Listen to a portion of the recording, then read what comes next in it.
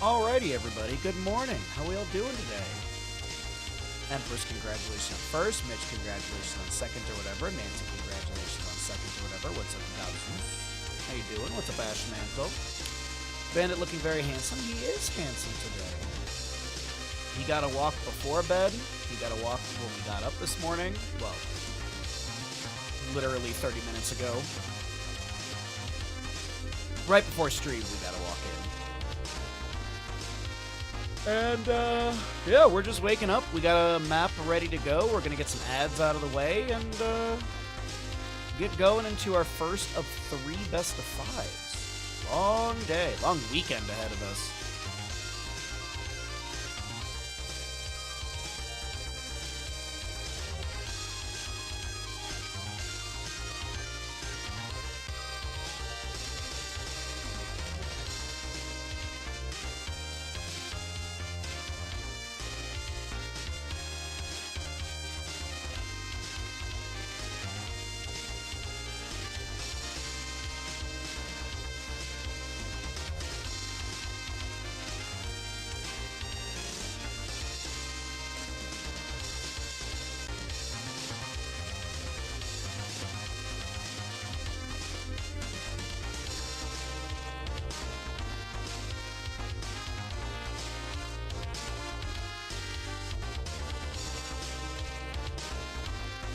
Alright, looks like radios are coming out.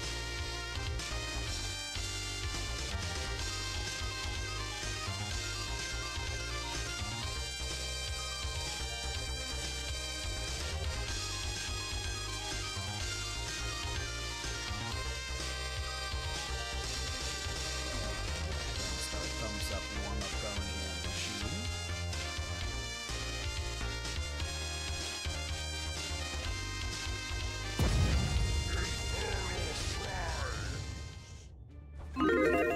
Good morning, everybody. Skulfy, good morning. You are just in time. We are ready to rock and roll into our first best of 5 of the day. On the left-hand side, it's going to be the members of Goon Platoon. On the right, it's going to be Warm Bodies. We are here in the playoffs of the the Murky Cup. Sorry, my brain's still waking up this morning, as we are in the upper bracket quarterfinals. So we're going to be seeing 2 upper bracket quarterfinal matchups and 1 upper bracket semifinal matchup. Tomorrow, we'll see the other upper bracket semifinal matchup and 2 elimination lower bracket quarterfinal matchups. A lot of great content for all of you. A lot of great games. Infernal Shrines will be map number 1. Meta Madness style of draft. The heroes that are picked and played are unavailable for future maps within the Best of 5 series. No tournament baseline bans, so Anduin is available, Blaze, Genji, etc. But once they're played, they can no longer be picked up in the series. Bans don't carry over. And we do have some bounties. We'll do our best to point out bounties, but a lot of you already know what the bounties are. And if you want to take a look at the list, you can use exclamation bracket, get yourself over to the Liquipedia, and that should have the information as needed. I did take a look at the Liquipedia, and it looks like the prize pool has reached over $2,500 US. So we've updated our tournament prizing in the Twitch title. If you're wondering, how did that prize pool go up? Well, there's been some donations. There was a baseline prize pool for the tournament, and then I believe there's donations towards the bounty pool, which is over 1,097 euro. And as I take a look here, it is the conversion is 2,521 US dollar. So we got a Lucio Diablo ban. We're looking at a Hogger Johanna ban as well. What will we kick things off with? Goon Platoon on the left-hand side of this Best of 5 series. Infernal Shrines, they'll grab a Sylvanas. The members of Warm Bodies did opt in for map pick priority, choosing Infernal Shrines, so that's going to be giving this first pick over to the left-hand side of Goon Platoon. Sylvanas siege value really strong, mobility is great, heroic pickups both have good viability, but I really feel like mind control has been the big playmaker as of late, especially with Dark Lady's Call level 20. And let's see what we have here for the start. I mean, it's Infernal Shrines, Leoric is not bad as a start, Blaze could be a major pickup.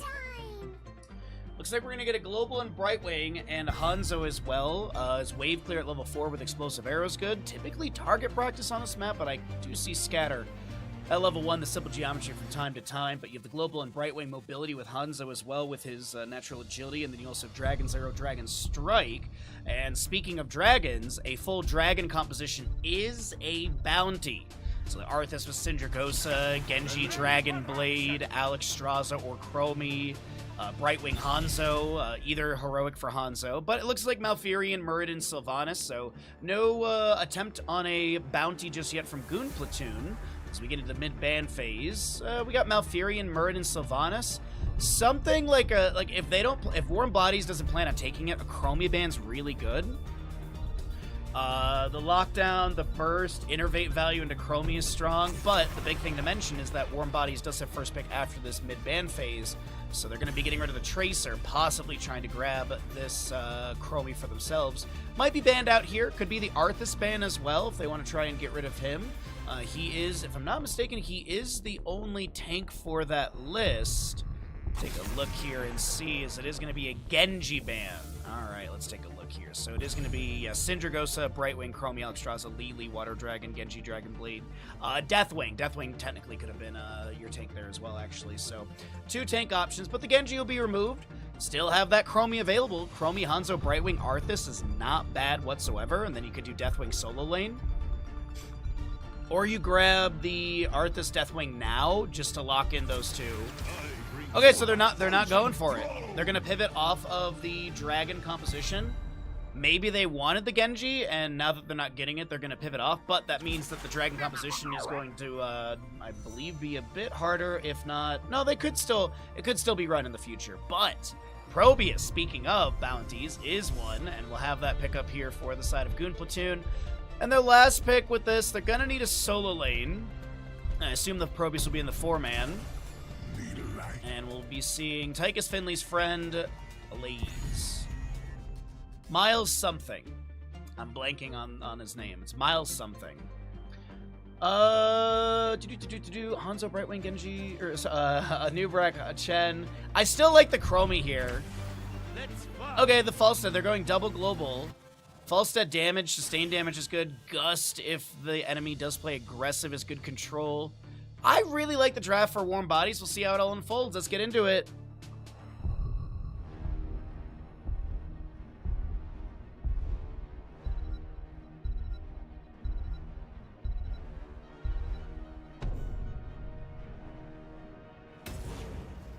Oh, we got odds on the gamble. We'll see what comes out on top. Pretty good draft for map number 1, and thanks everyone for joining me this morning. It's bright and early. Hopefully you guys are having a great day, whether it be coffee or tea, or I guess if you're in Europe, maybe a beer.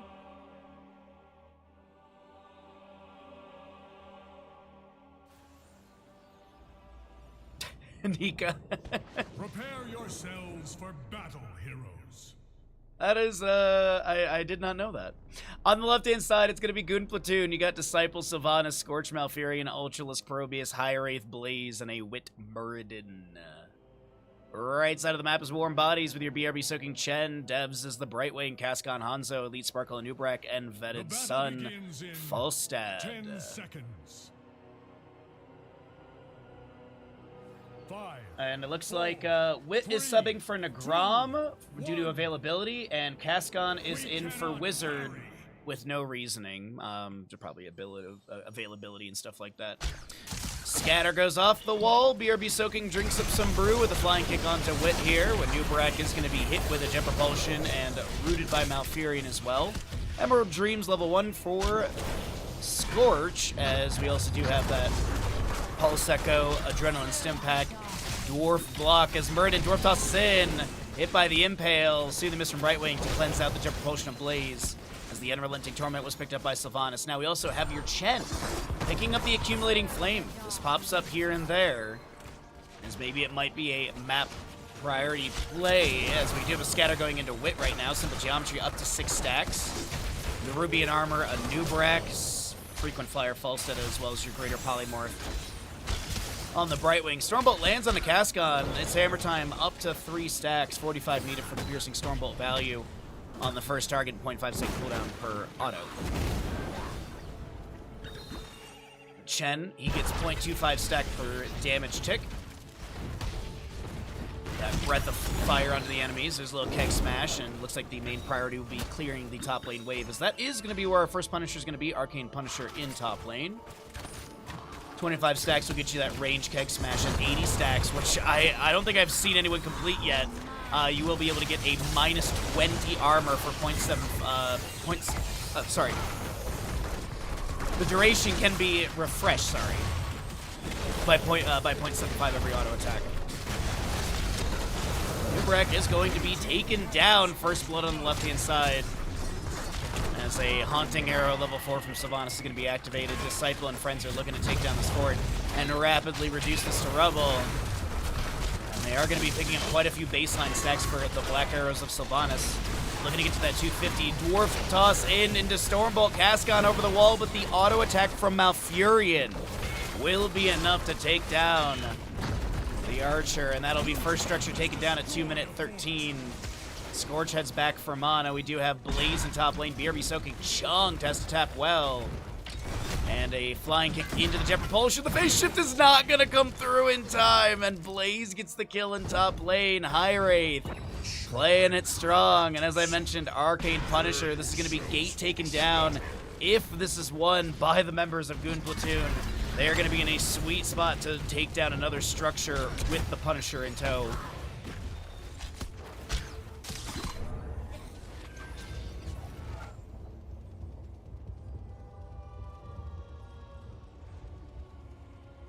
Alrighty.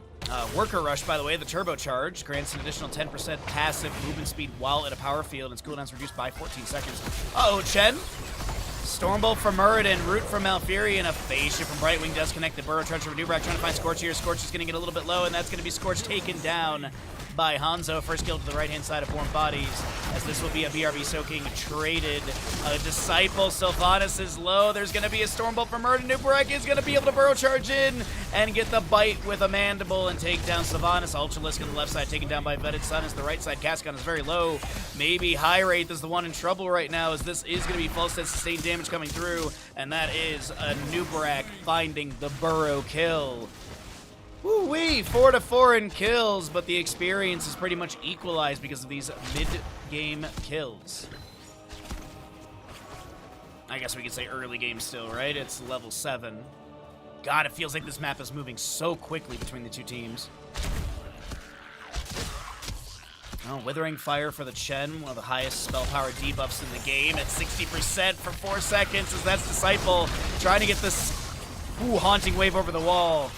And the scatter from Hanzo will not be enough to take her down. Maybe if Simple Geometry is completed with the extra scatters, maybe you find the kill, but it's now Chen rotating, trying to harass the enemy, as we're looking at 0 to 6 in defenders favoring the side of Warm Bodies. Ninja, congratulations on second or whatever, as the impale comes out from a Nubrek. Simple Geometry done here at 4 minutes and 30 seconds. Probius is working on this objective, going to be able to pick up 8 defenders really quickly. Nubrek burrows out, fighting Sylvanas with the impale afterwards, but there's an answer from Malfurion with the entangling roots. Haunting Wave to the left-hand side by Disciple, able to back out. This is going to be a phase shift from Brightwing as well. Stormbolt into BRB soaking, Wit trying to step in. This is going to be Elite Sparkle, and Nubrek trying to get out of here with the Burrow Charge. The impale was utilized to try and create some space, but BRB soaking will be taken down. And Muradin did land that Stormbolt right beforehand, so he does get the extra stacks from the target dying from being hit by Stormbolt within 3 seconds. Let's see, though. Falstad is hearthing out of bottom lane. Blaze will be able to interrupt that. This is going to be, though, Punisher over to Goon Platoon. What siege value they pick up is the question. It should be the top lane fort, maybe some keep gate. But Mind Control, Bunker, Avatar, Pylon Overcharge, and that Tranquility from Malfurion. Disciple chasing in. Haunting Arrows active from level 4. That's going to be able to help get some more baseline stacks and also aid the Punisher. Still at 100%, so this might be a bit more than just some keep gate. We do have Gust, Wonder, and Keg. Dragon Strike for the Hanzo. Cocoon and Blink Heal as well. Dragon Strike being pretzels.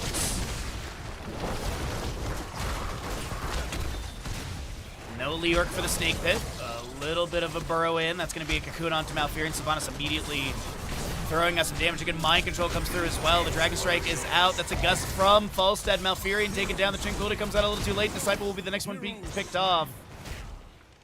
Our Punisher did get taken down. I didn't look exactly, but I'm going to wager, I guess, around 9 minute 30-ish in-game time. So we'll have late 8 minutes, early 9 minutes for that announcement of the next Punisher. But meanwhile, Probius was pushing up a massive wave in bottom lane during that Punisher phase. Yeah, you lost a couple members, and you got actually some keep gate. I thought that Punisher was going to be a lot more punitive, but not the case. And so yeah, it's going to be about like 8 minutes, 50-something for that next Punisher. And Sylvanas getting really close to being able to increase her Black Arrow percent damage from 15 to 15. Muradin does have the piercing Stormbolt, as he's surpassed 45 stacks, 160, and he'll get that range and width increase and piercing all targets. Don't know if that's going to be doable, but who knows?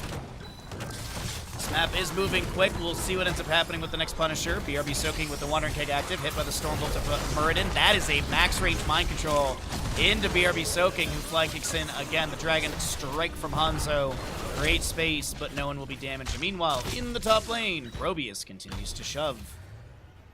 Volstead takes flight into the bush, and Ultralisk is already out of here. The Lightning Rod does connect. The Hammering goes out. The jump propulsion from Blaze. Cocoon onto Blaze. Probius still trying to back away. And I think Blaze is fine here. Probius lives with less than 200 HP. Taps well. Blaze comes in with the jump propulsion. That's a very low Chen. He gets the flying kick to the side. He has the stagger damage active, but can he get out of here? Stormbolt at max range does hit. Another jet propulsion is attempted. Meanwhile, this is a mid lane push being utilized and amplified by that haunting arrow. There will be a mind control into a new Brack. Entangling Roots does catch one of his tendrils, but that is damage over time, taking down Brightwing. Nicely done from Disciple, picking up the kills. And this will be mid lane fort taken down, possibly. Keep gate opened up because we're still like 10 seconds away from the announcement. Blaze looking to play aggressive, misses the jet propulsion stud, forced to summon Bunker. And there's the Dragon Strike from Hanzo. Disciple still has those haunting arrows active for a moment. Up to 382 of the 400 stacks. And 400 stacks does give some more sustainability to Sylvanas. That's a flying kick that was met by Stormbolt and mind control as well. Here comes a Wandering Keg. Gus pushing the enemies back. Wandering Keg will allow Chen to roll away to safety, but Debs, the Brightwing, is hit by the Stormbolt, and that is Sylvanas. Haunting Arrows completed. She's got the healing return upon damaging enemies 400 times. Black Arrows now heal Sylvanas for 25% of the damage dealt at 3 stacks, doubled against heroes. And that's damage over time out of Chen. Malfurion steps up for the Moonfire, unable to land anything. Probius has started the mid objective. Bottom lane wave is currently working on this keep. And it is Goon Platoon who are looking to just rampage through the enemy structures, but here's just going to be a re-engage with Elite Sparkle on about 10% HP. Cocoon onto Muradin. Malfurion Entangling Roots does find Falstad and Swiftwing, and the Rider get taken down. This is mind control again, finding your Hanzo. Thunderclap takes down the Archer. A 2-level lead, a 4-kill difference. It is looking wonderful to the side of Goon Platoon. As Probius continues to finish up the objective, bottom lane keep has been taken down by a Moonfire. Muradin stepping up, Stormbolt goes through this keep into weight of jet propulsion splashing off of a new Brack into Brightwing. My god, great lockdown potential, as Wandering Keg is going to create some space or harassment. New Brack is unable to hearth back, has to just step back in the Hall of Storms, and it's Chen to be taken down afterwards. Haunting Arrow from Sylvanas active here, Punisher through the mid lane, Mortar coming through, and it is looking like this is going to be set up into core already. Punisher will take down the keep, and Newbrack burrows into the Muradin, who does activate Avatar. The mind control misses onto any target. Width is so very low on this Muradin. Volstead barrel rolls in, gusts away the enemies as the Tranquility from Malfurion is active. Dragon Strike from Hanzo coming through as well. That's going to be hammering out onto High Wraith, who's so very low. Goes back in with the Jet Propulsion Pylon overcharge. Nearly takes down a Newbrack as the Punisher jumps over onto Vetted Sun, and this is going to be map number 1. Over to the side of Goon Platoon. GG, well played. A fairly controlled map 1, and a bounty pickup for Goon Platoon in the Probius victory.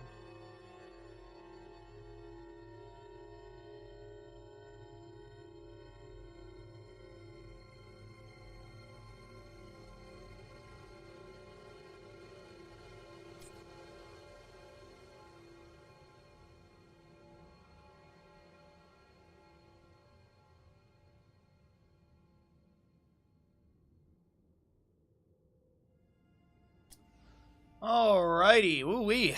It is early and we are up, but that is a map 1 over to Goon Platoon. And so that is, the bot is all set, so I don't need to worry about any of that stuff, and I just look for lobbies.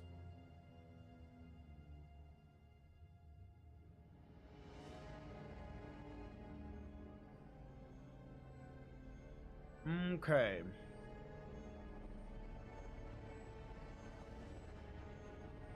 So that's map 1 chosen, ads are rolling, scores are updated, Goon Platoon won the gamble, so there's the payout, congratulations. Alrighty, where are we going to go to for map number 2?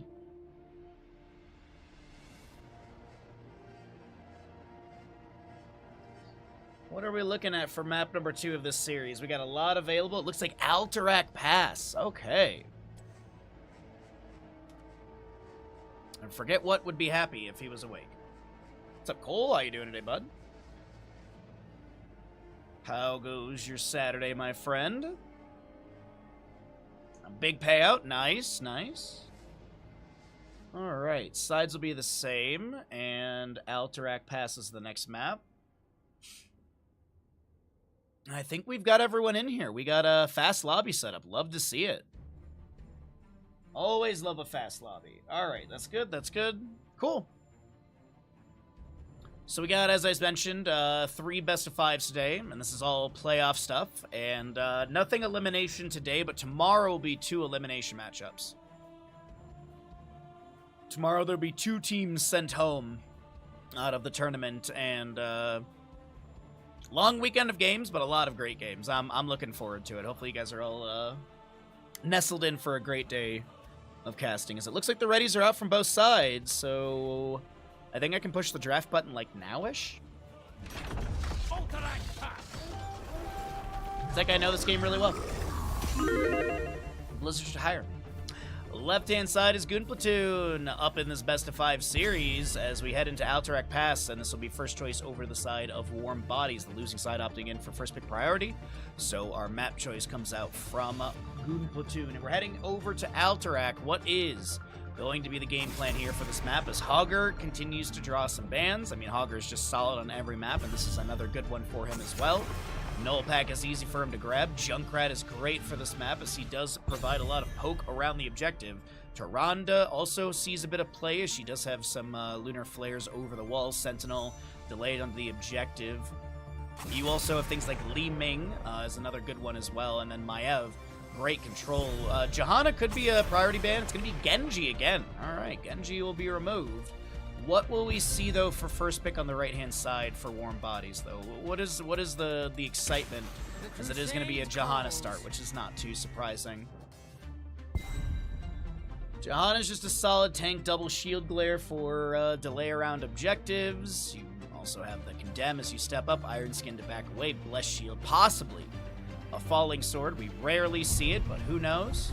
Chromie is also really good on this map as well. Really good delay around the objective and artillery to blast the enemies. Is at hand. So you see Tyrael Rhaegar. Speaking of blasting, Sergeant Hammer pairs really well with Tyrael, as Swift Retribution does give a lot of bonuses to Sergeant Hammer in her Hover Siege mode, as well as to her attack speed bonus on top of that. Johanna with what, though? What is the next 2? Are we going to lock in like a healer and a solo lane?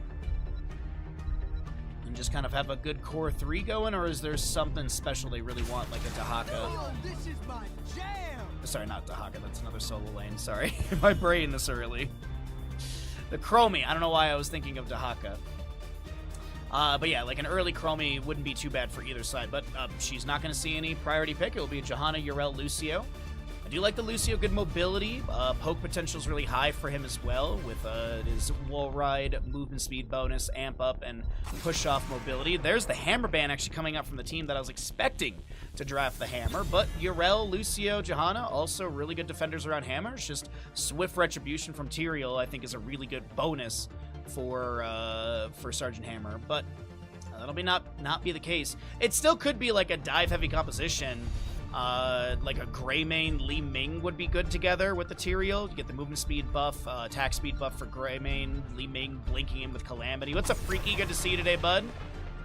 Happy Saturday, my friend. Hopefully you're surviving whatever chaotic weather is being thrown at you. Seems like you're just living through all 4 seasons daily. Tracer, okay. Ragnaros is a bounty, I think, with Lava Wave, right? Lava Wave Ragnaros is a bounty, which, honestly, Ragnaros Lava Wave on Alterac Pass sounds like a good time to me. Though I do think, like, you know, Sulfur Smash, Judgment, Pulse Bomb is a really good combo, but I think they're gonna go Lava Wave. I think they're gonna aim for the bounty. Maybe if they're losing, they'll just go for the Sulfur Smash combo, but either way. I'm here to help. Actually, My hatred is the Sulfur Smash combo would kind of suck here because you have, you know, Hand of Freedom, Seraphim, Ardent Defender, Iron Skin, High Fives, Ice Block, Ice Cold, Illidan shenanigans. Hunt Illidan is a bounty, by the way. Freaky.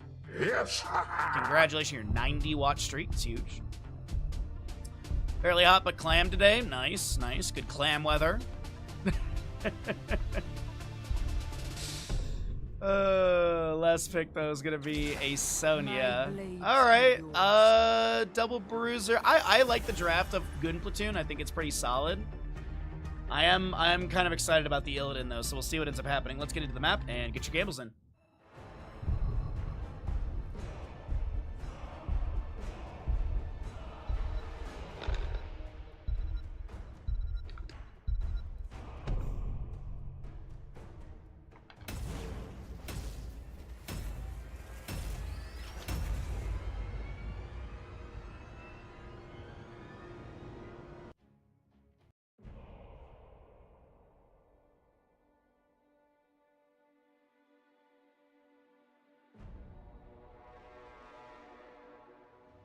Dang, fast load-ins today. On the left-hand side of the map, we're going to be looking at Goon Platoon with your Disciple Sonya, Scorch Rhaegar, High Wraith Ragnaros, Ultralisk Tracer, and Wit on the Tyrael. Right side of the map is Warm Bodies, picking up the Cascon Jaina, Leet Sparkle Johanna, BRB Soaking Urel, Vetted Sun Illidan, and Devs on the Lucio. Ragnaros is going to be empowering his Sulfuris with Sulfuris Hungers, getting those last hits for the 125 additional damage as you get the 25 from each stack, or 1 per each stack, and then the 100 by completing the quest. Sonya with the Furious Blow. We have Colossal Totem, Tracer Rounds, and Justice for All Tyrael. Celerando Lucio. You're looking at the Immolation Illidan, as well as a Zealous Glare Johanna, Fingers of Frost Jaina, and the Dauntless Urel, as she's going to be matching up into this Ragnaros top lane. BRB Soaking, we'll see who's going to be able to really come out on top of this one, as Tracer and Lucio are rotating up towards the top lane, but they're going to be backing off. Sonya and Illidan have split to their respective camps and are going to be looking for these gnolls. As a few shots will be raining out into the waves. We got odds on the gamble, but we'll see if we can get those odds a bit higher, or at least the channel points in a bit higher. High Wraith getting a little bit low in top lane. Righteous Hammer. And High Wraith is trying to bait BRB Soaking into the lane, and BRB Soaking might be taken down, and that will be first blood in top lane. Goon Platoon bait the Sonya, or the Urel. She sticks around a little too long. That will be Lucio taken down by Rhaegar on the bottom lane, it does seem, as Rhaegar is making his way into mid to help out with possible siege and getting rid of the Gnoll pack of the enemy. Gnolls do reduce armor up to -20, as you see minus armor on Tyrael and Johanna. And that is refreshed, obviously, from these Gnoll hits, and that can be applied to structures as well, so that's why we jokingly say the true objective of the map is this mid lane camp. Also, one of the lowest camp cooldowns in Heroes of the Storm, as it's a minute 30 already at 40 seconds here, so oftentimes you want to try and grab that camp immediately when it spawns, that way you can get a second round before the objective for possible siege during that. Vetted Sun taking a little bit of splash damage. Ragnaros will apply this blast wave to himself for that movement speed bonus to be able to get away from Johanna's Condemn, as he does pick up the Catching Fire level 4. Johanna Subdue is a big one to mention as well. Pretty standard stuff. Illidan with the reflexive block, actually, using Dive Grant 75 physical armor against the next 3 heroic basic attacks for 4 seconds. It is a lot of auto attack based stuff, but here's the thing. Tracer is just going to eat through those stacks. And Ragnaros comes through and gets the bop. Takes down the Illidan. A 3rd kill to the side of Warm Bodies. As I mentioned, camp timers. We've got them available. Cascon already starting the right side. Sonya Rhaegar on the left hand getting their own.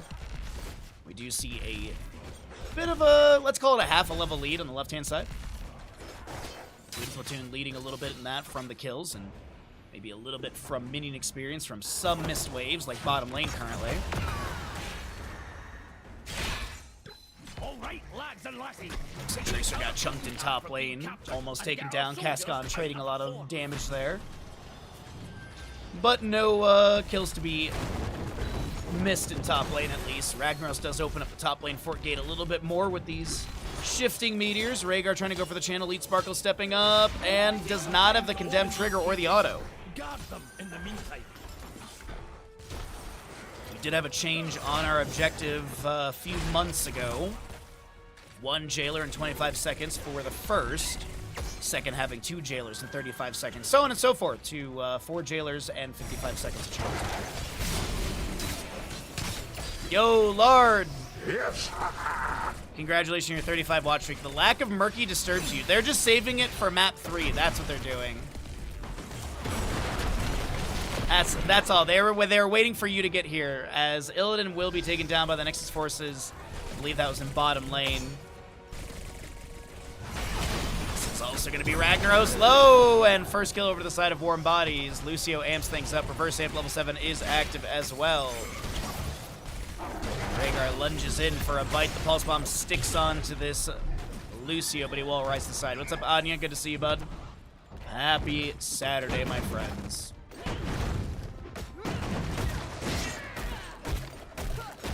So Ragnaros level 1 has been completed, as we do have a Rhaegar death in mid lane. Sorry about that one.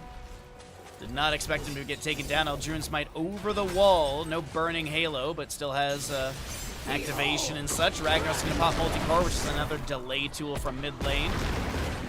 Some meteor showers, as well as some runic explosions.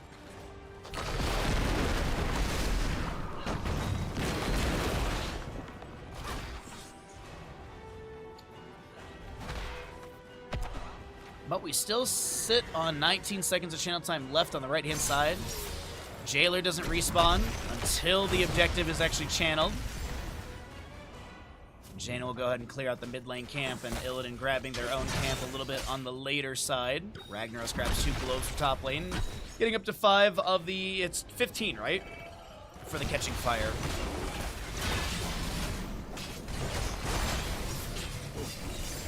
Tyrael trying to chase under Elite Sparkle. Tracer with a few auto attacks in. Scorch does get the channel on the objective.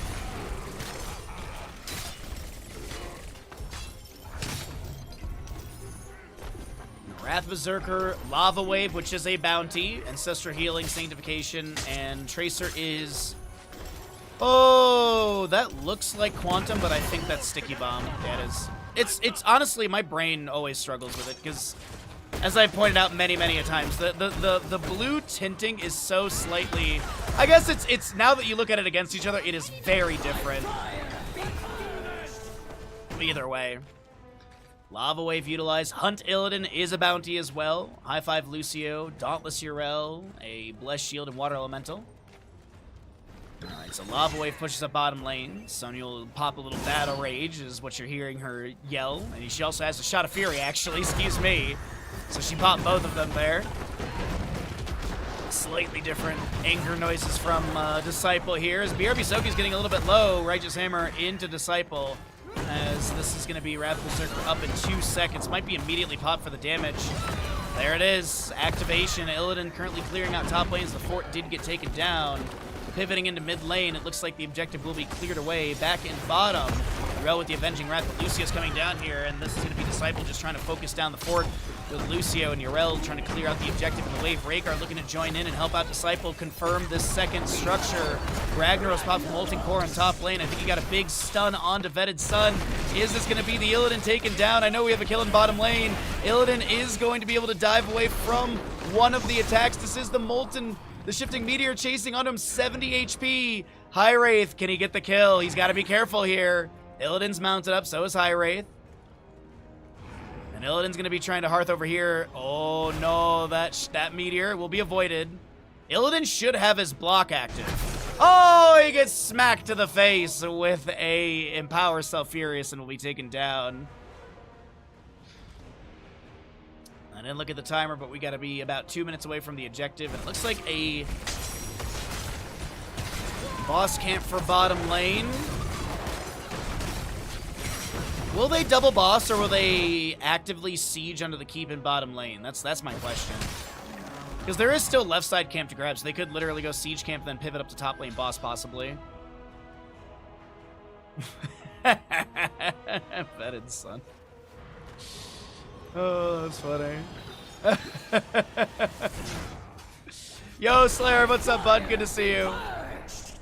So yes, they will have Sonya grab camp, and this will be double boss play. Lob away from Ragnaros to push up the top lane wave, and let's see. Oh wait, Hunt Illidan into mid lane, onto Ragnaros. He's dead, Jim. Can they finish this before the enemy rotates in? There's Sanctification and Sticky Bomb available. Totem goes into the bush.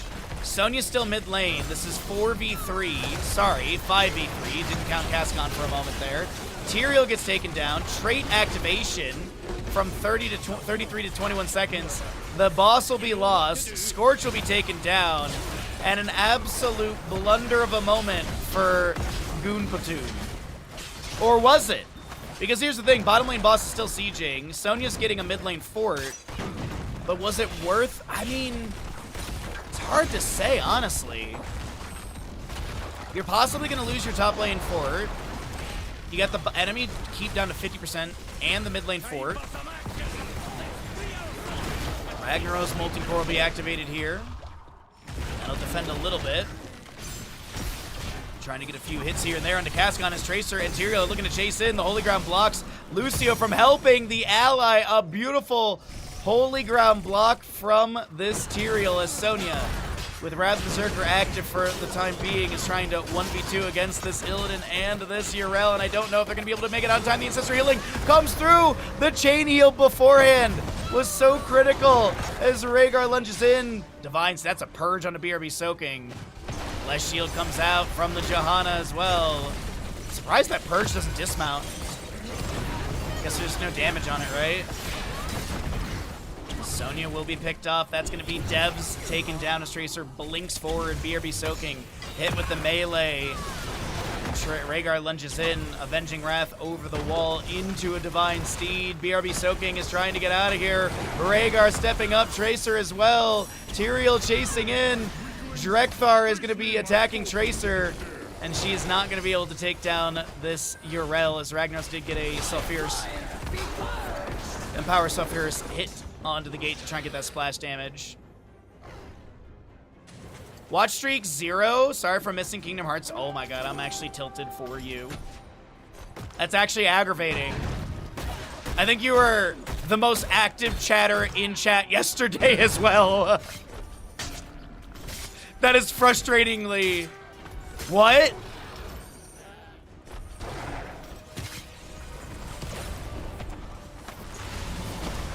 I'm, like, beyond perplexed, honestly. I'm actually beyond perplexed. I don't even have a word for how confused I am by that. Oh, man. Well, Stark, Yes. congratulations on your 201 watch streak, because that's where it should be, right? Yo, what's up, Potato? How you doing? Thank you so very much for the kind words. I hope you have a wonderful day. For the Alliance! Vetted Sun in top lane, by the way. Wrath Berserker from Sonya is going to be activated. Vetted Sun is going to try and dash to the side, and dashes back into the enemy, or dives into them. Sonya with an auto attacker to the slam, and that'll be Illidan in top lane taking down. This is going to be a fight in bottom lane, though, continuing a Scorch on the Rhaegar is a little bit low. The Ancestral Healing is available if he wants to put it out, and that is in a Sanctification to create the time for said Ancestral, but now Wit's in a really rough spot with their health bar. Ragnaros is still pushing top lane. Sonya's still pushing mid. Ardent Defender from Yrel activated, and it gets a bit of healing. Vindication, I think, picked up a bit more, honestly, off the enemy, since that's a lunging from Rhaegar, Condemned from Johanna, Purge onto Cascon as well. I5 Lucio, as we do have this mid and top keeps being taken down. Bottom keep has already been picked up from earlier as Ultralisk is low, and this has been such a phenomenal play from Goon Platoon. As Illidan hunts into top lane onto the Ragnaros, Lava Wave is going to be activated. This is a root onto Tracer. She recalls, and all three keeps have been taken down. Molten Core is activated from Ragnaros. The stun followed up by Sonya damage, and Goon Platoon are looking to go up in this best of 5 series 2-0 and possibly set up for a map 3 victory. Up next, this will be Tracer being taken down. Well, that is Vandar Stormpike and the Alliance cheating their way to victory. What's new?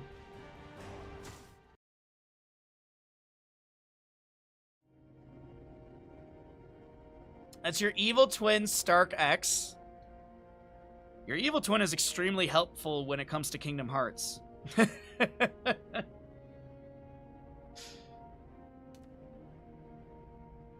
That's, honestly, it's wild to me. It's legitimately crazy. Someone who's actively watching, actively chatting, literally gifted subs. Ugh, wild. Anyways, we're going to roll some ads and get ready for map number 3. We're going to see if this will be a 3-0 series for our first best of 5 of the day, or if Warm Bodies can wake up and give us a, or give Goon Platoon a run for their money, as they say. Alrighty. Let the stream catch up. We will update score. It looks like we got Gordon of Terror up next. Once again, another nice payout to the Goon Platoon believers.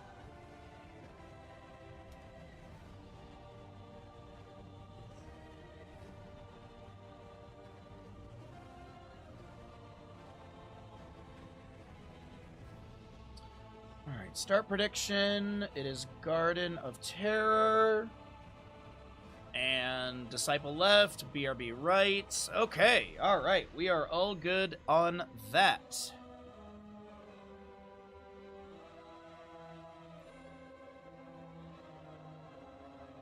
Wow, wow, wow. And the readies are already out. Readies are already out, so I'm assuming we're going to be going into Garden of Terror, like, literally in seconds here. We didn't have enough time to run the ads. I mean, we did run them, but we didn't have time for them to fully go. Garden of Terror. And boom, just like that, we're back into it, everybody. Welcome back into our map number 3. And we are getting going into Garden of Terror. This will be your third map in our first best of 5 series of the day. On left-hand side will be Goon Platoon. Right side will be Warm Bodies. And we'll see if Goon Platoon can get the 3-0 and continue into... I gotta scroll here as I was on the wrong section of this. Into the upper bracket semifinal, which will be the first best of 5... No, it will be the third best of 5 tomorrow. Wait. No, it's the third best of 5 today. So it'd be, because we have one upper bracket semifinal. So the winner of this series goes up against Clawy Kittens in the third best of 5 today. Up next is Timu Exodia versus Caldor's Offerings. And then we have the winner of this series versus the Clawy Kittens. Sorry about that. My brain forgot how to read a bracket for a second. I've been saying we have 3 best of 5s, but I was like, oh yeah, we have 2 best of 5s. But anyways, Thrall and Hogger will be banned away. Genji continues to draw bans out from Goon Platoon. And what will they get rid of here as well? For Garden of Terror, Chromie is a monster. Li Ming has some really good artillery. Zeratul is actually going to draw the ban.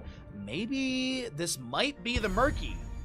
This might be the Murky, honestly. The Zeratul into Murky is not the best time for the Murky. It also could be Vikings as well. Vikings do have a issue with Zeratul. Dahaka is going to be a first pick on the side of Warm Bodies.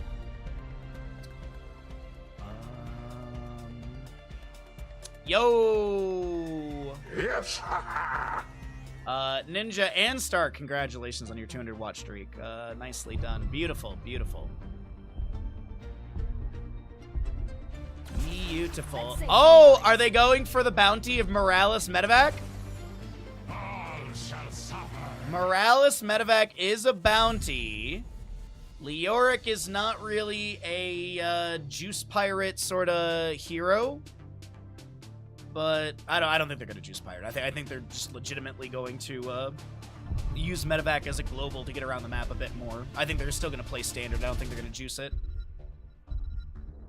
This round needs me. I'm not checking in. Yo, what's up? Forget what? You literally just missed Alterac Pass. Not even messing with you. Congratulations on second or whatever. But unfortunately, you did literally just miss an Alterac Pass game. Li Ming Ana, though, with the Dahaka, not too bad. Nano-boosted Li Ming has got a high potential for pop-off value, as well as just multiple kills and maybe momentum snowballing. Garrosh to be banned, so that's... Garrosh ban makes me think it's going to be some sort of dive composition. I don't know why, but I feel like Leorca's gonna go March of the Black King, but I really don't. It's not a bounty or anything. Which honestly, I feel like March of the Black King should be a bounty. We never see it, so that'd be it'd be kind of fun to have that. But ETC will be banned. All right, so I mean ETC on this map is really good with Crowd Surfer. He's just got a lot of mobility here. Also, his global value. I was not expecting Cho'Gall to be... Okay, I was not expecting Good Platoon to go Cho'Gall, but we got a Cho'Gall, and I'm happy about it. Cho'Gall is a bounty. I kind of feel like Warm Bodies was setting up for the Cho'Gall. I kind of do feel like that was maybe an angle they were considering. But realistically, they could still go Greymane or Tychus or Malthael if they want that percent-based damage. And then they could pick up, I don't know what they would go for main tank here. Arthas, maybe? Oh, Mal'Ganis isn't too bad.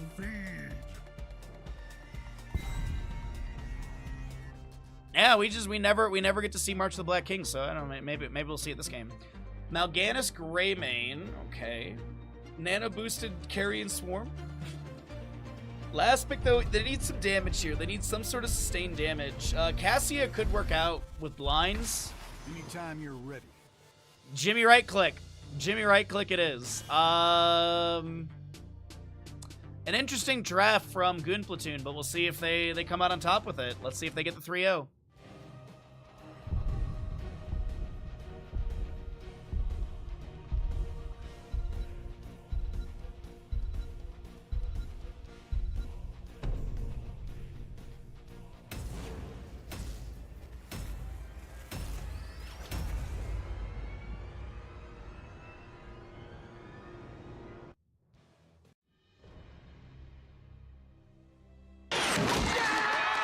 What? Did you see that, Crook? What?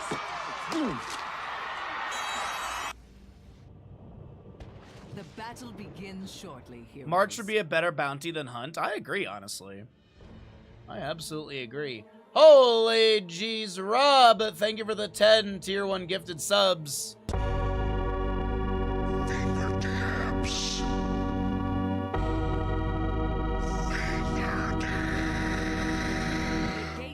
Open in 10 seconds. Rob, thank you so very much for 10 tier 1 gifted subs. That's massively generous of you. Thank you so very much, and help us hit the sub goal and all that good stuff. On the left hand side, it's Goon Platoon in this best of 5 series with Disciple Leoric, Scorch Raynor, High Rate Cho, Ultralist Morales, and Wit Gall. Right side is Warm Bodies with a Vetted Sun Ming, a Devs Ana, BRB Soaking Dahaka, Elite Sparkle Mal'Ganis, and Greymane played by Cascon. Thank you so very much again, Rob, for the 10 tier 1 gifted subs and helping us hit that goal. Crankle, by the way, in the month of July, we're gonna be, because we were talking about it last week, I'll be making the croquettes. I can't remember your country's pronunciation of it, but we'll be making those in the month of July for our cooking stream, inspired by our conversation. So thank you for that recommendation. Leoric is going to go Consume Vitality. We're going to be looking at your Exterminator for the Raynor, as well as the Callous Hide. Is going to be Clear Morales and a Taskmaster for the Cho. Sorry, Gall. Aetherwalker, Slumber Shells, Enhanced Agility, Will of Chondrus, and Viciousness Greymane. The potato, the fried potato one with cheese inside. I believe the French word is croquettes.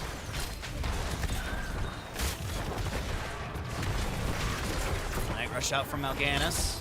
Show with a little shove to the side. Arcane Orb coming out from Li Ming as well, but no connection. Once upon a time.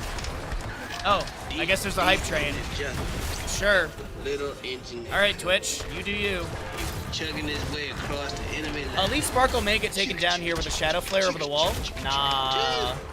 Meanwhile, though, Greymane is still sieging top lane. We do have a fight over this camp in bottom. Leorc is going to be able to Wraith Walk to the side. And this will be Scorch stepping onto the point. Morales grenade comes through. The Arcane Orb from Li Ming. First blood on the right-hand side for Warm Bodies. As we do have this camp still being contested. Biter goes out from the Ana. And this will be bottom left for our first seed. Cho'Gall's surging fist in, looking to take down the Ana, and will be able to do so. Vetted Sun caught in the corridor. Will be next to be picked off. Ball-shaped. It's the ball-shaped one, Crankle.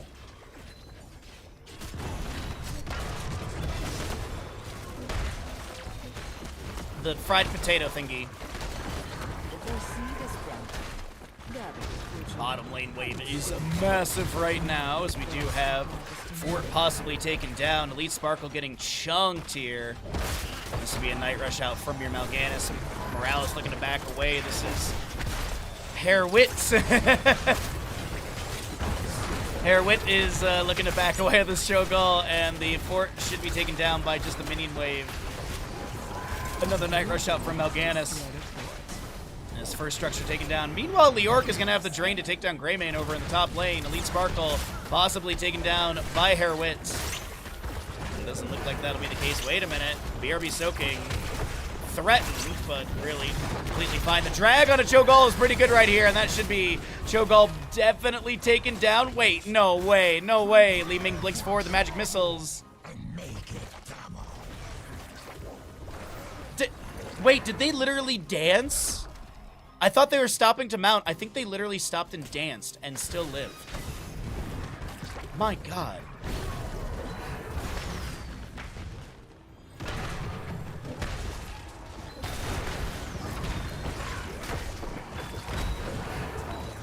Night Rush out from Mal'Ganis. There's going to be some Feldclaws into Cho'Gall as well.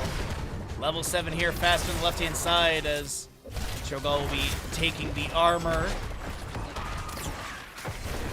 Morales healing beam is still just getting decent value. Doc is going to brush Doc in, and I don't know if Cho'Gall's going to be able to make it out alive this time. Wait, deja vu, I've literally been here before as Cho'Gall is able to sprint away Morales in bottom lane. Is she going to get dragged by BRB?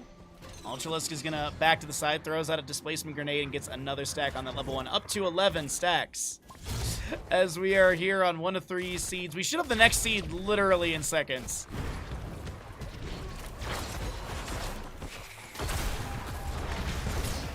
Orbs coming out.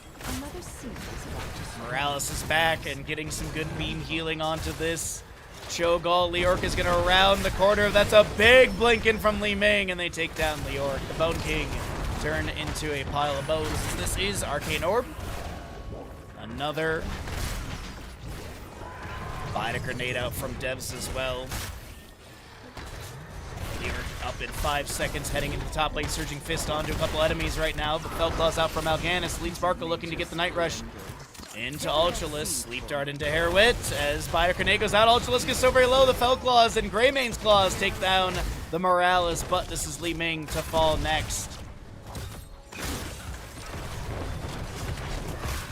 Night Rush out from Mal'Ganis again. Only going to be connecting onto your Cho'Gall. Scorch Rainer with a few autos here and there. Elite Sparkle hit with that Twilight Hammer. It is Hyperion. Morales with the Medivac, Twisting Nether, and Entomb. Twisting Nether, or sorry, not Twisting Nether. Morales Medivac is a bounty, by the way.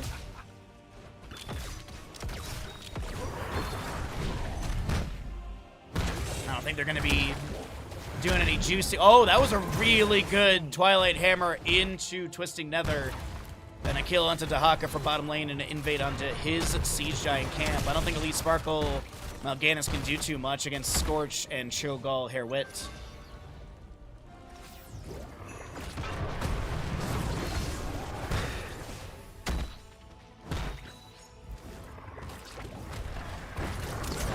Bottom lane keep gate being worked on. Hyperion summoned. Yamato Cannon's dealing 1,223 damage currently. Medevac into the top lane. Cho'Gall with the Twilight Hammer and Morales. Everyone pile on in to the into the minivan as we head to top lane. Gap the entire enemy team and literally just... The Eye of Kilrog is out to take tower shots, and Cho'Gall is just eating these tower shots. Thank you all for the hype train. I really appreciate it. That was, thank you all. So claws out from again. Nice penetrating round from Scorch. Night Rush, Elite Sparkle. Nano boosted Li Ming, looking to go in. Vetted Sun trying to make the big play for the team. Raynor taken down by Li Ming. That'll be a kill into Cho'Gall as well. Ultralisk is now trying to zig and zag away from Vetted Sun's magic missiles and arcane orbs, and will be able to do so. This seed, by the way, has been sitting here for the last, I don't know, 2 to 3 minutes.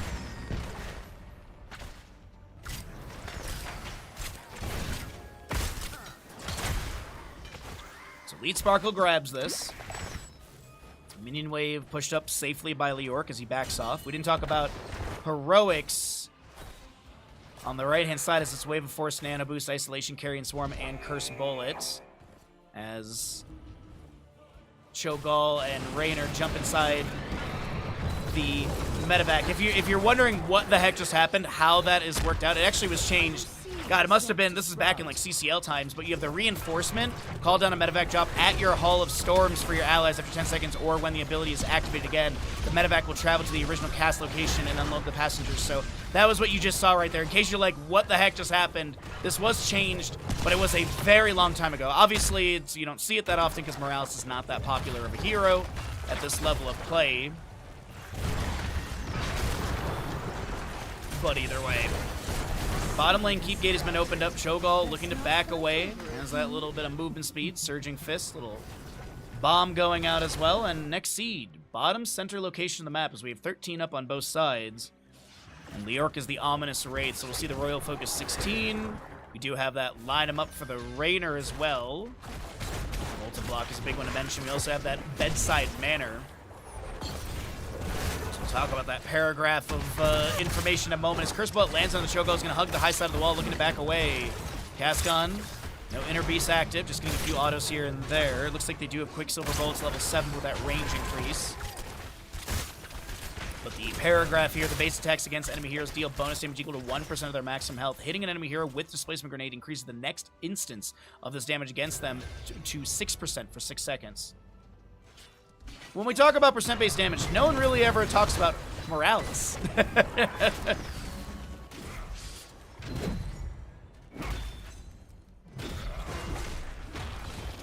this is going to be Curse Bullet out from Greymane. It looks like it missed onto Cho'Gall. As the bottom keep is dropping down near 50%. Twisting Nether. Wait, what? Greymane got taken out? Greymane got picked off right there? The Shadow Flare connected, I'm guessing. And that was the overkill? Let's take a look here really. Yeah, it was the 4 overkill from Shadow Flare. I was like, that Greymane had a decent health pool. I'm surprised.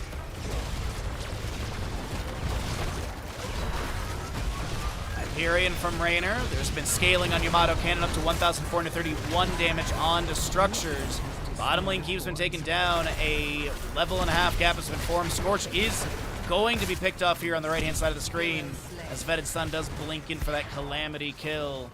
And this is Leoric heading back into the top lane. 16 talents here, as we do have that Paint Them Red as well. This is going to be your Frenzied Fist for the Cho'Gall. You do have that Leadened Orb as well. Nice little 0.75 second stun. Morales, what are we going to be picking up here is the Shield Sequencer. Safeguard gains a second charge, and its range is increased by 60%. Another talent I don't think we see very often, just because at level 16, oftentimes it's going to be that extended heal. But Ultralisk with the big plays right now, second charge, and honestly, those shields have been very, very helpful throughout. What's the level 7 they went to? The Vandium plating, that's right. The Safeguard is stun rooted. Gains an additional 20 armor and then increase the duration of safeguard by 1 second. So now you have a second charge of all of that. Alright. Top lane Siege Giants will be taken down. Scorch finishes those out. Next Seed spawning on the top left of the map in this position here. Favorable to the members of Goon Platoon. Did I hear a medevac? No. Sorry. I was like, wait a minute, there's no way 40 seconds has already gone through. Like, I definitely did not hear it. Some noise seemed like it. So BRB will clear out this wave, and we got about a level lead. No talent to your advantage. Uh-oh, Mal'Ganis blind as a bat. Inside the Twisting Nether, and that explosion is going to set up the kill. Wave of force onto Leorc, surging fist in from Cho'Gall. This is Devs trying to back away. And Cho'Gall actually gets chunked. Li Ming blinks in. Greymane jumping in. And this is going to be a Morales popping medevac. They won't be able to clear out the medevac in time. No Finland in this one, but that was a huge turnaround moment for Warm Bodies. Absolutely massive moment for this Red Side squad. And I do think there's a possibility to see a bit of a delay on the channel of the objective. 1 for death timers, and 2 to maybe push out the waves, but I guess no. Morales is going to try and delay. She gets dragged. Leorc is trying to cheat death, but he's not going to be able to get it in time. Mid and bottom waves are pushed up quite far here. Leorc has respawn, BRB soaking. He's going to try and tap bush and walk away. Skeletal Swing coming out. Is Consumed Vitality with the Ghastly Reach. 1 and 4. Good synergy together. Also is great synergy with that Royal Focus from the Skeletal Swing. Cooldown on Wraithwalk as we do have Will of Dracondras finished out. It can be stacked further for damage, but now you have an increase on that final slash stun. It's now a 1.5 second stun with a 4% lifesteal as well. Nano boost goes out onto Li Ming, looking for these arcane orbs. Huge leaden orb and Twisting Nether activation. Vetitsun lives with 40 HP or so. And throwing out some arcane orbs. Mid lane fort might be saved on just a little bit. Yeah, it's going to be saved on like 5% HP. Morales medevac forward into the enemy core. With Cho'Gall? This is a call. This is definitely a call. Morales is already leaving. I am perplexed by this call right now.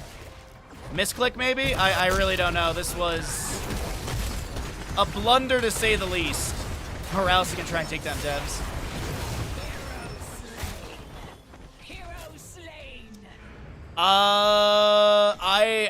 I really do think that was a misclick. I really don't think they meant to go to the right side of the map. I think that was supposed to be a medevac to run away. Yeah, anyways.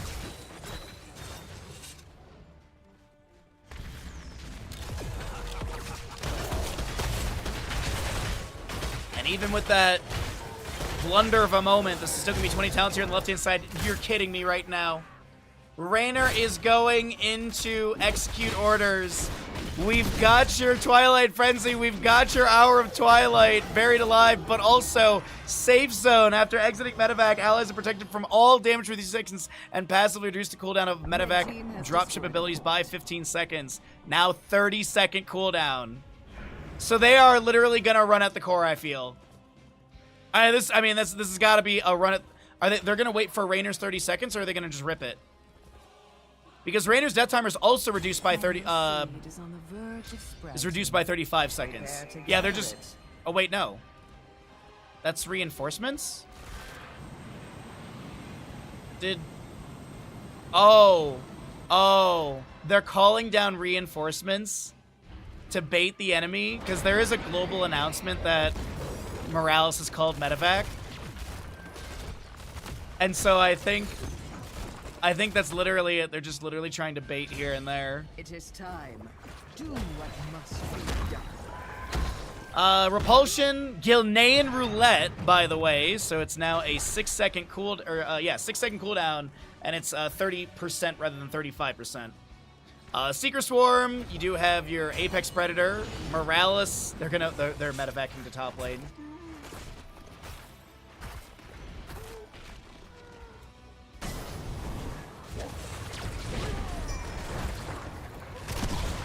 Twisting Nether, Lurker Strain, shove in, BRB soaking. currently being chased and lands the drag, and Tomb Buried Alive misses. Cancelled. Surging Fist to lock BRB soaking into this corridor. Morales steps in as well. Clear for Morales has been completed. The Fell Claws from Mal'Ganis coming through as well with the blind as a bat. Cho'Gall, I mean, they died, but they have a reduced death timer. Raynor Hyperion will be summoned. And Execute Orders, by the way, will target the nearest enemy hero with half of the Yamato Cannon value or damage. Prioritizing heroes as well. I was gonna say, they need to be careful. Like, right now, this is dealing 901 damage. Because, as I said, it's about half of the Yamato Cannon damage. 1,811, 901 currently. A seed has been planted. But here's the thing. Raynor Death Timer is already gone through. Cho'Gall's Death Timer already gone through. They have a bottom lane wave, and this is literally, they're actually calling for it. Honest hard thing, Leorca's trying to stop the backs. First bullet onto Raynor. Buried Alive goes out. Fellclaws from Mal'Ganis not hitting any targets. As Cascon looks to roll away. This is currently Cho'Gall on the core. Catapults aiding in so much damage. And that is going to be a map number 3 over 2. Goon Platoon, they take the first series of the day in a 3-0 with a unique Morales Medevac pirating ship core attack.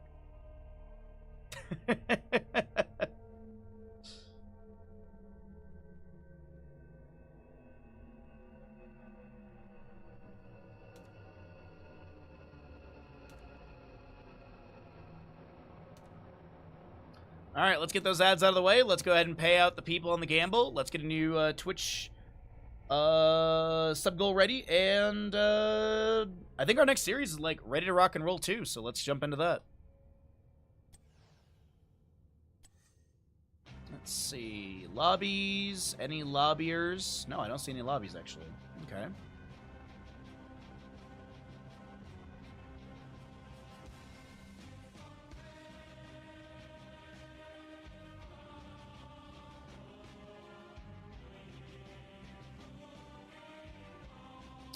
Alright, so there's ads. Outcome is Goon Platoon, Garden of Terror. I'm doing my part. I'm doing my part. I'm doing my part. I'm doing my part too. Woot. Big Sid, thank you for the tier 1 for 42 months. I'll be shipping out your painting very soon. I will be shipping your painting quite soon, my friend. I believe it's fully dry. I was trying to, like, do it all at once because I wanted to also ship out my GDQ paintings, but GDQ has not accepted my stuff, and it's, like, 2 weeks away. But yes, we are going to be making the Bitterballen or Bitterballen are very similar to the more common croquette, which is croquetten in Dutch. So we're going to be doing something between those two. I got to look at the recipes a little bit more. Cerny has made lobby. Oh, there it is. Cool. So let's update our names. We've run the ads. So this will be Timu Exodia versus Kaldor's Offerings. Okay. So Timu on the left side, and we're going to have to scale that down for sure. And then Kaldor's Offerings on the right side. And those look pretty similar. Good enough. That's good. That's good.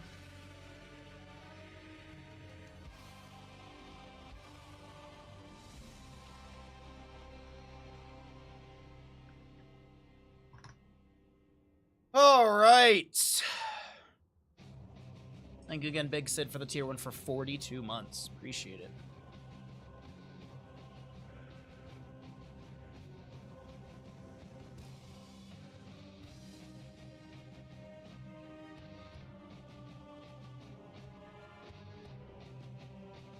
All right.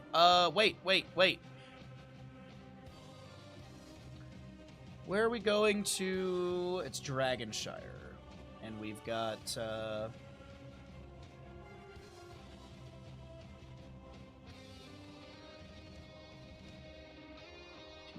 Exodia versus Okay.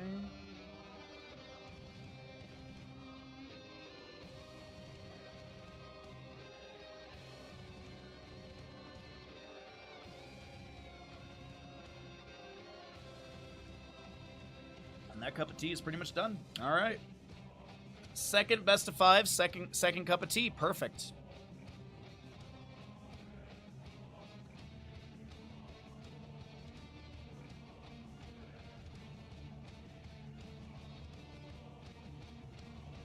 All right, lobby chatter is popping off. We've got 10-minute on the gamble, and readies are being requested. All righty, we're ready to rock and roll into another game. Man, we are cruising today. We're only an hour into stream, and we've already finished the first best of 5 of the day.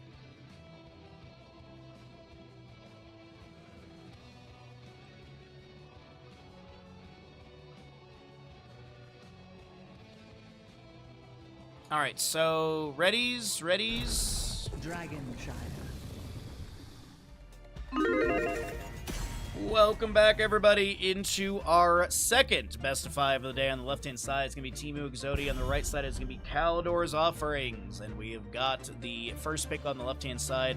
Matt Joyce coming out from Kaldor's Offerings, and we're going to Dragonshire. It is the Meta Madness style of draft. The heroes that are picked and played are unavailable for future maps within the series.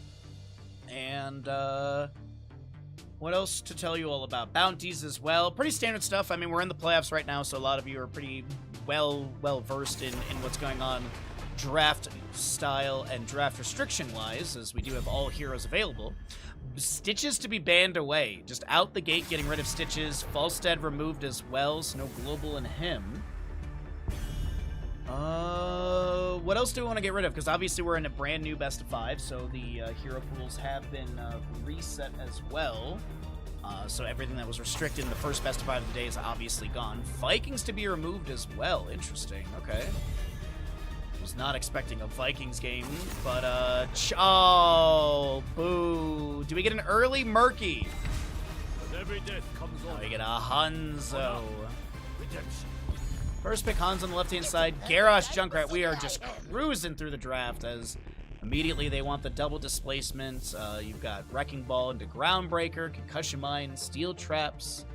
Junkrat Rocket Ride is a bounty, and it looks like we are going into the Dragon bounty for Team Exodia. How many matches today? 3 best of 5s. But yeah, this is going to be your Dragons. So Water Dragon Lily or Alex Straza could be your healer. And then you can also pick up Deathwing or Dragonblade Genji. So a couple different avenues there. We'll see if Kaldor's Offerings try and block any of those. Maybe they block the Alex Straza to force the Lily. They're going to get rid of the Deathwing. I really don't think that was really... I mean, technically... Deathwing for solo lane would be good. I don't really have a solo laner right now, actually, so that's my bad. I don't think you really want to solo lane with Genji. Yeah, that'd be yikes quite a bit. You can maybe solo lane. You know what? Solo lane Lily. That's what it is. Solo lane Lily for sure. Maybe you could solo lane with Hanzo. Maybe Chromie. I think you can make it work, but definitely missing a front line. It could be double healer, honestly. They could just go Alex Straza and Lily. I could definitely see that as an avenue as well. Bruiser Lily for sure. Garrosh and Junkrat, what are we going to be looking at for the solo lane? We don't know, actually. About damn. Nice draft theory coming out from Kaldor's Offerings, getting the Junkrat Anduin, so they got the core 4 ready to go, and then they can pivot on what they want for the solo lane based off of what this is going to be. I think you rip double healer, personally. I think you just go double healer, and then you like solo lane with like Lily, or you run like a 2-3 sort of thing, and then you have like your 3 members double soak. Something like that. That's my chaotic theory. It's gonna be Brightwing and Genji. Okay. We'll find out what the solo lane's gonna be here. What if it's, what if they just put Arthas in the solo lane and they just have Hanzo, Chromie, Brightwing, Genji together? That actually could work. The damage is really high and the CC potential is decent. Time traps and polymorphs. Solo lane into whatever this is gonna be. Murky? My I think they've already done hatred Murky. is unending. Illidan will be the final pick, so hunt Illidan's a bounty. We got the Dragon bounty. Let's go ahead and get into it and see what we got going on for map number 1 in our second best of 5 of the day.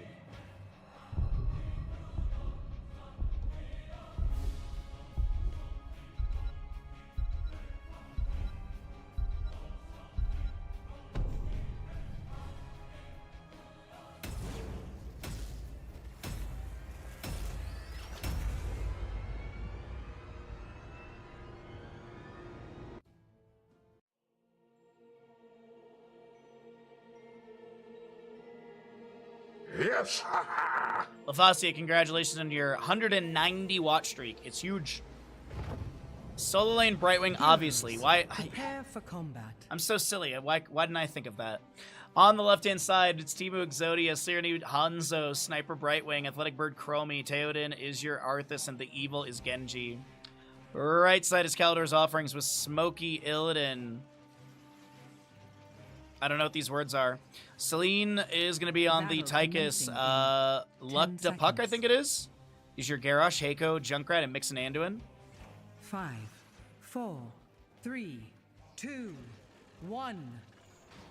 Extra one Unleash timers. the dragon's wrath.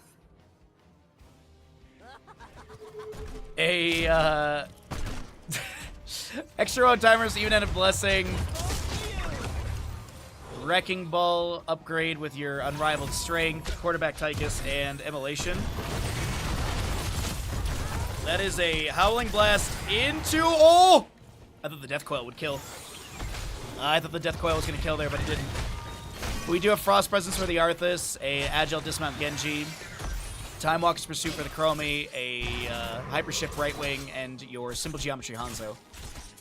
Genji solo lane, and yeah, not the best wave clear here. Mostly going to be relying on these towers to get the rapid clears. Illidan dives in the mid lane as the allies were still grabbing the camp on the right-hand side. This Howling Blast connects onto 2. Deflect out from Genji as well. As Hanzo is going to be working on left side camp, you do have your Brightwing and Chromie as a time trap is set up, and Garrosh is not going to be hit by that. It is a Adhoral Anomaly level 4, so she has multiple traps, lower cooldown as well, and then faster arming from the Tomahawk's Pursuit level 1. On top of that, spell power and area reveal ability. Looks like the left side camp is going to be grabbed here by Serenity and Sniper. Finished out by just the Hanzo. So it looks like we got odds on the gamble. Freaky trying to get some more odds here. I don't blame you. Keep in mind, we do have a delay on stream, so what you see at the top of the screen does not correlate to the actual timer. As I mentioned, there's a delay. Chastise onto Athletic Bird. The overkill from Tychus nearly getting the kill, but won't be able to confirm it. We do have Arthas up in the solo lane against Illidan. That's going to be a bad time for Illidan right there. Arthas into Illidan, in theory, is really good for the Arthas, but does not look like he's going to be able to control the Sun Shrine. The Moon Shrine also picked up by the members of Kaldor's Offerings, but there's no one mid lane to get the channel. Concussion Mine set up on the gate. No displacement onto Brightwing. Illidan in mid lane, getting hit by Genji, Shurikens, and such. Already up to 2 stacks on Shuriken Mastery with 60. Some tower shots connect onto the Tychus in bottom lane. Dragon Shot killed us so far. Looks like we got about a quarter level difference between these two teams. Let's take a look and see here really quickly. It's usually minion experience, and it absolutely is minion. Mercenary making up a little bit, but it is a chunky 2,000 lost experience in the minion department. And this is Illidan maybe getting collapsed on the top lane. Death Coil goes over the wall. Genji, is there a Swift Strike? Cyber Agility, and that'll be first blood in top lane. The Evil taking some tower shots, but will not be taken down by the Nexus forces. Hanzo with the natural agility back in bottom lane, able to get over the wall. Time trap onto the Garrosh as well. Looks like Luck is going to be able to back off just fine.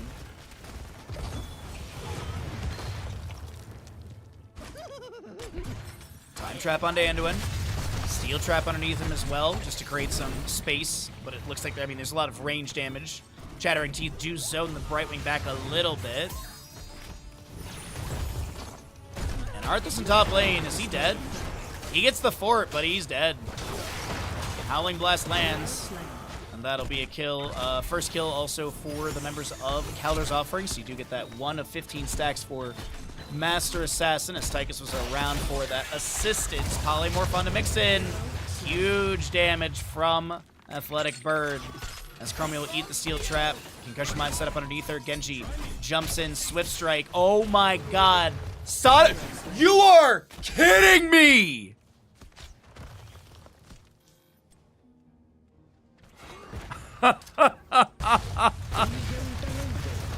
I was like, oh, the Sonic Arrow, it's going to be like a few pixels shy. No, it was right on the target. Beautiful. Absolutely gorgeous kill.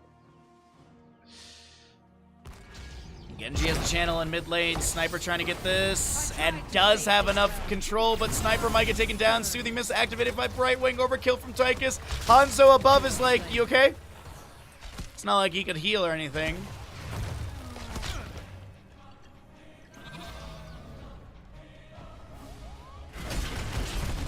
I also honestly was thinking that Sonic Arrow was going to be like a double-digit overkill. I didn't think it was going to be 153. I honestly did not think it had that much damage on it. I thought it was nearly 100 damage. Not even that. But anyways, Dragon has been channeled, utilized, all that good stuff. Mid lane Fort Gate has been opened up as well. The level lead still exists, and we're going to be getting 10 talent tier faster on the left-hand side with Team Exodia. Time Walk's Pursuit. Sorry, Temporal Loop for the Chromie. Will Scatter going out as well. Sea Giants continue to throw boulders in bottom as Garrosh is time trapped by Chromie. Same time trap position like throughout this entire game. Soothing Mist from Brightwing, another time trap onto the Garrosh as well. Hanzo now looking to re-engage. And as I said in the draft, I mean, maybe they'll run a 2-3 here and there, and we're kind of seeing that 2-3 pretty consistently. That's a good zoning Dragon Strike. Unfortunately, no damage to take down the Tychus as the Into the Fray gets him out of this engagement. Also with some armor to the ally as well. So Dragon Strike, Syndragosa, Dragon Blade, Blink Heal. And some of these for the Dragon Bounty are unnecessary. Like, it doesn't matter what they take at level 10. Hanzo, for example. But Genji specifically needs to take the Dragon Blade. Arthur specifically needs to take Syndragosa. Chromie and Brightwing and Hanzo doesn't matter. So, Bounty has been picked up. We'll see if they're able to achieve victory with it for the full credit. And another fort goes down in bottom lane. 11 to 10 in our experience, 4 to 2 in kills, and the second Dragonite is available. What are we getting for heroics on the right side? Hunt Illidan, which is a bounty. Odin, Warlord's Challenge, Riptire, and Light Bomb. Thank you for the clip. I appreciate it. Nice title as well.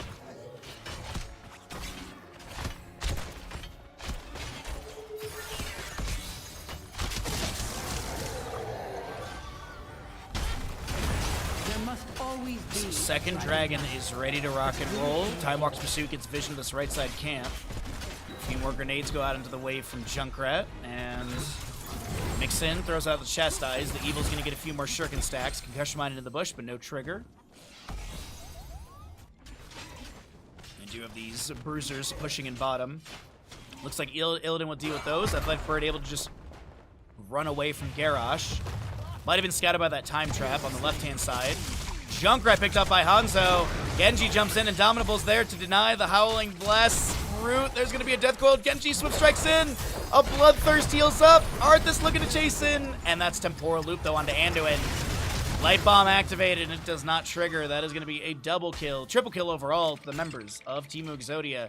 7-2 in these kills, and Dragon is ready to rock for this Temu team. Illidan might be able to get on bottom lane point. No, he's not there in time. The channel's already been started. They get it. Oh, wait, did they cancel? No, okay. I think I miss saw that. Either way, 13 talents here on the left-hand side. We do have your... oh, they actually might have canceled, so the camp was tagged in time. 13's though on the left, and we got just about every heroic off cooldown except for Temporal Loop and Light Bomb. Savage Charge kicks away the Tychus to the side. Into the Fray throws Smokey off to the right as well. Molten Flames firing out. This is Tychus dashing.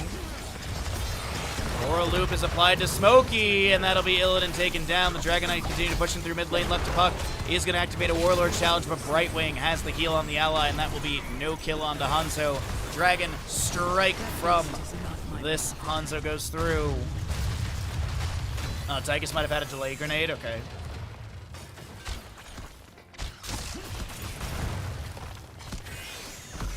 What's up, Moodier? Good to see you, bud. Happy Saturday, everyone. Good to see all of you, and thank you for hanging out and watching the games. Appreciate the support. Watching the best MOBA ever made. And we just keep putting it into the universe that we're going to be at BlizzCon to cast this as well, because, I mean, it makes sense as that is a takedown onto Arthas. Hunt into Light Bomb. I think there's a steel trap somewhere in the mix. Illidan has some pressure onto this Genji. No Hunt, though, for the next 73 seconds. Genji jumping back in, face shift from Brightwing. Garrosh on the right-hand side looking to join the allies. Grenade over the wall from Tychus. That will be Odin to mitigate the temporal loop. Unfortunately, the damage is still too good, and that will be Tychus taken down. Time trap onto Garrosh. Dragon strike from Hanzo firing out. Leaping Faith over the wall. And Garrosh will be pulled to safety once again. Next Dragon Knight phasing should be pretty close to announcement. As your mid lane keep gate is opened up and 16 rolls through for Teemu Exodia. Syndragosa up, right? Yeah. Could look to maybe Syndragosa siege a lane or something. Prepare yourselves, heroes. There's going to be that announcement of the objective. Third one available. Howling Blast finds its way to Junkrat. 15th stack picked up. So now a rooting along the path, as well as a 20% range increase. Death Coil will have a 50% slow for 1.25 seconds at the 30 mark when completed. Syndragosa summoned. Big slow onto 4 enemies. Scatter coming through from the Hanzo with Giant Slayer 16 as Chromie is going to get the damage into Illidan and take him down. Genji jumps over the wall into Heiko, who had the Riptire summoned, but Junkrat will not be picked off from that. Dragon strike from Hanzo zones the enemies to left and right of this keep gate. Arthas thrown over the wall. Theoden will be taken down as your keep gate further gets opened up. They scatter off the wall again. Sonic Arrow. Excuse me, Genji jumping into the backline. Whoa! Damage onto Luck to Puck, but the scatter misses. The Leap of Faith pulls Garrosh to safety. Woo! Uh-oh, Heiko. Can they get out of here? Swift Strike is good. Garrosh is forced to cancel hard. The siege in bottom lane continues. Athletic Bird eats that steel trap. It does have Sticky Wicket 7. And Temporal Loop on a mix-in with a Dragon Blade Hanzo. Scatter goes off to the side. Smokey has to dash further away. Minion Wave is arriving onto the keep. Odin, oh no way, that scatter from Hanzo was so good. Hunt from Illidan into Brightwing. Soothing Mist was activated. Swift Strike from the Genji, and Illidan heads back to the Hall of Storms. Bottom keep has been opened up. Arthas is currently on the Sunshine in the northern part. We do have some resets coming out. I wouldn't be surprised if someone actually heads for that bottom lane. It looks like Theoden's gonna have to do it. Meanwhile, Genji continues to poke and soft siege mid lane. Swift Strike away from Garrosh. Mount up as well. Really just being a nuisance. So Arthas has got the Moon and Sunshine. He's probably the one that's going to go in. I mean, he's got Syndragosa. There's really not a great hero to go inside of this because everyone has some sort of value in the siege and team fight. It does look like Chromie will be inside. Third Dragon out of the map. Apparently you can still use Chromie voice lines in the Dragon Knight. Hearing the Dragon Knight go yay is weird to me. Genji jumping in. Huge Howling Blast into Syndragosa. They take down this Anduin. And this is left to Puck, maybe next to fall. Dragon Strike from Hanzo. Force shielding starting to drop. A Savage Charge kicking Illidan back into Hall of Storms. Genji behind this. Tychus takes them down. Smokey gets the hunt in. Are we going to see a Finland here? Will Heiko get taken down? Does Smokey fall as well? That is Finland! To wrap up map number 1 in our second of 3 best of 5s today. GG. Well played.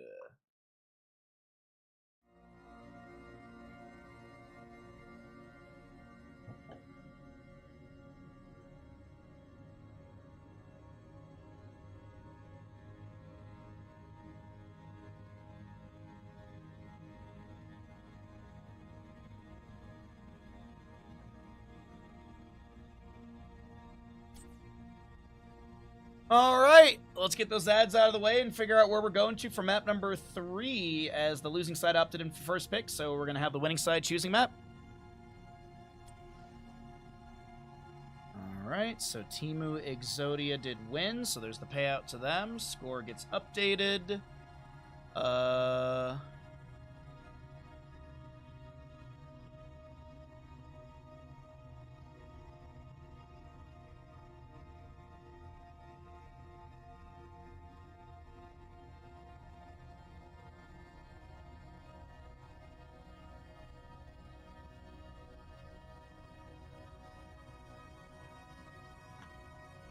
All right, sorry, there was one of the players was messaging me about that last game, and I was like, I didn't see the message till literally just now. All right, next lobby should be ready to go, and I just need to jump into that. Let me go ahead and also...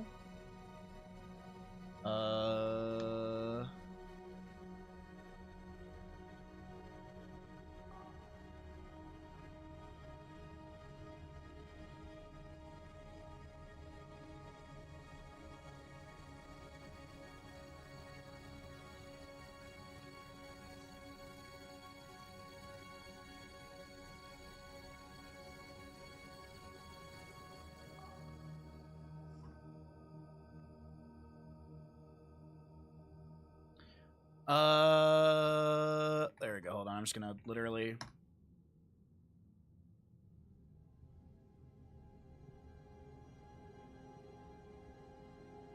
Okay. Sorry, I am trying to do 2 things at once. July Marbles Madness. Grand Prix. Okay, so that sub goal is made. F5.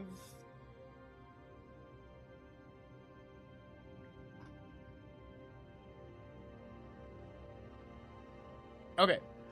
Ads are done. That's all good. Sorry, one of the players was literally asking me about like the dragon composition, and I'm like, I'm not a tournament admin. I'm just here to help how I can when I can.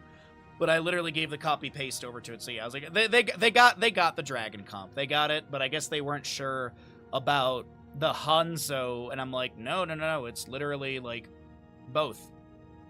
The one that mattered was Arthas and Genji that game. Everyone else, it didn't really matter, because, you know, Chromie and Brightwing are dragons of a type, and then Hanzo, Dragon Strike or Dragon's Arrow. Alrighty,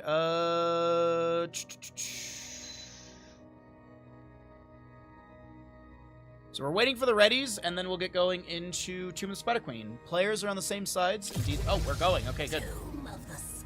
Let's go. Alrighty.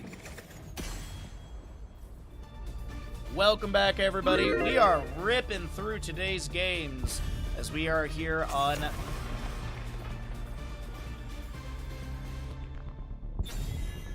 Tomb of the Spider Queen for map number 2 of this Best of 5 series. Our second of 3 Best of 5s today, as we get a first ban Murky from Temu Exodia, who are up in this Best of 5 series with Caldor's offerings trailing, as they have first. Wait a minute, did I read this right? Wait, first pick is wrong. First pick is wrong here, because it says first pick is Caldor's offerings. Okay, maybe they don't care. I don't know. Either way. Or maybe they, like, accidentally hit the wrong button or something like that. Murky and Stitches will be banned away. Cho and Gall? Actually, it's Gall's currently banned. Cho has 2 eyes. So Gall banned away. Do we get rid of... What else are we going to get rid of here? Deathwing. Okay.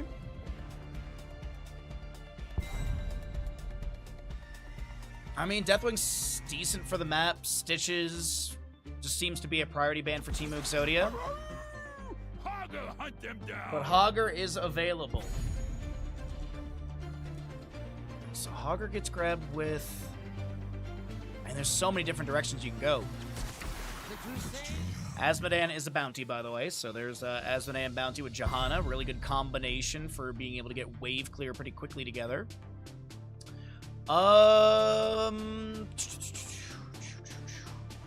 What are they thinking about doing with the Hogger, though?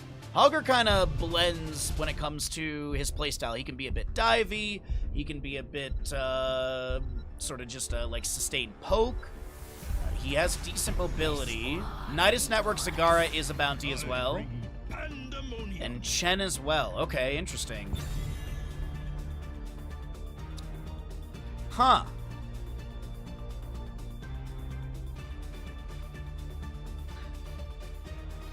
This might be a healerless composition. Healerless comp, yeah, no healer team is a thing.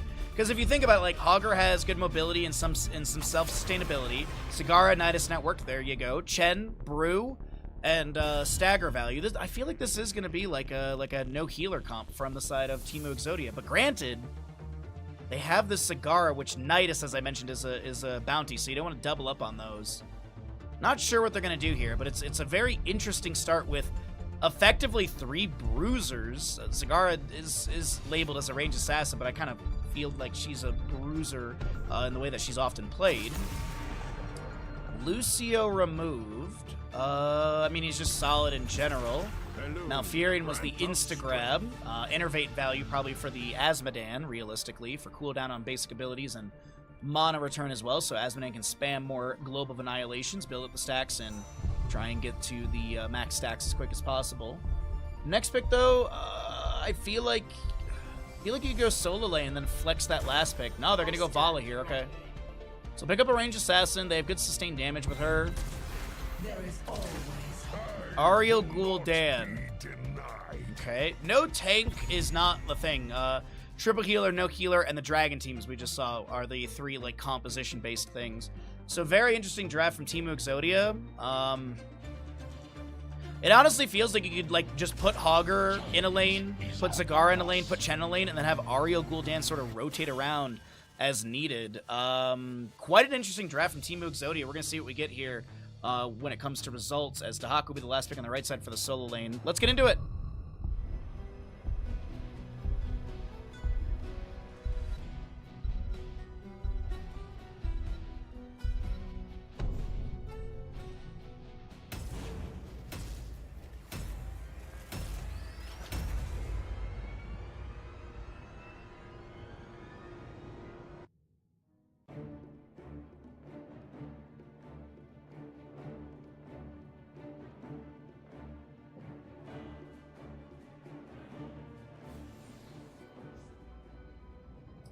Alrighty, everybody, welcome in. You got 5 minutes on the gamble as we have left side Teemu Exodia, Serenity Gul'dan, Sniper Ariel, Athletic Bird Zagara, Theoden Chen, and the Evil's Hogger. Right side is going to be Keldor's Offerings, taking a peek with the Heiko Johanna, Luktapuk Vala, Smokey Dahaka, Celine Asmodan, and Mixin Malfurion. Poor Harrison Jones. 10 seconds. He'll just be stuck in here forever. No one will ever free Harrison Jones in these games. Poor man. 4, 3, Greed for the Asmodan level 1. Tranquility Malfurion. Pursuit of Flame. Righteous Assault. Corpse Feeders. Accumulating Flame. And on the prowl for Hogger is also a W build Vala with Fire at Will on 2 stacks already and a Zealous Glare Johanna. Well then.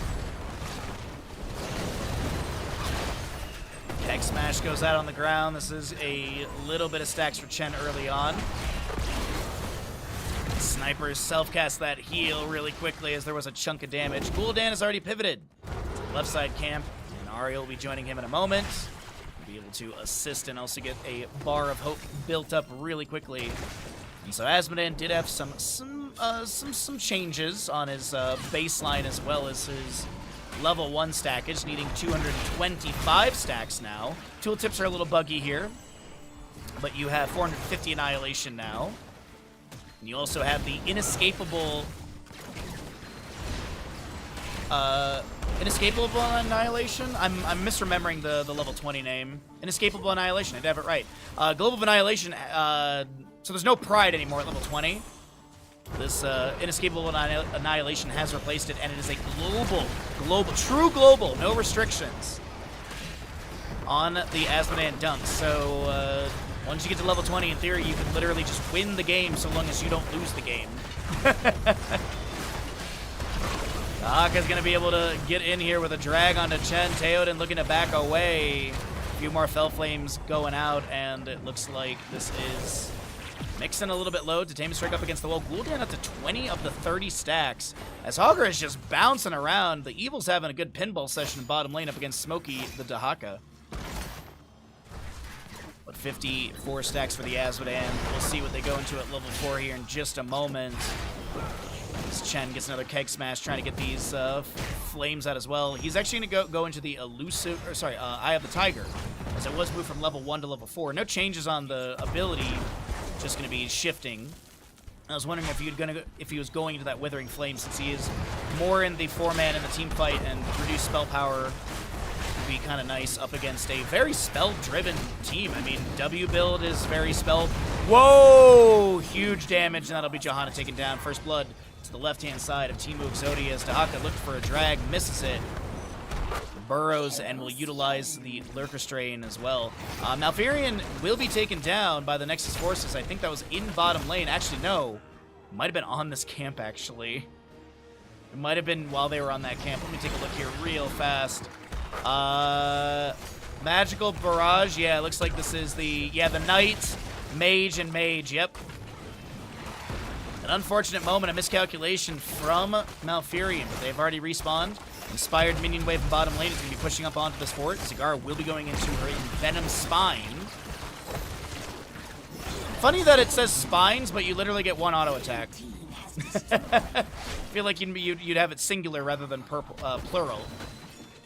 But with the kill into that Asmodean, we are going to be pushing into level 7 on the left-hand side as well. Detainment Strike again from the Ariel. No repeated offense for the Detainment Strike range knockback. Going to that Majestic Span with the Righteous Assault. Pretty good synergy together. Could see Converging Force or Blinding Light at level 16. So the Chen will be taken out. 3-1 in kills. A level lead and then some is formed. Oh, we'll call it a level lead and some change. Augur bouncing in, looking for a staggering blow up against Luck to Puck. The easy throw Dynamite. Luck to Puck low and will be picked off by the Augur. There's a root onto Gul'dan on the left-hand side, but he will not be taken down. He did finish Pursuit of Flames, so he will not be dropping any stacks. We're going to go ahead and cycle through the other numbers, because I'm sure you're curious about the damage healing experience here in map number 2 of this best of 5 series. As Detainment Strike will be met by a drag, or drag met by a Detainment Strike of the Ariel. Smokey low. Gul'dan has credit for the kill. That is a lot of gems. It's looking like 15 gems as Mixon tries to step up for some. Celine does manage to get a good bundle. Malfurion falls, though. Staggering blow up against that Keep Gate Detainment Strike as well. Chen with a Flame Breath out as well. And we do have a Web Weaver summoning available. 60 of the 50 gems on the left side, 59 of 60 on the right. As Vala multi-shot goes out, this mid lane fort does go down. Zagara spreading creep, sidesteps the drag of Dahaka. As we're looking at a 44 gem count for Heiko.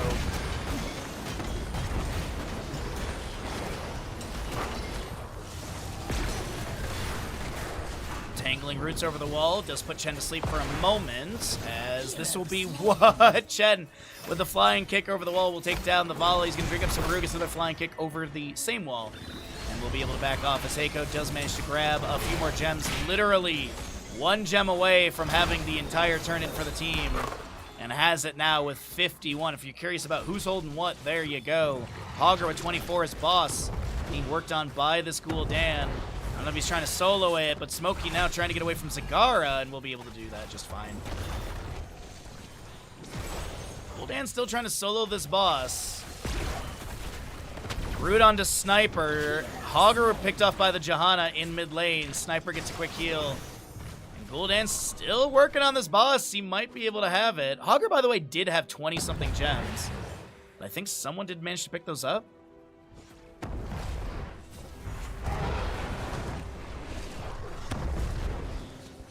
I unfortunately missed that because I was watching Gul'dan and all this other shenanigans. I'm sorry, Heiko.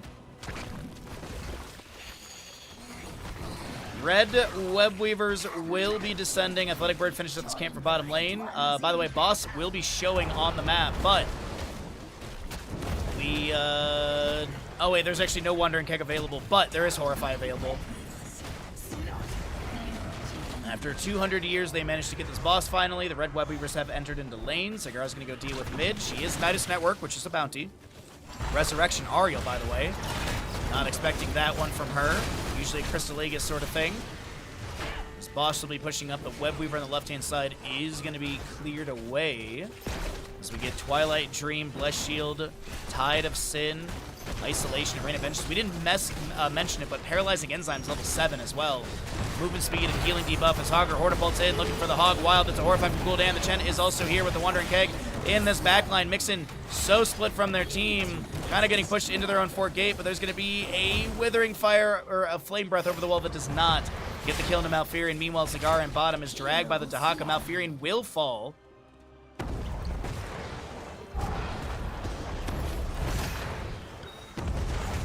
And Zagara in bottom lane is going to be able to push back against Smokey. I was like 99% sure that that was a very okay Malfurion in that moment as Sniper self-heals the easy throw, or sorry, the loot horde from Hogger as Luck to Puck is a little bit low. Hogger, Hog Wild in, the auto into Vol will be enough to take her down. Another auto to take down the Johanna as well. Staggering blow to create the space of Smokey with 56 gems. Has to lurk restrain and back off. It was the Breath of Fire. Okay, that's what it was. Okay. Dunk from Asmodan, pretty decent here. 182 stacks, make it 84. Hortibolt in from Augur! Malfurion steps up for the gems, but he doesn't get all of them. So this is a Wandering Keg to actually push back this Asmodan. I'm just reeling from the gem loss right now. Hogger spinning in, more gems to be dropped. The Evil and Theoden, as that's a flying kick over the wall from Chen. Blue Web Weavers have descended as well. Theoden low, but will not fall. And this might be the beginning of the end of map number 2.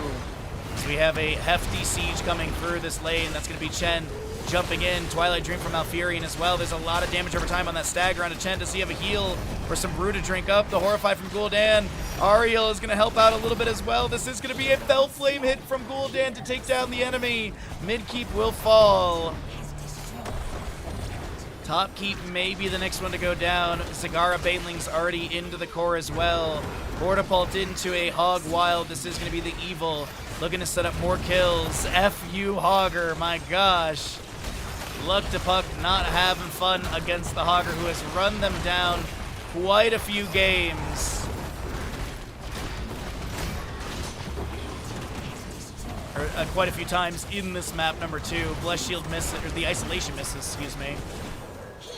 No, that was Blessed Shield, 55 seconds, yeah. Very similar animations at times. That's going to be a dunk from Asmodan trying to push things out. 27% remains in the core. Asmodan is done with his baseline stacks. Or his level 1 stacks, but he will be taken down. This is a Dahaka pick as well. No Finland in map number 2, but 21-3, a rampage at the end as we are sub 10 minutes on map number 2 of this series. Yo, what's up, Vita? Am I winning? Always when I get to cast Heroes of the Storm and hang out with all of you. Not even being, like, facetious or anything. Like, my alarm went up at 3:40. No! Hit the brake! My alarm went off at 3:45. Nicely done, Sniper. And I snoozed once. No, twice, till 4:15. And then got out of bed, fed Bandit, fed myself, took a walk, and here we are.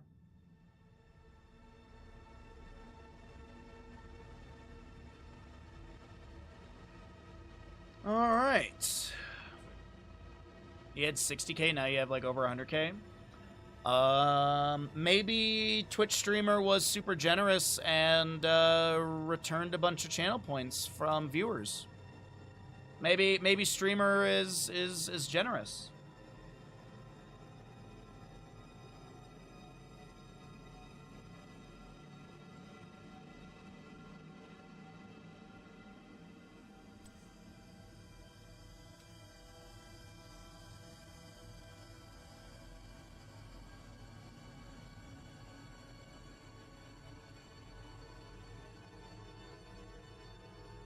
Alright, we got players getting into lobby, and ads are going, and... Oh, I'll pre-write the prediction. I can do that.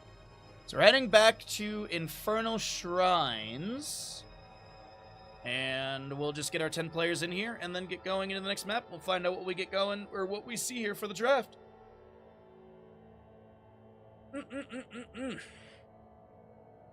Good stuff. Great games today. Some fun drafts, some fun games. Freaky, thank you for the redemption. Appreciate that greatly. Yeah, buddy. You want a little cookie? Who left this bag open? Bandit, did you sneak in here last night? Get yourself a little treat. Forget to close the bag.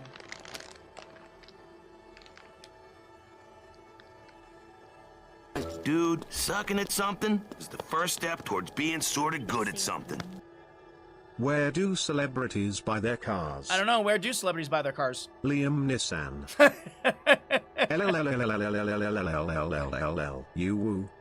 LaFasia, thank you for the 100 bits. That was good. That was really good. I like that a lot. That was Liam Neeson. All right. You guys can still forfeit, says the team of Kaldor's offerings. Alrighty. Readies are being requested, and we are good to go. Let's roll on into this one. Thank you again, LaFasia, for the joke and the 100 bits. I appreciate it. Thank you, thank you, thank you. Happy Saturday, everyone.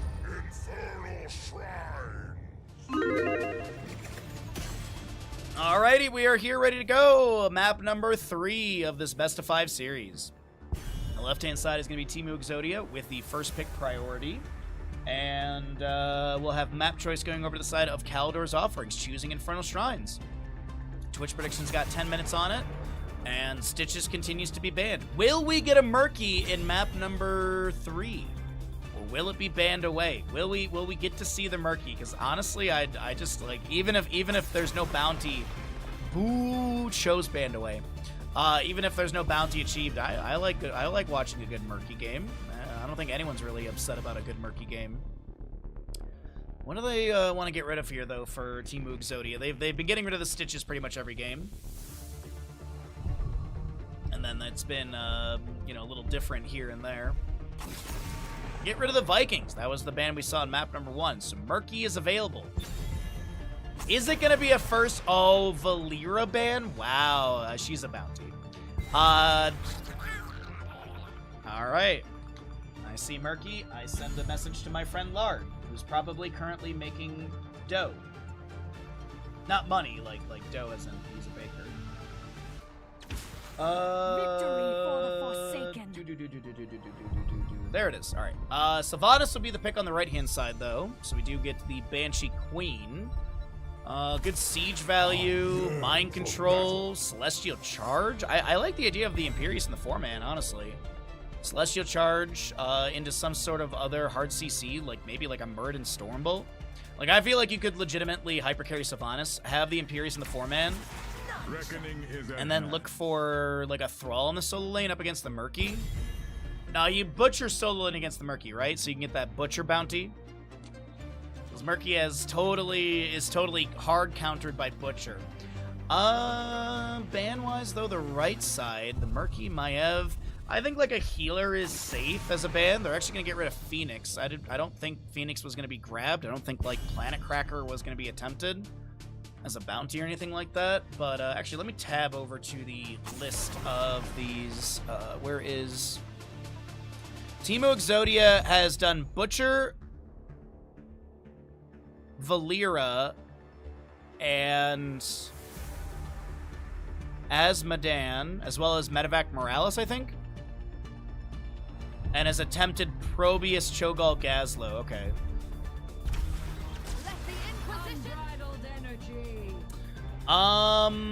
Okay, so it's probably Imperius in the 4-man. Sylvanas, Whitemane, Kerrigan together, I think is really good.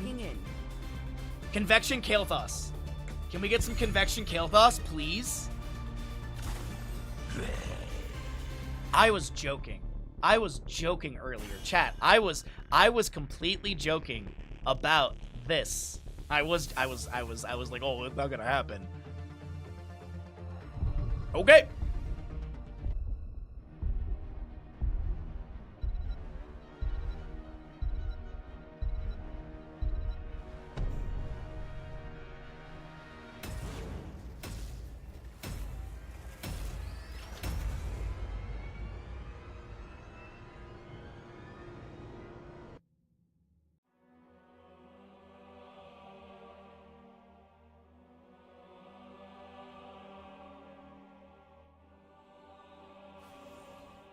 All right, let's get into it. On the left-hand side, Timu Exodia.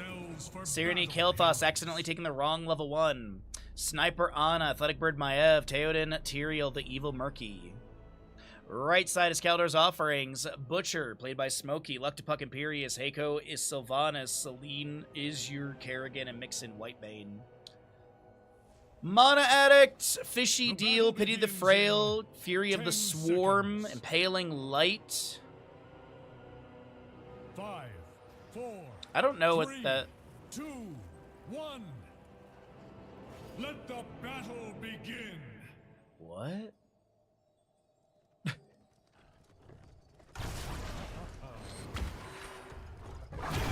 Gravity Lapse misses. Me in a minute. That is going to be your chop meat for the Butcher. They increase the hamstring damage by 100% to minions, mercenaries, and monsters. Monsters are the skillful defenders. And Unrelenting Torment for the Sylvanas.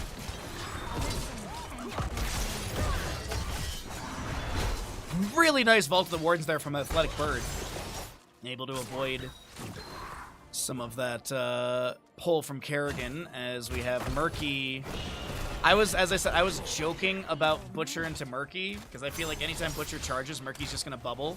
Because the bubble and charge timers are pretty similar, aren't they? 14 seconds and 15 seconds. Yeah, I was going to say, they're really similar. So that's why I was joking in the draft. I was like, oh yeah, Murky. But no, I mean, Murky basically just holds bubble for any time Butcher charges him. Or gets close to maybe death, as that's a good celestial charge. And that's some meat for Butcher. If Butcher hits meat, I will gift a sub to chat. If Butcher hits full meat by the end of the game, I will gift a sub to chat. I mean, in theory, he only needs 9 more kills. Celestial charge. Butcher, Ruthless Onslaught's gonna be canceled. Kerrigan goes in with the Primal Grasp Impaling Blades. As this is Smokey hit with a Living Bomb Flame Strike, and that is a Butcher takedown. Whitemane to fall as well. Mid lane Punisher will be first with the Frozen Punisher, the evil low in top lane, but not taken down as this Murky does tap well. Egg very far back, gonna be honest. I don't know if the evil has remembered to replace their egg. I mean, obviously they have from the Hall of Storms. This is the beginning of the game placement. Granted, Murky also has not really died.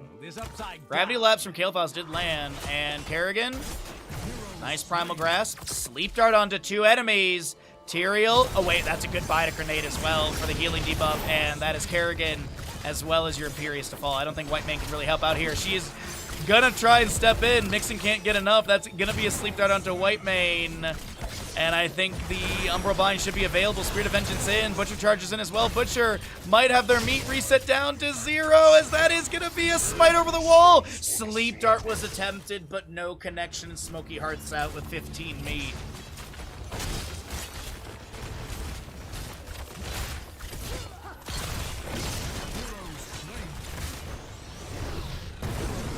Murky baits the Sylvanas forward in lane. Kael'thas rotates up and has the gravity. It's actually 1 versus 0.25 because of the quarter kills. Butcher charging in onto the Ana. The Umbral Bind pulling people around. The Fen and Eyes from Maev coming out. If they had pinned down, they would have been pinned done. But now Smokey with 17 meat looks to back away. Smokey charges in, but will be taken down. Tyrael falls. Luck to Puck as well, and it is a bloodbath early game for the side of Timu Exodia as they enter into a 2-level advantage, talent tier advantage, and Murky continues to murk.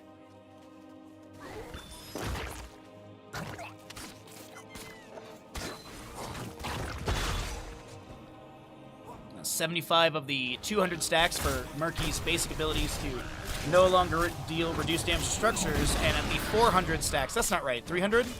It is 400. I had it right. 400 stacks. He will be having big Kahuna Tuna value.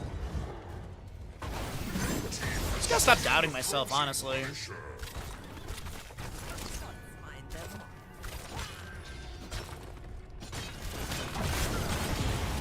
Well, it is going to be mid lane Punisher jumping over onto the Sylvanas.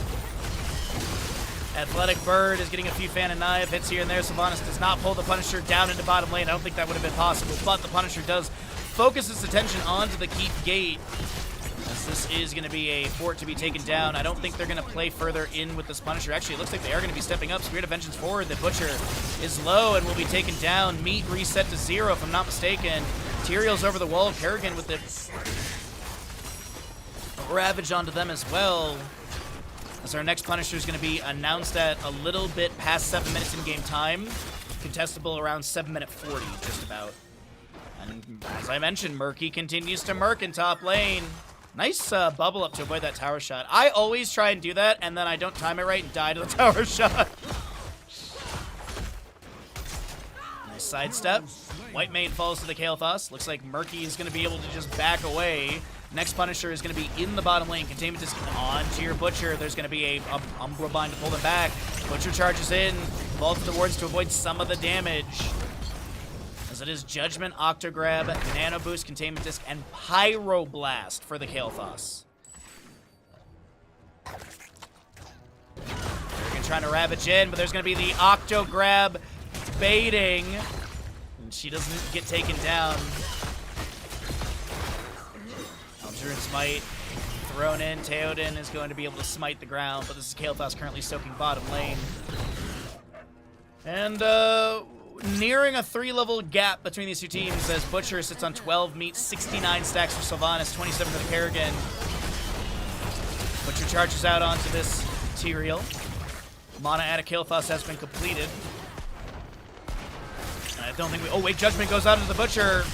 Kerrigan answers back with a Primal Grasp Impale. Tyrael will get taken down. The Umbral Bind pulls Butcher back in. And that'll be Kerrigan falling to the Archangel's Wrath trait. Wow. By the way, fun fact about Nano Boost and Kael'thas Pyroblast. If Kael'thas casts Pyroblast on Heiko right here, and then Ana, while the missile, or while the Pyroblast is traveling, if Ana then Nano Boosts Kael'thas in that missile timing, the Nano Boost does apply to the Pyroblast. So literally it actually just got applied. Even though the Nano Boost got applied before or after the cast was already in trajectory, it applied. We'll take a look at the overkill and stuff like that after we see if Kael'thas can back away, as that will be a B-step from Heiko after the mind control lands. Up to 82 meat for the Butcher. He's getting up there. So yeah, White Mane, if you're curious, because I am. Pyroblast was 353. It was her entire health bar, basically. Butcher will take down the Ana in this bottom lane as well, and Butcher's getting up there in meat. 107. You know me, Chad. I'm good for it. Judgment. Bubble forward with the slippery when wet. Octograb into Sylvanas, and she'll be taken down by Tyrael. Just like he did right now. I know. I love it when I explain a concept in Heroes of Storm and then we immediately get to see an example of it. It is one of my favorite things. It's like, the universe lines up. So good to see you, Daskin. Happy Saturday, my friend.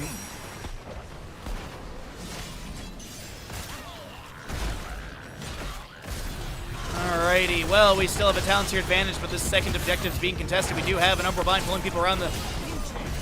Butcher charges in after the Scarlet Aegis from White Mane will be activated. We do have a containment disc onto the onto the Imperius. He is going to be a little bit low. Mixin, White Mane is trying to heal up through all this damage, but Tyrael jumps in and is able to get the kill.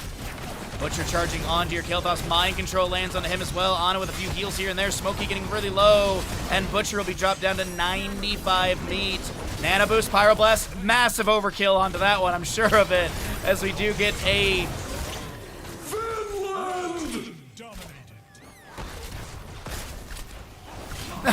Wasted Pyro, get good.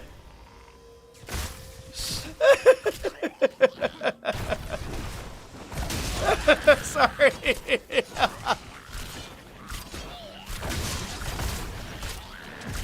clear flame right there.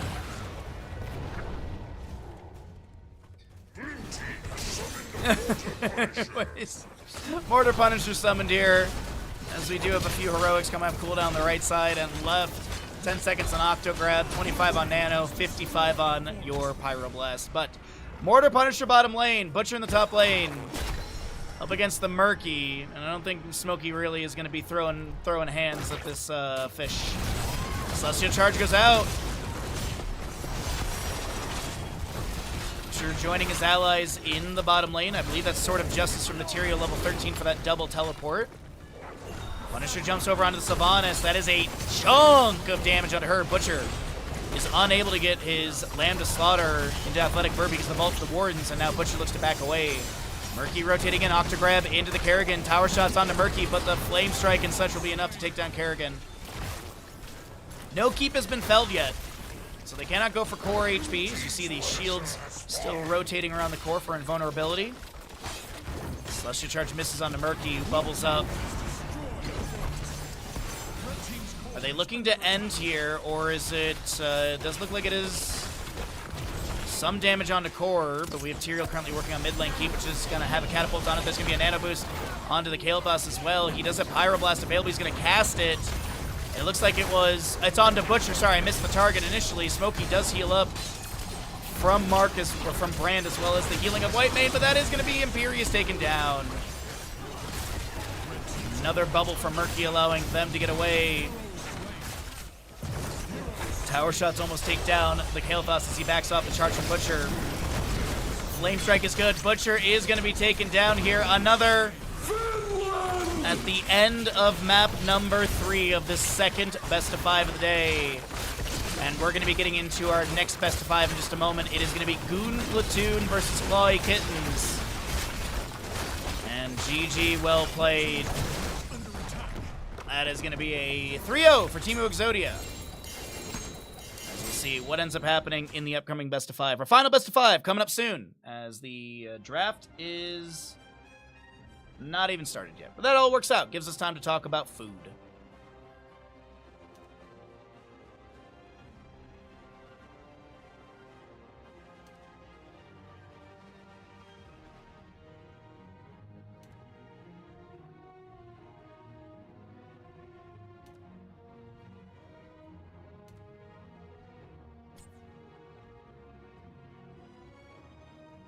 Alrighty, so we'll get the next round of games set up here and get going into our next series.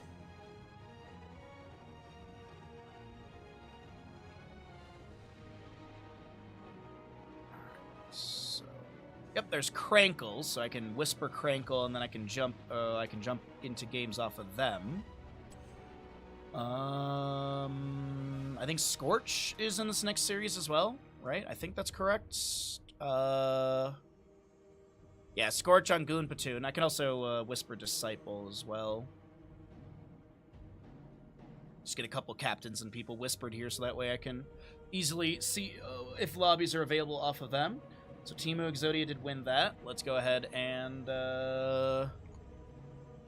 get our our final best of 5 of the day. Clawy Kittens versus the squad of Goon Platoon. And so we have Kittens on the left side and the Platoon on the right side. And I believe scores need to be fixed.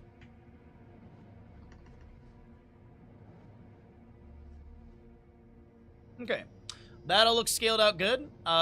Ubi has already made a map lobby. You love to see it. And I'm going to run and grab a cup of tea really quickly, just so I have something to drink during this next game. I still have some tea in this, but I'm just going to go grab it so I don't have to get up again.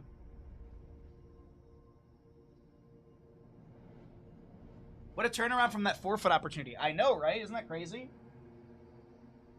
Hi, Buddy. Hi, Buddy Bandit.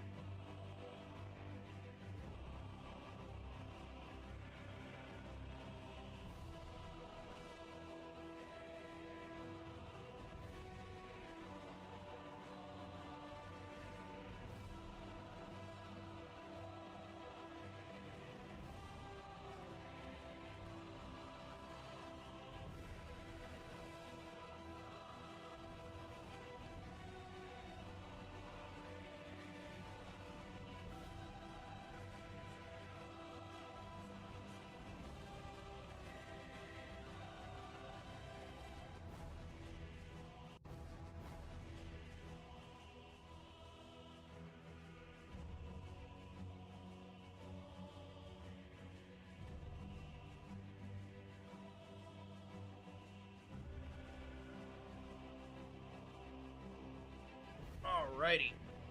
Tea has been gotten. I think the lobby's literally about to get going, too. Good luck, everyone. Spooky Worm.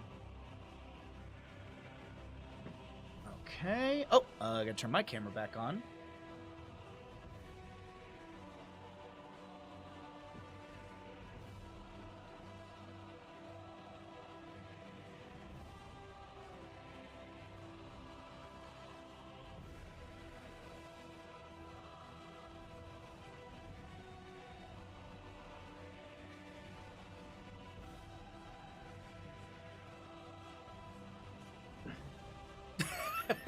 Sorry, they were making the, you know how people say, like, is it GIF or GIF? And I always like to say graphics interchange format. Why would you say GIF? Why? There's no J in graphics. So of course High Wraith's response was Graphics. Oh, that cracks me up. All right, Infernal Shrines. We're going back to Infernal Shrines. We got the Clawy Kittens on the left side. We got the Goon Platoon on the right side. And in theory, this should be a lot closer of a matchup. I know we've had some pretty one-sided series, so thank you all for being here and cheering on teams and still enjoying Heroes of the Storm. But I think this should be a little bit of a closer series between these two teams. Hopefully this one goes the distance. I want more games, personally. I'd love for us to see a map number 5. But the readies are out, and let's go ahead and says... The guy who invented it says GIF? No way. I don't believe you. That's ridiculous. Alrighty, let's get into it. We have Clawy Kittens on the left-hand side. We've got Goon Platoon on the right. Good to see you, Real Black. How you doing today, bud? So this will be Infernal Shrines, map number 1. First pick going over to the side of Goon Platoon, so map choice coming out from Clawy Kittens. You know the whole... you know the whole spiel. It is going to be a Meta Madness style of draft. The heroes that are picked and played are unavailable for future maps in the series. We have bounties as well. We'll point out the bounties as they do pop up. There's a list that you can take a look at on the Wikipedia, as well as the before today, the bounties that have been completed by some teams. And if you happen to work for Blizzard, you know, I'm available for BlizzCon casting. I do love this game. I am pretty passionate about it. I'd say I'm probably the best NA caster we have right now, so just, you know, throwing that out. I also live within the state, so, you know, that probably makes tax code or whatever easier for you guys. I don't know, it's a win-win. Also, you can just, on day 1 or 2, whenever whenever you're not running heroes, you could dress me up as Decker Kane and have me walk around and, BlizzCon. I'd gladly do a Decker Kane cosplay there. Alright, let's focus in here as we do have your Johanna and Tyrael Bandaway on the left-hand side. It's going to be Junkrat and the Hanzo removed as well. And Sylvanas is your first pick for the members of Goon Platoon. We did see Disciple play this in map 1 of the first best of 5 of the day, which did get them into this upper bracket semifinal, right? I believe it's upper bracket semifinal. So we're done with the upper bracket quarterfinals. So those were the 2 best of 5s this morning. Tomorrow, by the way, we'll have 1 best of 5 in the upper bracket semifinal. And then we'll have 2 lower bracket quarterfinals, which are going to be elimination matchups. 2 teams will be sent home tomorrow. As we get a Blaze Brightwing on the side of Clawy Kittens. The right side is Goon Platoon with your Sylvanas and Falstad. What else are we going to get with this Sylvanas Falstad? I feel like they could go into a dive composition like a Diablo. I mean, like, I meme about it, but this could legitimately be Cho'Gall here. Falstad in the solo lane is not bad. His wave clear is pretty decent. It could actually be like a Q build into Blaze, but he's not going to get a lot of stacks until, you know, the objective phasing. So, I don't think it'll be like a W build. W build is just garbage cans. So, let's just agree English is a silly language. Oh, absolutely it is. There's a lot of silliness. Like, we have this conversation from time to time on this channel. The difference between wound and wound, same spelling, different pronunciation. So, yeah. Also, my favorite thing is when Europeans, especially with FIFA going on, everyone, you know, people are like, "Oh, you call it soccer? It's not our fault. It's not our fault. It's the English, you know, England. They called it soccer, then they changed the name. It's their fault, not ours." Also, people in the world act like United States is the only place that calls it soccer. That's the funniest part to me. But Blaze, Brightwing, Garrosh, and Gul'dan after we see a Diablo Genji ban. Like, as much as I want it to be Cho'Gall, I don't think it's gonna be. I feel like into Garrosh Brightwing is just not gonna be a good time. Yeah, Red and Reed. Yeah, Reed and Red. Yep. I don't think it's gonna be Cho'Gall. I think, yeah, it's pretty standard. Hinterland's Blast Falstad is a bounty. And I don't believe Clawy Kittens has a bounty. No. Like, Gul'dan Reign of Destruction isn't a bounty, I believe. It could be, though. I really think Gul'dan Reign of Destruction could easily be a bounty. Yeah, I don't think I see anything, unless I'm completely missing something. But yeah, I think Hinterlands is the only option here. Get your gambles in. Here we go. Map number 1 of the final best of 5 of the day.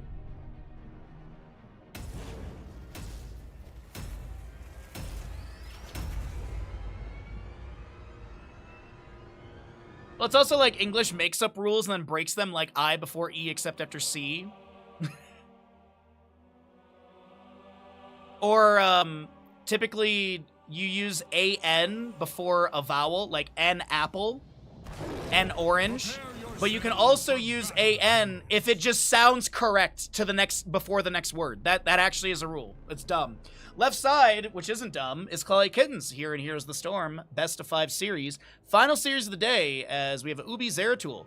Basilio's your Brightwing. Maritas is on the Gul'dan, Hopaka, Blaze, and Jordan is your Garrosh. The battle begins in 10 seconds. Goon Platoon on the right side. We did see them earlier today, and they had a nice 3-0, so we'll see if they can do that again with the Disciple Savannah, Scorch Malfurion, High Wraith Leoric, Wit Muradin, and an Ultralisk Falstad.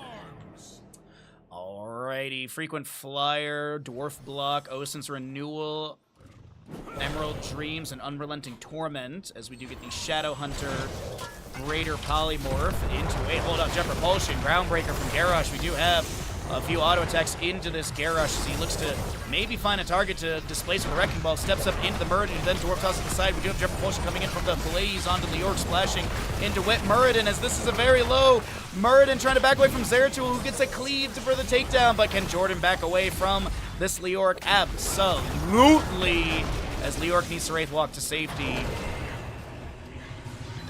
But Marina's the Gul'dan will be picking up his Echoed Corruption and Greater Polymorph for the Brightwing. The big thing with Echoed Corruption, so you still get the strikes in the opposite direction when you hit the 40 mark, but at 85 stacks, the Mythic, you will be able to get 100% healing from Corruption damage returned to Gul'dan.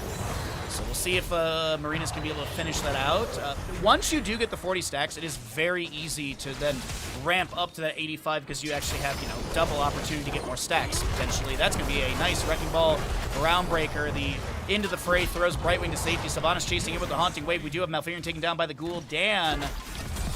Jet Propulsion finds its way onto the Sylvanas, and she is low, picked off by Blaze, a phase shift from Brightwing. And this is going to be an early triple kill for the side of Clawy Kittens. Wonderfully done. Man. Uh-oh, High Wraith. Oh no, High Wraith. Wait, Zeratul unable to get in. The Osin's Renewal saves Malfurion, also getting a nice regrowth activated. And our first Punisher will be frozen in the bottom lane. We're a minute from contest, 30 seconds from announcement. Uh-oh, though. High Wraith has to be a little careful here. Ubi actually blinks away to break the Drain Hope potentials. We do have Sylvanas taken down by Blaze. Malfurion falls as well. And Clawy Kittens are just shredding through the enemy. Twitch Gamble's still going if you have a prediction. My God. I thought Goon Platoon... I mean, they are just getting snuffed at every single team fight. What looks like maybe a good opportunity for them to find a kill, obviously not here at mid lane, is just not going the way. Ultra is so very low on this Falstad. Does get that regrowth from Malfurion. Opaka chunked a little bit by Sylvanas. Go ahead and hold on to the Sylvanas vision here, as we do have 5 stacks on the baseline for Muradin of the 45 for the Piercing Stormbolt on that first target, and 0.5 second cooldown per auto. Sylvanas Haunting Wave, but there's going to be a Wrecking Ball from Garrosh into the Groundbreaker. Opaka right there for some more damage. Gul'dan Corruption connects. And Gul'dan confirms, sorry, Garrosh confirms the kill.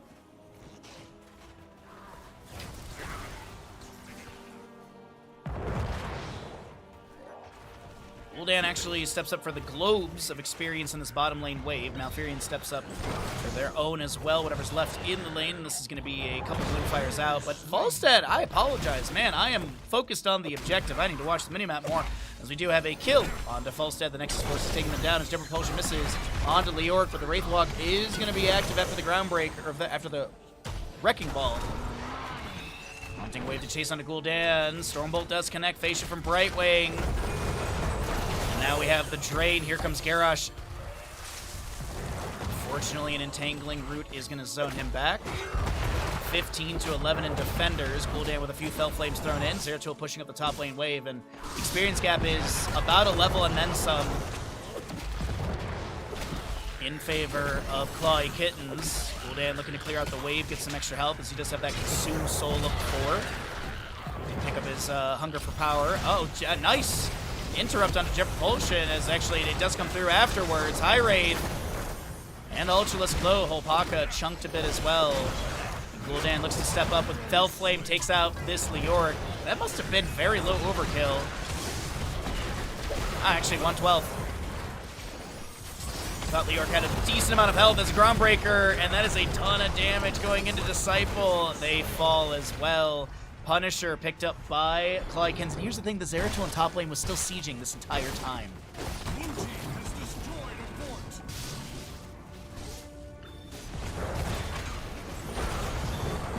9-0 in these kills as Punisher continues to break through bottom lane. Zeratul, as I mentioned, did get that fort up top. It looks like he'll pivot into mid lane. Yeah. He's actually going to pivot in mid lane. Jet Propulsion misses. Zeratul blinks and trying to take down Ultralisk, and that is going to be a ton of damage for the kill, as he did go into your Might of the Nerazine, Blink Heal, Horrify, Bunker, and Warlord's Challenge. And this is still in bottom lane. Punisher available. It's going to weaken the bottom lane keep gate as Gul'dan looks for the Impaler camp mid lane. And we'll keep an eye on that Punisher death. So Punisher went down at about 5-minute 30-ish, so 8-minute 30-ish for the contested phase, 8 minutes for the announcement. Burden Dwarf toss to the side. Falstead flying in. Barrel rolls to the side for a little better positioning. But it is a significant experience deficit. Warlord's Challenge does find its way into Murden, but he was already Dwarf tossed, and the Orphight does connect afterwards. Gul'dan very low here, gets a Blink Heal from Brightwing as Falstead falls to the Zeratul. And next Punisher will be in the top lane. Mid lane fort looks like it might get taken down. Ubi going in with that cleave, as well as Scorch trying to back away, but Brightwing has the damage. It's 12-0 in kills, and this is Clawy Kittens shredding the enemy health and structures.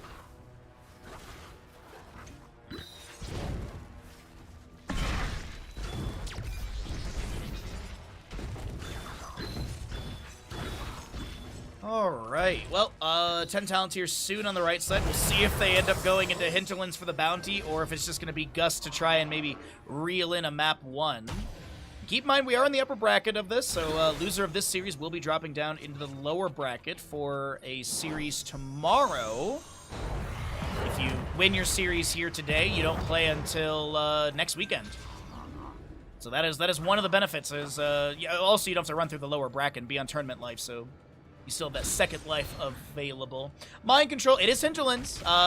Your Murden Avatar, Entomb, and a Tranquility. So, Jet Propulsion lands onto the Sylvanas. Falstead and friends are collapsing onto Blaze. Gul'dan, Garrosh on their way. Brightwing Phase Shift will help out the health pool. Soothing Mist activated as well. Tranquility from Malfurion. Mind Control into the Garrosh. There's a big chunk of damage into Jordan. This Garrosh is Gul'dan is caught inside the Entomb on the left side of the engage. The bunker summed by Blaze. There's going to be Horrify onto Falstad as he will be taken down. And now Leoric is just trying to get the last bit of damage into Marinas, but won't be able to do so as the Brightwing blinks over. The Blaze will go down, and that's going to be first kill to the side of Goon Platoon as they make the 1-1 trade happen in top lane. Meanwhile, Zeratul. Ubi is just splitting and pressuring lanes. The macro value from the Zeratul, very on point. As he looks to blink in, chunk onto Leoric. He Wraith walks forward. did go, doesn't actually have a level 13 yet, so Wraithwalk doesn't do anything. Pulse, barrel rolls forward. Ubi gonna try and take down High Wraith and should be able to get the kill. Wait a minute. Ubi does get the Singularity Spike kill. Ultralisk is low. Ubi! Oh my god, I was about... I thought that Ubi was gonna make the most titanic play. Or was gonna make the biggest YouTube play is a better way to say it. Titanic sunk, so, you know. Let me like calling it the Hindenburg play, you know? Alrighty though, either way, this is your second objective ready for contest. Punisher is going to be started out and possibly or probably picked up by Clawy Kittens, as they have formed a solid 2-level lead over the enemy with a little bit more on top of that. And no even talent here right now as Murden steps up. There's going to be Falstad chunked. Actually, sorry, Murden chunked. Warlord's challenge will come through. And that is Murden going to be taken down. Leoric is chasing Blaze over here. Oil Slick. Root for Malfurion finds no... oh, that's a beautiful jet propulsion. This might be multiple kills coming through. Scorch going down. Hinterlands finds a couple hits, but no counter pressure. And yow. Wow, wow, wow, wow. That is really good play from Clawy Kittens. A 16 kill difference. A 3-level advantage. Talent here. And they're going to get the second objective as Zeratul looks to just chase on a High Wraith for the kill. Zeratul blinks back as they were trying to avoid that drain. The Orc at that time had the Wraithwalk active. Will be able to back away. Falstad taken down in mid lane by Brightwing and Garrosh as Blaze was grabbing a camp just below that. And Gul'dan continues to work on objective.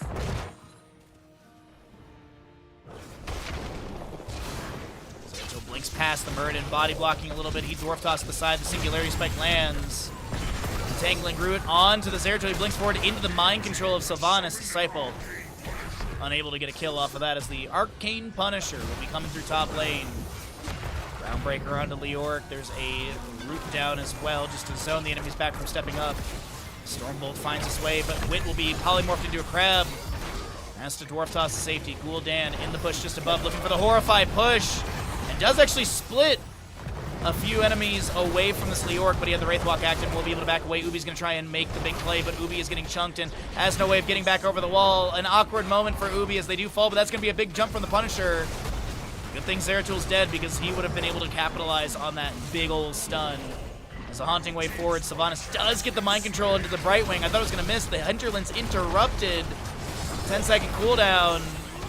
Falstad's going to be on a 35-second death timer as Marina's on the Gul'dan is thrown over the wall to safety, sidesteps. The Stormbolt gets the phase shift from Vacilio. And now this is a jet propulsion stun into Sylvanas and the Muradin who dwarf tosses to safety. Entomb from Leoric. Gul'dan looking for that fatal damage with corruption and such. Won't be able to get it. Leoric is thrown to the left-hand side of this engagement and he is next to fall. And this is a wave crashing onto keep of top lane. I would not be surprised if that does get the structure takedown.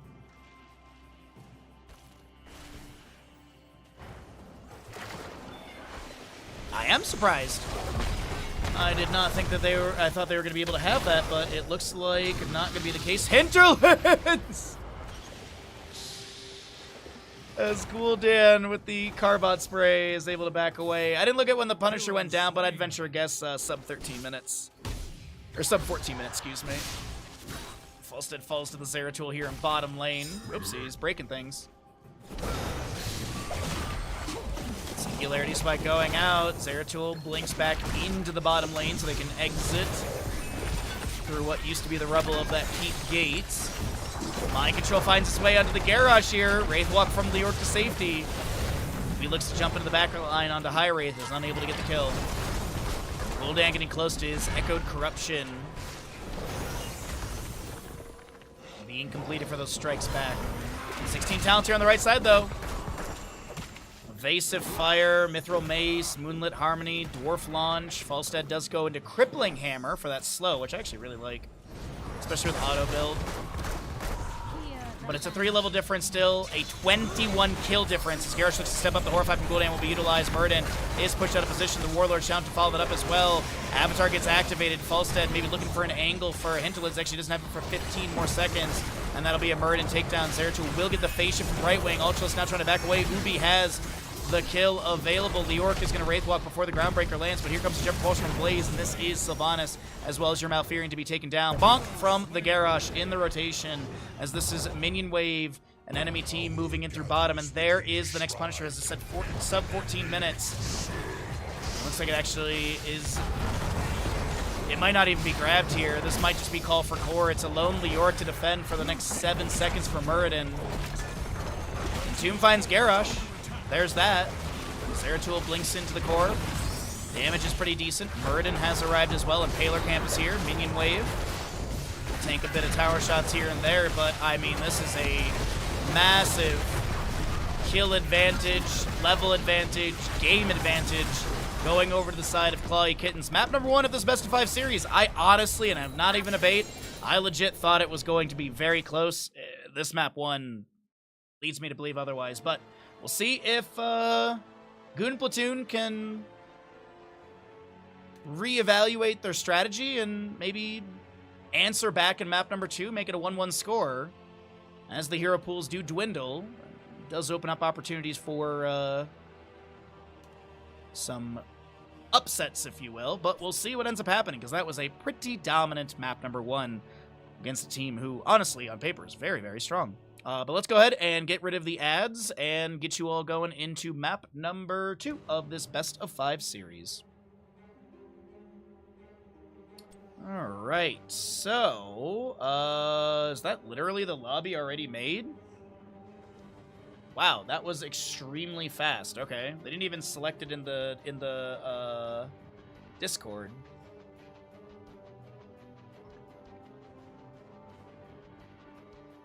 Alright, so Clawy Kittens did shred through the enemies on Infernal.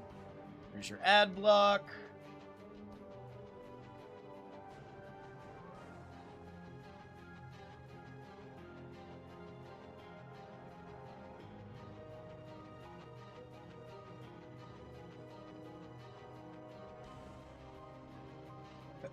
Excuse me.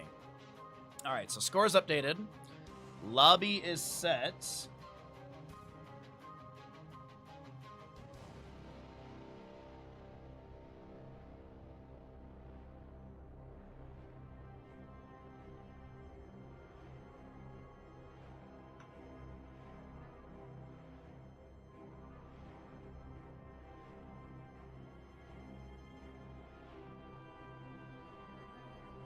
All right.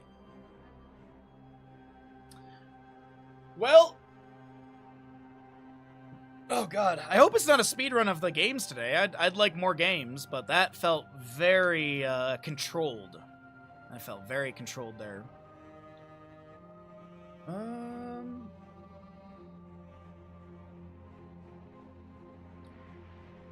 So let's see. If Goon Platoon gets knocked down, they'd be rematching Warm Bodies, I think. I believe that's what it would be. The readies are being requested. Let's write up your Twitch prediction. Tomb of the Spider Queen for map number 2. And I think it's all good. Is there a ping for me? Oh, it's in a... Okay, whatever. Welcome back, everybody, into the Murky Cup. We're here in map number 2 of this best of 5 series, and we have Clawy Kittens in the lead, as we're also looking at Goon Platoon down. But maybe Goon Platoon can, as I mentioned in the last game, reevaluate what they did incorrectly in map 1, maybe adjust their draft style, play style, and we'll see if they can find victory here on Tomb of Spider Queen, as this is going to be map choice from the losing side, first pick going over to the winning side. Tyrael to be banned away, solid for this map, good mobility, poke, heroic setup as well with Judgment or even Sanctification. Boss control is something to consider. Now, Falstead and Gul'dan are out, as they've been played, so no Horrify or Falstead Gust potential. Things like Medivh are available, though. Zarya Expulsion Zone can be a consideration as well. Zarya in this map is not too bad. The Holy Ground from Tyrael is another way to steal bosses. There's still a menagerie of other things, like, you know, ETC coming in with, like, a power slide face melt, maybe a mosh pit as well. But we'll have to see what these teams want to do here. There's no Stitches, no Tyrael. Are we going to continue tank bans, or will we see anything? Ooh, okay. A little target ban action onto Disciple there, as their Orphe is extremely strong. What do we want to see ban-wise from Goon Platoon? Do they get rid of any Anduin early? Is there a Genji potential ban? Yo, what's up, Umber? Good to see you, bud. Happy Saturday. Thanks for coming on through. Hopefully your weekend is treating you pretty well. As we are in our final best of 5 of the day, we've had some pretty quick games today, but honestly, we get to watch Heroes of Storm, and I'm not upset. Speaking of watching Heroes of Storm, we will be watching more of the old HCC games this upcoming week. I haven't decided what day yet, but whatever day that is, we'll do it. It'll either be like Wednesday afternoon or sometime on Thursday. That's kind of what I'm leaning into. Oh wait, no, sorry, it'd be like Tuesday or Wednesday. Sorry, Thursday we should be playing Star Fox. So long as the U.S. Postal Service ships things correctly, we should be playing Star Fox. Worst case scenario, we play it on Friday. Azmodan, who is a bounty, will be first picked by the side of Goon Platoon. Trying to get the big old dunks out, as your Rel will also be picked up. So just solid solo lane. They pick up a bounty early on. Azmodan's siege value is pretty good. Overall, he's kind of weak as a range assassin, and there's definitely better heroes out there. But this is a decent map for Azmodan, so we'll see how things work out. Clawy Kittens, what do they want with this Johanna early on? Did they go like healer solo lane early, and then they can flex their 2 range if they want?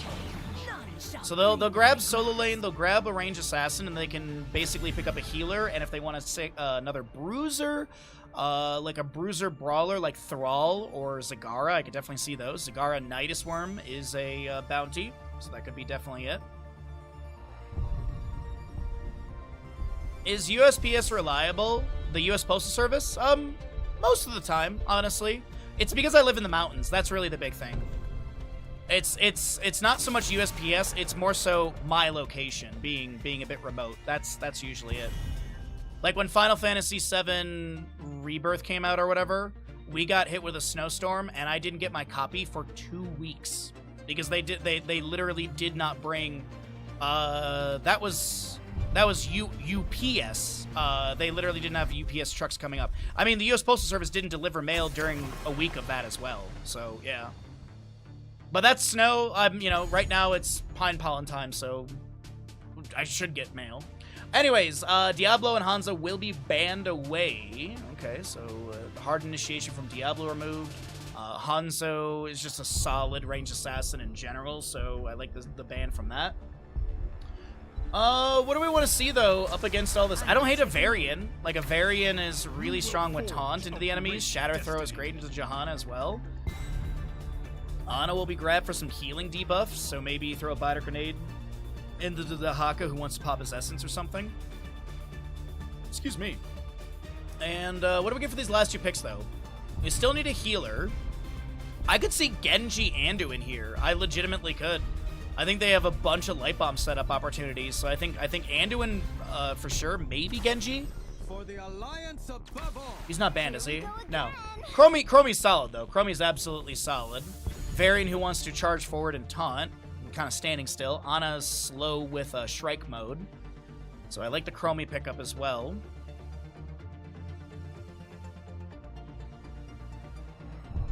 Yeah, we have two offices up here. Actually, technically we have 3 up here, but there's one that's like super remote and it like barely gets used. I think it's like a once in the week sort of thing.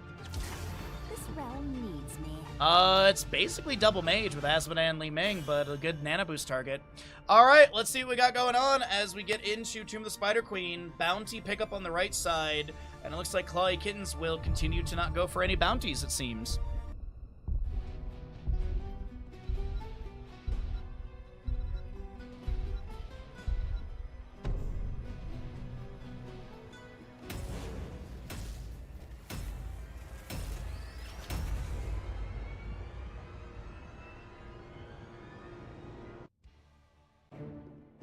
Oh, by the way, I forgot to mention it. There is a giveaway going on right now from the voice mod thing that I was a part of. You can literally vote for me to get a free trip to TwitchCon San Diego if you want to support me in that way. What's up, Umber? Good to see you. Yes. I mean, I already said hi to you, but congratulations on your watch streak. Excuse me. Left-hand side of the map is going to be Clawy Kittens. Marina's on the Chromie. Jordan on the Johanna. Hopaka Maiev. Ubi Dahaka. And Vasilio on the Anduin. Right side is Goon Platoon looking for the 1-1 score in this best of 5 series. You're on Tomb of Spider Queen, their map choice with Disciple as Madan, High Wraith Urel, Scorch Anna, Wit Variant, and Ultraless Li Ming. Gluttony, Overpower, Aether Walker, Power Word Shield, Enhanced Agility, Zealous Glare, Time Walker's Pursuit, as well as your Contact Healing, and Light of Karabor for the Urel, and Pursuit of Vengeance for the Maiev. Urel with the Avenging Rat charged up in the bush. Maiev is going to step in. No Umbral Blind applied to her glaive, as you see no glimmer on it. There's actually the application applied there. Sleep Dart comes through and creates space for Wit to be able to back off just fine. Drag from Ubi misses. Magic missiles firing into the lane. Asmodan dunks out as well. Li Ming Arcane Orb just trying to get those base stacks up quickly. As well as the level 1s up to 225. Varying with the aggressive rotation with the Lion's Fang. Just trying to get the dismount, slow down the enemy rotation. As they will be pivoting over to this left side Bruiser camp. Back in bottom lane, Urel is a righteous hammer to the face of Ubi. We'll see how the matchup looks here as we do get maybe a collapse on a Jordan. Nah, they're going to be fine. No taunt or anything from Varian available. The burst is not going to be enough to take down the health pool of Johanna, or at least the damage available. This mini wave is going to get a small amount of siege. Jordan on this Johanna getting slowly lowered in health as Wit tries to back away from Chromie. There's an Umbral Bind, and Wit hugs the side of the wall. A Vita Grenade applied, and that'll help out the healing onto your Varian. Earl jumps into the wave out from the bottom, just trying to help clear things out a little bit faster. Arcane Orbs and Avenging Wrath into the wave just to get this camp cleared away. Righteous Hammer into a couple enemies. Laser out from Asmodan as well, as he's up to 44 stacks already at 1 minute 40. Not too bad. We still have not seen a right side camp grabbed. And Chromie does pick up her at Horror Anomaly level 4. More time traps, faster arming time. Well, faster arming time from level 1, but also lower cooldown. 7 seconds per charge. Umbral Bind onto Wit, pulls them to the side. Taunt is available. That's going to be a time trap for Chromie. No debuff or buff available to allies or enemies. Shield Glare out from Johanna. Little punish as well. Spirit of Vengeance forward. Umbral Bind. Wit trying to stay alive here. The dunk from Asmodan. Varian charges in, and he'll be taken down first blood to the side of the Clawy Kittens. Once again, showing their fangs and claws. Extending their claws. There we go. My brain was saying retract. That's not right. Another good death from Johanna. Shield Glare going out. She is subdue level 4. You get the double hit on the enemy here, so you get that 75% movements, or 70% movement debuff.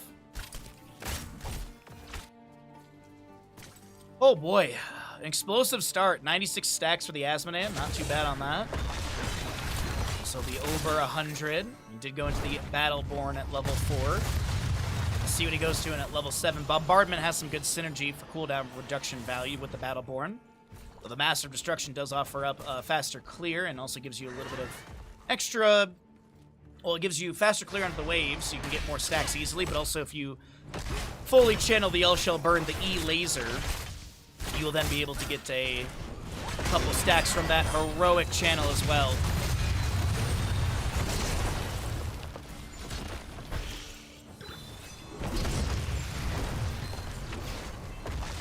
Some damage onto Chromie. Both teams have an available Webweaver turn-in. No Webweaver has been summoned yet. Spirit of Vengeance forward. That's going to be an Umbral Bind. Li Ming will be taken down. Umbral Bind does not pull anyone further back, but the drag from Dahaka does. As the Clawy Kittens are able to bite into Goon Platoon. A few more Fan of Knives. It's another drag from the Dahaka. He is feeding Frenzy level 7. And that's going to be Bonds of Corruption as well. Enemy heroes pulled by the Umbral Bind have their armor reduced by 15 or slowed by 25 for 3 seconds.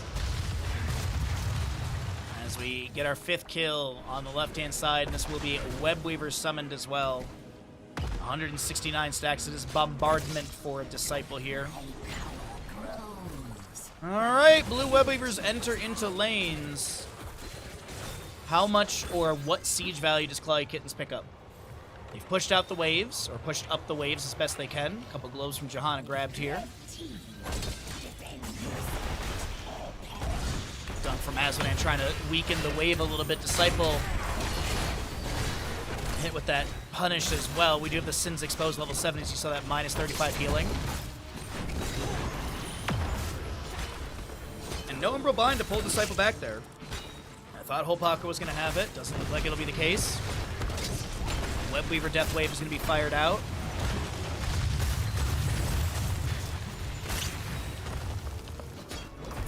Well, taunt from Varian. Sleep Dart connects. There's going to be a Spirit of Vengeance in. Holpaka's getting a little bit low. There's a Condemn as well from the Johanna. Disciple is trying to get out of here, and I think... Oh, no. The Shield Glare gets the kill. The gems will be picked up. Wit will be the next one to be taken down as the Webweaver continues to siege in. I just want to see really quickly what's the overkill. 103 on the overkill from that Shield Glare into Azmodan as the top lane forward is going to be taken down. This Webweaver phase about to expire, and I don't think there's enough for another Webweaver phase. I think they're like 20-ish gems shy. Less than that? A little less than that. Currently at, they were at 41 when I last looked, but it's going to be 44 now. So 11 gems to go. Drag misses on the high rate, anticipating the Avenging Wrath to go a different direction. The Containment just misses as well. The Blessed Shield does not. Spirit of Vengeance forward. Sins exposed for the healing debuff. Isolation was applied as Azmodan is done with his Gluttony. So he has that cooldown reduction, 0.25 seconds when hitting a minion, or per minion, and then doubled against enemy here, so half a second cooldown. Drag lands into the Slowing Sands.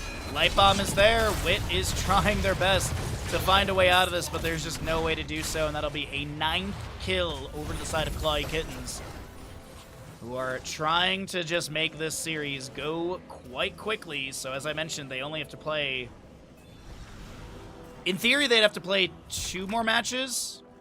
They'd have to play an upper bracket final next weekend on Saturday, and if they win that, then they'd be heading into the grand finals for Sunday of next weekend. This is the last 4 play days of this tournament, by the way.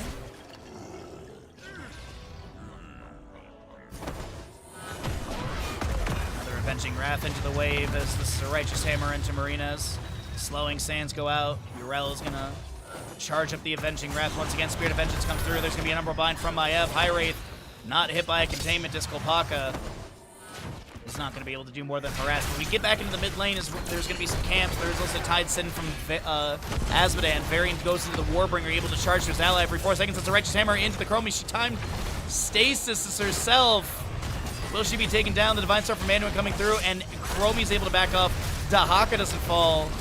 And the frustration can be seen on the side of Goon Platoon as they are just looking for a kill, but it just constantly is not going in their favor. Maybe they can take down Ubi here. The Lurker Strain bonks back the enemies. And no, they will not be able to get a kill, even though it seemed like there was 3, maybe 4 opportunities to take someone down there. Varian charging out, and they do take down Maiev. That's a big reset for Li Ming. Can they make another kill happen? Containment Discount to Varian will be active. And that'll just be the singular kill, I do believe. Gems still available for a turn-in on both sides for Clawy Kittens and Goon Platoon. 27 of 55 turned in on the left, 36 of 50 on the right. Yo, what's up, Hey Duke? Light Bomb onto the Johanna after the Condemn will trigger. There's going to be a dunk out from the Azmodan, but the Globe of Annihilation is not going to get any chunky value onto the enemies. Just on the mini wave, there's going to be a laser out onto this Johanna. Condemn interrupts that. Taunt from Varian will be utilized. Another Globe of Annihilation. Varian charging in. There's gonna be an Azmodan takedown. 10th kill to the members of Clawy Kittens as they have a level lead, talent tier advantage, 13-12.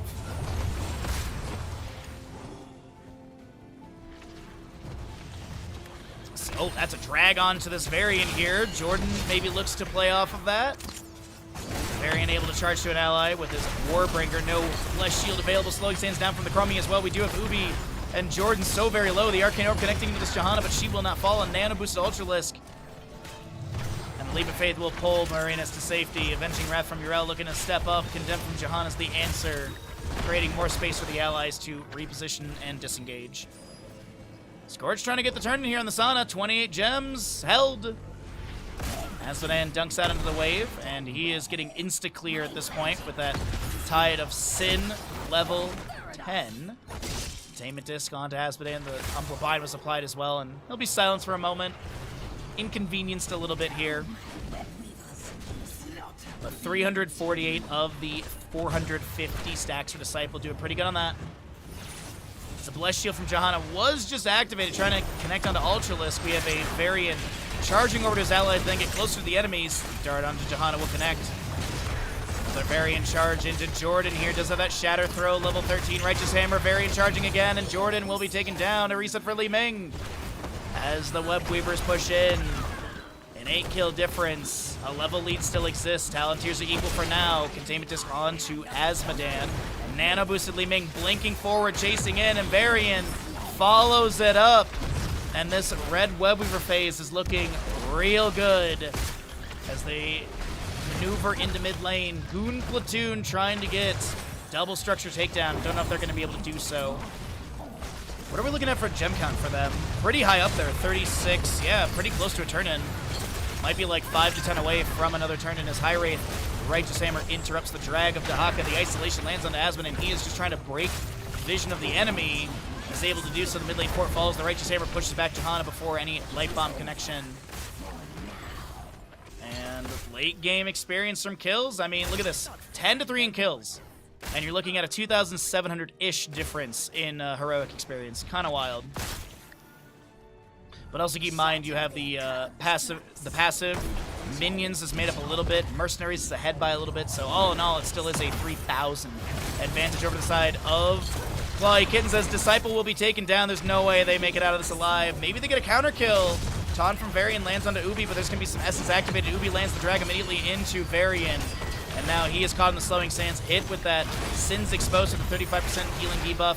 Can be refreshed by Johanna auto attacks. And he's actually not going to be taken down. Marina's with a turn-in of 16. Interrupted by Magic Missiles. Umbral Bind pulling people around. Nano boosted Li Ming now trying to back away. Get some possible resets here, but it's going to be Ana taken down.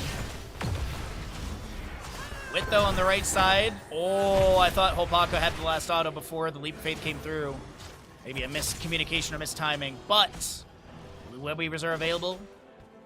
Ana dead for the next 20 seconds. Maybe Boss plus Web Weaver? Or do they just... Vasilia's turning in 33. That's the turn-in. The blue team has done what All right! the spiders shall aid them. Asmodan is done with his Globe of Annihilation, or his Annihilation baseline. So he has the 450. The area has been increased by 15%. Deals 150 additional damage.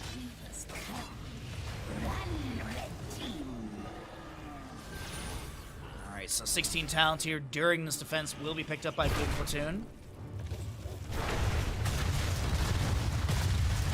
Asmodan has a chunky hit in mid lane. Looks like he actually missed a few of those ranged minions. Unless they're intentionally waiting for those to move up so they can pick up the gems. Top lane Web Weaver pushing up. Mid lane Web Weaver gone already. Asmodan pivots to top lane. And Maiev level 16, by the way, is the Cruel Chain as Yrel falls near the bottom lane of Johanna. That's going to be Varian now looking to back away. Blessed Shield not used yet. Maybe looking to rip that Blessed Shield into Wit or Scorch. Bottom lane Fort falls for sure. Asmodan will be looped there on top, as we mentioned.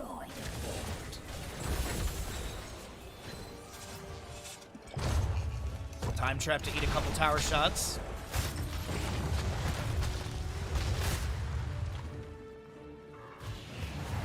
What's the game plan here? Is it just back-to-back turn-ins, or is it boss plus turn-in time?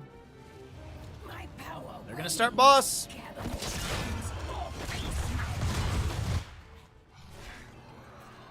Getting close to a turn on the right side as well. Varian might actually have this off the bottom lane wave. They have to know the enemy's on boss. So just try and maybe get some pressure into lane. Yeah, they don't have the turn-in in time. The enemy does. I mean, 48 on Ubi, literally. They just need Marinas to, yep. Boss plus Webweaver, will they actually go for the push with it? Or is it going to be a split pressure and maybe get some kills in bottom lane to make this say, oh no, Scorch. Lurk Restraint, Sleep Dart misses. Biter Grenade down on the ground as well. And Ana will fall to the Shield Glare. So Asmodan, Yrel, as well as Varian try and clear out this Boston top lane. We do have the mid lane fort to fall as well, as this is going to be time traps from Chromie eating tower shots for the allies. So Pock over the wall with the Spirit of Vengeance. Varian gets the taunt activation. This is going to be your mid lane fort falling. Webweaver in top lane plus the boss. Didn't find as much as I thought, but of course there wasn't any further or additional siege value. Speaking of siege value, mid lane, Webweaver's still pretty hardy and healthy, about 75%, maybe 60-ish. This is your Asmodan getting chunky dunks. He also did go into the total annihilation for the percent-based damage. Johanna taken down by the Nexus forces. And maybe, just maybe, late game Asmodan becomes the monster they need it to be. Isolation lands on a Li Ming. Asmodan dunks into the wave. Ubi pops some essence. Varian charges in. There's going to be containment disc onto containment disc onto Yrel. High Wraith is unable to chase in further. Ubi's able to then back away to safety. My altar awaits the gems. Bring them. Bring me their power. So Asmodan, as I mentioned, fully stacked on level 1 and baseline. Let's see, Unraveling for the Chromie, which is busted as heck. We do have your Radiating Fate. That's going to be the Shadow Orb Huntress, if I remember. Or Vengeance, sorry. Contagion and Inner Fire for the Anduin Light Bomb. Some hefty armor, as well as a movement speed buff as well. 40% movement speed, so you're 10% faster than Mount, and 50 armor for 3 seconds. Spirit of Vengeance. There's the Light Bomb onto Scorch, nano boosted. Li Ming is going to be containment disked and taken down. Asmodan trying to make some plays happen here, but unfortunately it will be the double kill in favor of Clawy Kittens.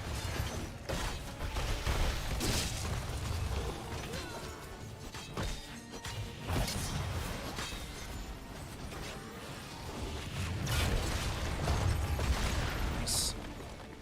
Globe of Annihilation to hit onto this Chromie. She'll answer back with damage on the keep or artillery onto that.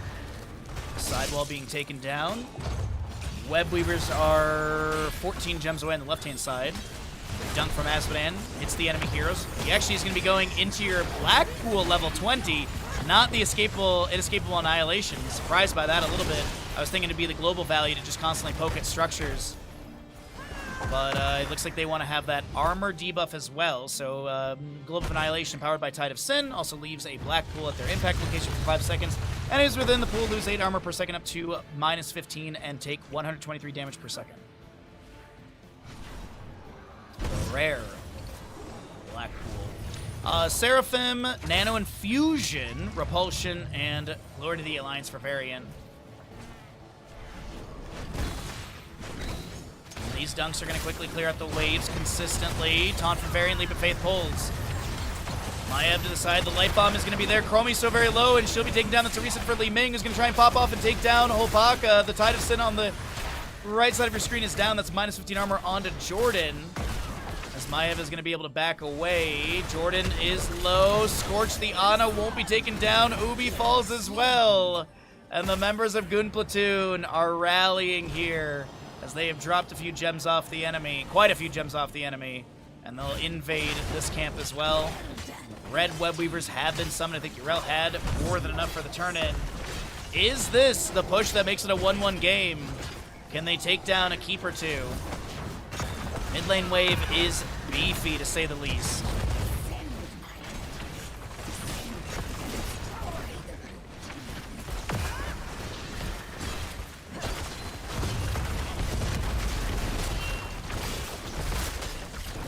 4 seconds on Chromie, 15 Johanna, 16 for the Dahaka, as the Webweaver has landed where the keep used to be, just about. High Wraith already trying to break through the shield. It's going to be a wave of Forest Taunt on to Hopok, who's able to vault to the Wardens to avoid that Spirit of Vengeance, and the teleport forward with a containment disc onto the Varian. Minion Wave, Bruiser Camp, and Webweaver crashing onto the core. The Johanna has respawned. Chromie's here as well. The core defenses are coming out. High Wraith was getting a little bit low and was thinking about sustaining that pressure onto the core, but it looks like they need to back away. The core shielding broken.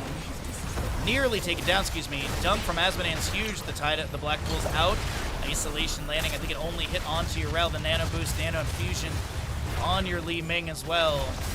Globe of Annihilations, Wave of Forces with Repulsion, pushing people around. The Web Weavers in bottom and top are not the healthiest currently.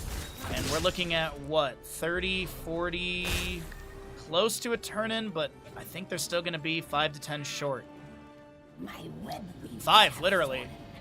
They're 55 of 60. Boss is up! And the waves are so far pushed out, they're not going to be able to step up and get those gems. Getting 2 kills would give you the 6 gems you need, or the 5 gems you need, as you enemies drop 3 gems upon death. Ming is able to blink away from Opaka. Ultraliska having the read. Seraphim from Urel to avoid that slowing sand slow. High rate trying to turn in 23. Shield Glare interrupts once. Very in danger. Pingus is looking to maybe step up with a taunt. No Nano Boost for 10. And Ardent Defender 49, but all the heroics on the left-hand side are up and available. That's the big thing to keep in mind here. High Wraith gets the 23 turned in. Waves are slowly coming through. Disciple will be able to grab this. He's letting his unit deal some of the damage as he steps up for that extra gem. Whip will get the other ones. And Li Ming heads to bottom lane for this camp. She'll need to turn in those 5 gems after she gets this camp. Containment disc onto Urel, onto Urel. High Wraith will be able to back away. Ubi gets sleep darted by Scorch. As Asmodean does have his Tide of Sin activated. You can see the glow on his fists and such. Spirit of Vengeance. High Wraith with some nice Righteous Hammer. Ardent Defender is active, avenging Wrath. There's going to be Holpaka. That's going to be the pop-off Li Ming needs. Ultralisk is going to be able to set up, is able to get the double kill. Repulsion pushes back Anduin. He will fall. And it's the members of Goon Platoon who are looking for the and map number 2 victory, ladies and gentlemen. Silly Samuros and our Cho'Gall champions, our masterful Murkies. We've got ourselves a 1-1 score in our final best of 5 of the day. You'll love to see it, especially if you are a Twitch gambler for Goon Platoon. GG, well played.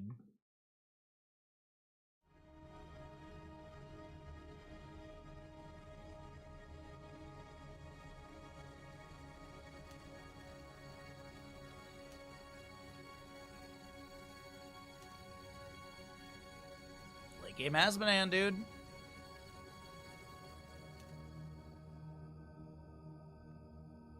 What's up, Stealthful? How you doing today, bud? All right, let's go ahead and get ready for map number 3 of this series and see what we got going on for the map choice, because we still have Alterac Battlefield, Braxis Cursed, Dragon, Garden, Haunted Mine, Sky Temple, and Towers of Doom. A lot of options in the 1-1 score game. I am a happy camper. Means more games for us. More games for us is more fun. Call me surprised. Hello, surprised. Anyways, alright. Choose the outcome. Goon Platoon did win. Pay out that gamble. Ads get ran. They're out of our way. And we're just going to be looking at what we have for the next lobby.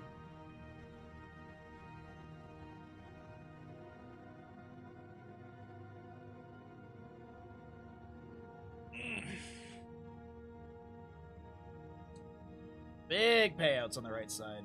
All right, so losing side opted in for first pick. No, map pick. Yeah, map pick, I think.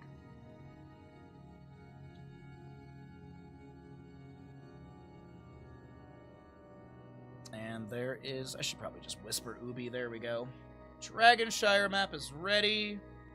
So we see Dragonshire for the next map. Clawy Kitten's left side. Goons are on the right. And we'll get going. Cool. All good stuff. Great games, fun times. And as I said, we'll get our 10 players in here and get going on this map number 3. It's great. You know what? That's great because we are guaranteed that map 4, which means at the start of that draft there'll be 30 heroes unavailable. You know, I love a map 5 in this draft style because you really start to get into the depths of people's hero pools, or maybe sometimes you see some old compositions being attempted again. You know, like the old Apocalypse Ring of Frost combo, or even, you know, Mosh Pit played off of Ring of Frost, or even, you know, Divine Mosh and things. So exclamation bracket, we type full words here.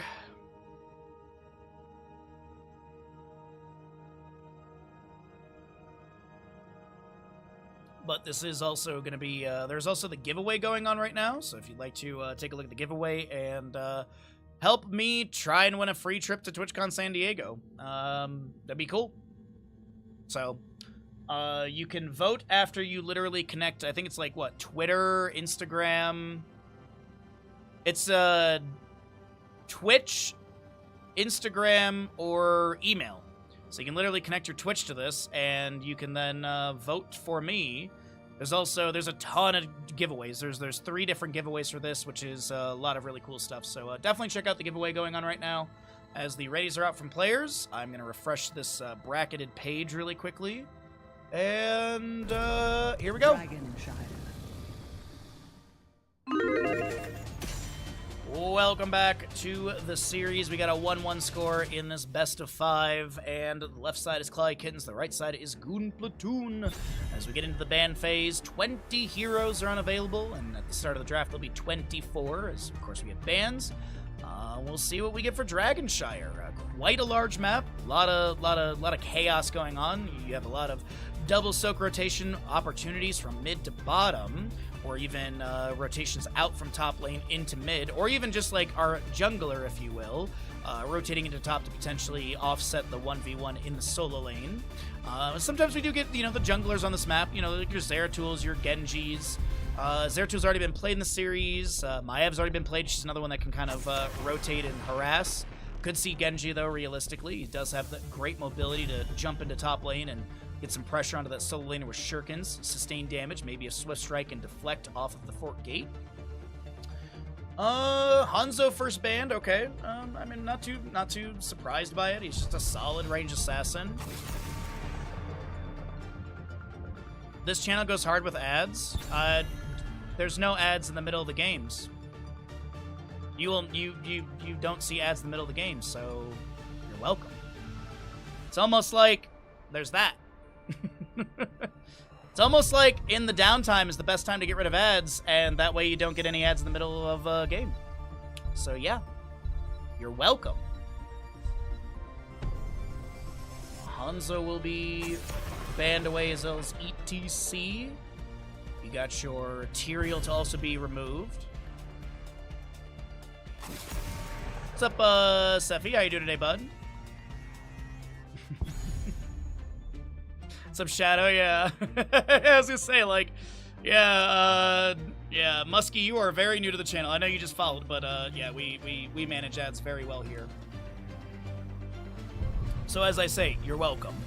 And thank you so much, Sephi. I appreciate that. Yeah, it's been a great day of casting. We're in our final best of 5 of the day, and we got a 1-1 score. Always exciting. Disciple's gonna have a target ban against their Orphea. And we'll get a first pick Chen on the side of Goon Platoon. I mean, honestly, Chen's solid for the solo lane here. Good brawl ability. We have been seeing a lot of accumulating flame today. In the past weekends, we were seeing a lot of freshest ingredients, pretty much the old build, if you will. And the accumulating flame has been showing up all throughout today. We'll see if that's going to be another case, as it will be Hogger solo lane, Rhaegar for the heal as well. Yeah, that's decent solo lane matchup into Chen Hogger. Hogger with a staggering blow is going to be a little bit annoying for Chen, as Chen needs to figure out when he wants to drink his brew, because staggering blow can be an interrupt for that one. And what are we going to see with the Chen, though? Maybe main tank healer, and then they can flex the other picks? I heed the voice of Elune. All right, Anubarak Tyrande. I really like its massive CC combo. Burrow into Lunar Flare, Impale, whatever combo of those three. Huntress Mark is in there as well. So I'd like to see some sort of Mage Burst. I think a Mage would be really, really nice. We typically see that, like variant setups, Charge Taunt, Jaina with a Blizzard, possibly a Kael'thas with like a Gravity Lapse Flame Strike. Gul'dan, I believe, has already been played in the series. Junkrat is not a bad ban either. His poke, his harassment, his displacement, all these things are really annoying to deal with. And Hogger Rhaegar. Doesn't really show much of the draft if they're going dive.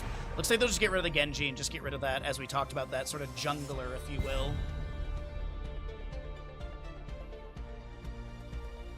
Clicked on the stream, 4 ads. The reason you got 4 ads is because we were literally just running ads right then. Yeah. We don't even have like pre-roll is off as well. So like even if you left the stream and came back right now, you wouldn't get ads because we have pre-roll off. So as I said, we manage ads extremely well here. So you just happened to click in when we were legitimately running our block of ads. But Vala, Arthas, Rhaegar, and Hogger. So sustained damage control composition. Not going to be going into the dive that I think they were going to be pivoting into. Could be a hypercarry Vala situation. They could maybe go into a like a Zarya potentially. I don't think it'll be Medivh, but I could see a Medivh play as well. Last 2 picks though, as I said, I'd like to see a Mage Burst. Wow, that is mean and scary. Kel'Thuzad, who is a bounty, and Alarak. That is, we are going to run at you and kill you. All right. Medivh, I feel, might be a smart pickup here for that burst defense.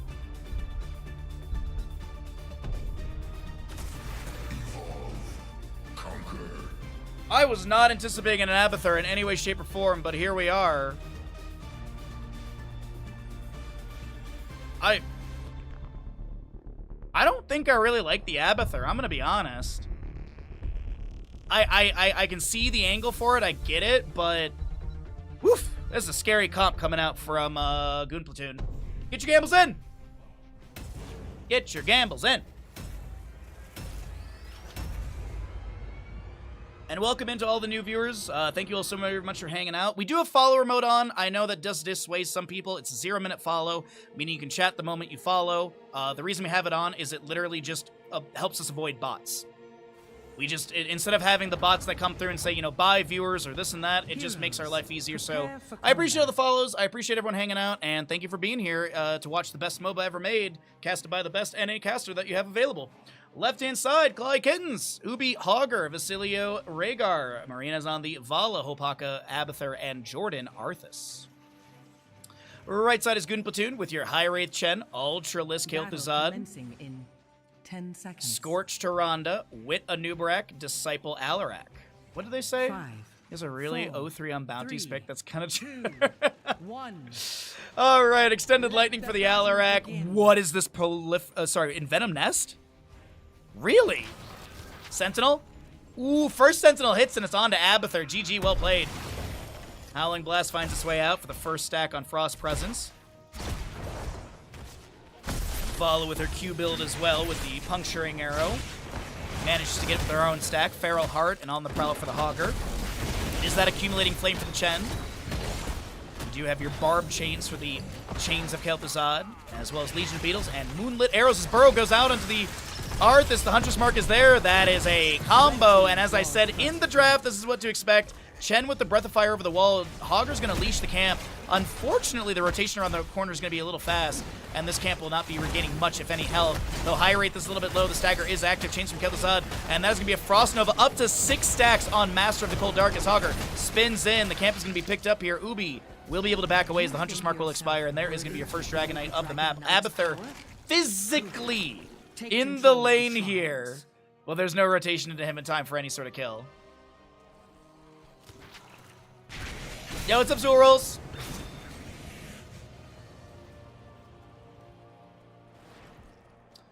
As the HOTS community continue to stay low player population, on what metric are you basing that off of, legitimately? We have never had an actual metric where people can see the actual player base, so I don't know where that information would be coming from.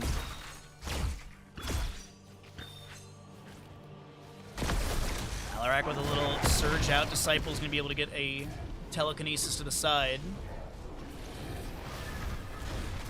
Like, we've never had, like, API that they promised us. Howling Blast lands onto this Alarak. I thought they were going to be able to step up into Disciple here.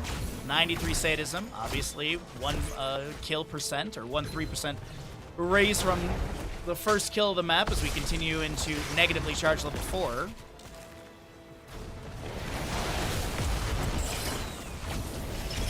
It's going to be a Rhaegar lunging in. That's Howling Blast as this is Disciple.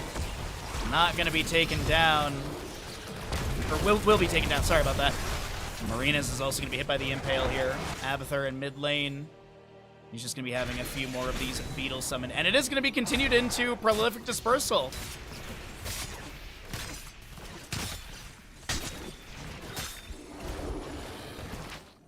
Comparing Heroes of the Storm player base to League of Legends is like comparing Street Fighter 6 to Marvel vs. Capcom. Like, I don't think you can really compare the two, unfortunately. Outside of the fact that they're both MOBAs.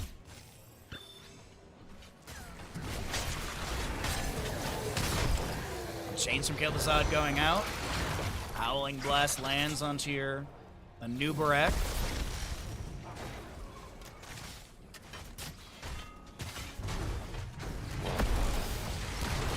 We're waiting to see what our 7s are going to be. This is just going to be a bit of wave clear right now. The early game was extremely fast-paced, and we kind of slowed down. We shifted down. Alarak is going to be able to get the telekinesis side, but that's going to be a Howling Blast landing from the Arthas. Wit is looking to position back over to the right side as the Elun's Chosen was applied to Disciple as well. You see that little moon on their body. This is going to be a level 4, by the way. The Elun's Chosen for 8-second duration. We do have the available Dragonite, and Kel'Thuzad, by the way, has stalled heavily on his baseline stacks from Master of the Cold Dark, sitting at 7 stacks. Really hasn't gotten much since that invade on the left side camp earlier on.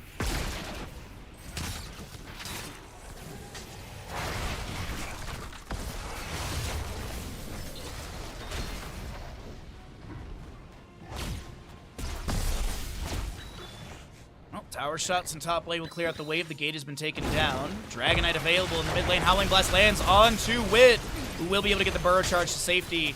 And I was going to say, that is a long distance burrow charge, so we do have your Under King as well as the Subterranean Shields at 4 and 7. Alarak has minus 20 sadism, 10 of it permanent. He can get that 10% back from the level 1 if he gets the triple hit.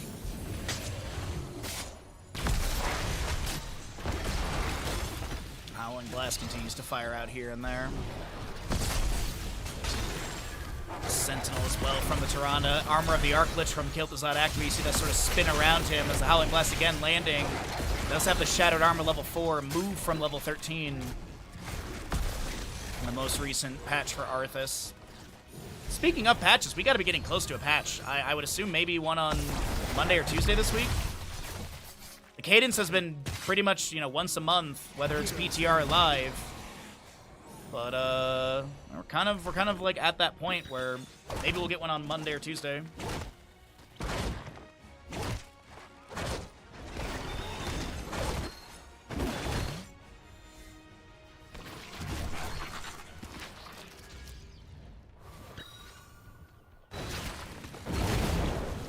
Shockwave missing on the high rate at the top lane. We do have a Anubarak trying to get the Sunshine in control. A little Flame Breath comes out from high rate and is able to just jump through Ubi here. It is going to be Shockwave for the Heroic. We do have Strafe for the Vala, or Spinny Shooty Shot, if you will. And Ancestor Healing, Ultimate Evolution, Syndragosa. As we take a peek into the bottom lane, we're waiting on the 10 talents here on the right-hand side. Syndragosa summoned, and they're going to go through the sidewall, looking to chase on the Disciple. The retreat tower is not frozen, but Disciple is going to be taken down by the collapse, and the Abathur the Ultimate Evolution is going to be able to confirm that kill. Lunar Flare misses. Take a look after this stat rotation onto what the Lunar Blaze baseline for Toronto is going to be sitting at.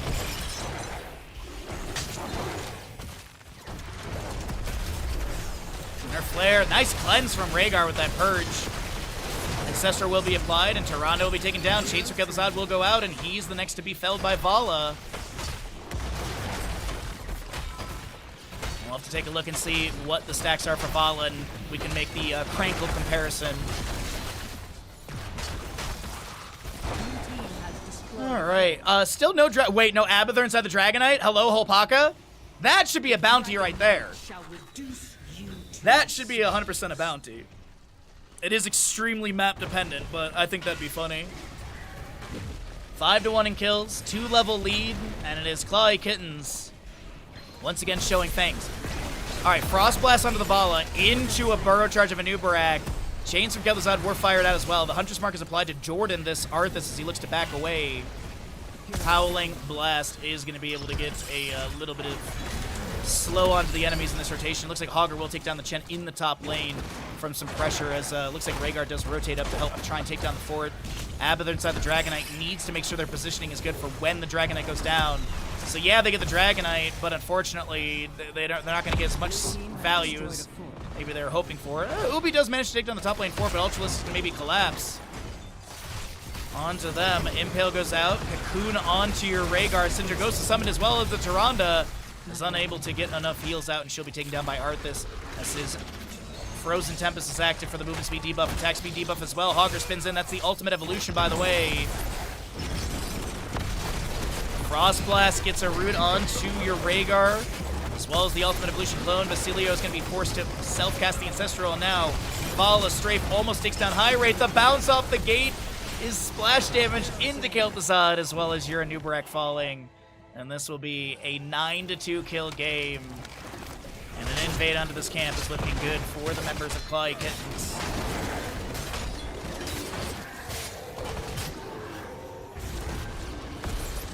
It's actually going to be going into spatial efficiency with the Symbiote Stab gains 1 additional charge and cooldown reduced by 0.5. Did go into the Vileness as well for the slow.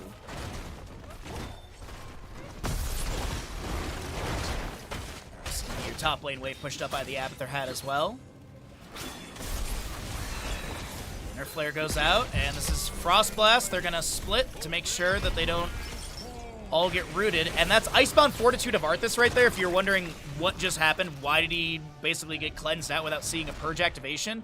So Icebound Fortitude, 35-second cooldown, actively to instantly remove all roots and slows. That was actually updated in the most recent patch as well. Gain 25 armor and reduce the duration of slow stuns and roots against Arthas by 75% for 3 seconds.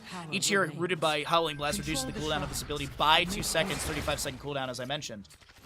He did go into Death Chill as well, which is a bit new. The Howling Blast damage increased by 2 for each Frostmourne Hunger baseline stack, so 30 right now.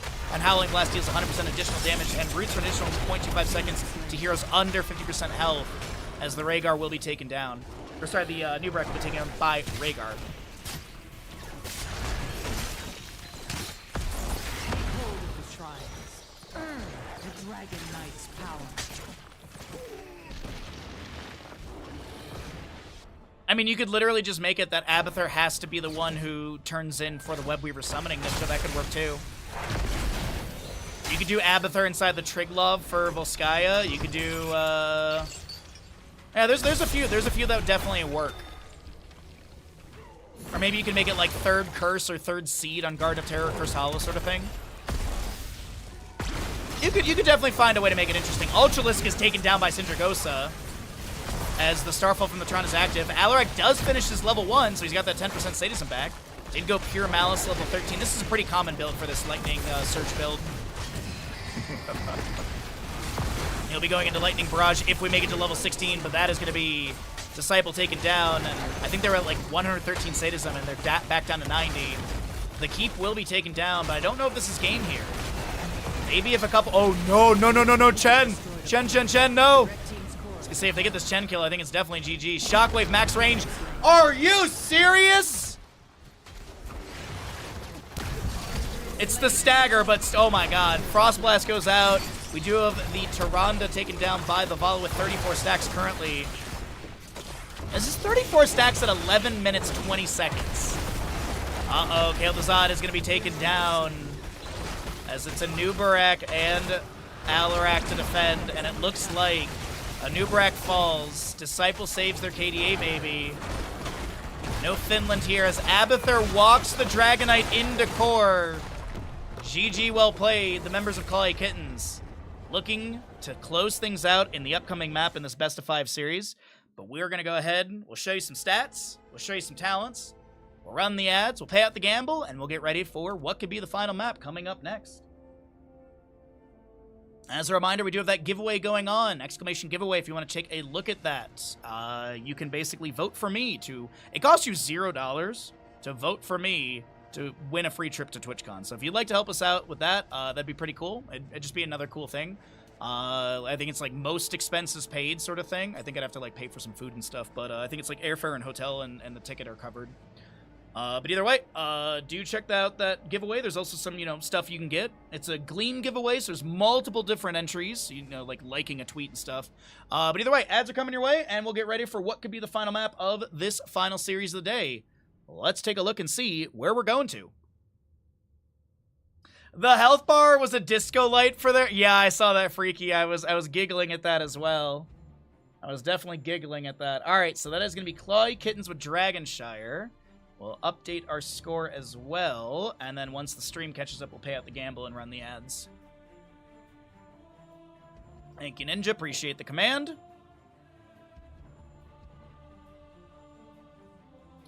So there's that. There's that. And let's see where we head to for, as I said, what could be the final map of the day.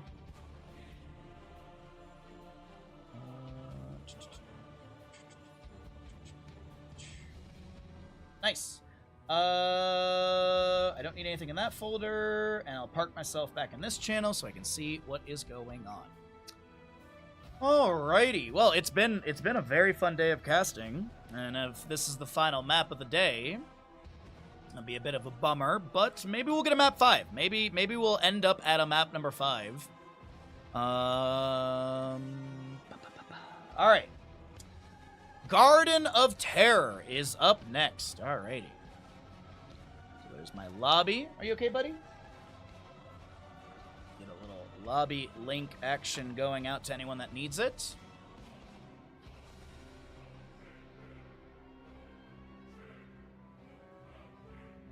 It's been... Oh, sorry. It's been... Like that? Good to see you, Brian. I hope you've been well. Did you find that bag of treats yet? It's been about a week. It's been almost a week. Did you find those treats yet?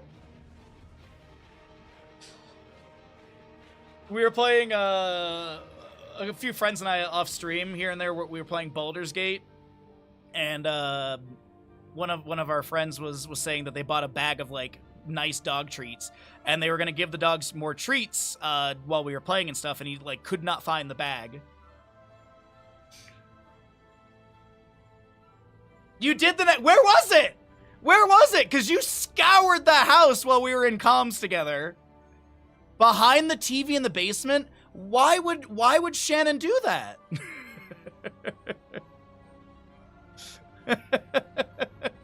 I'm assuming you, like, set it down on the thing and it just, like, fell behind or something.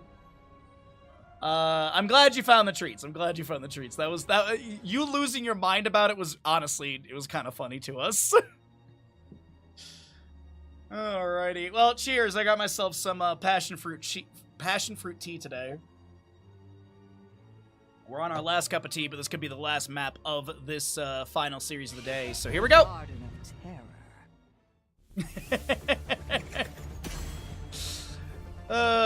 Yeah, just easily blame your partner. That's the easy way to go about it. Anyways, let's get into it, everyone. It could be the final map of the day. Get your predictions in as we have that ready to go on your screen.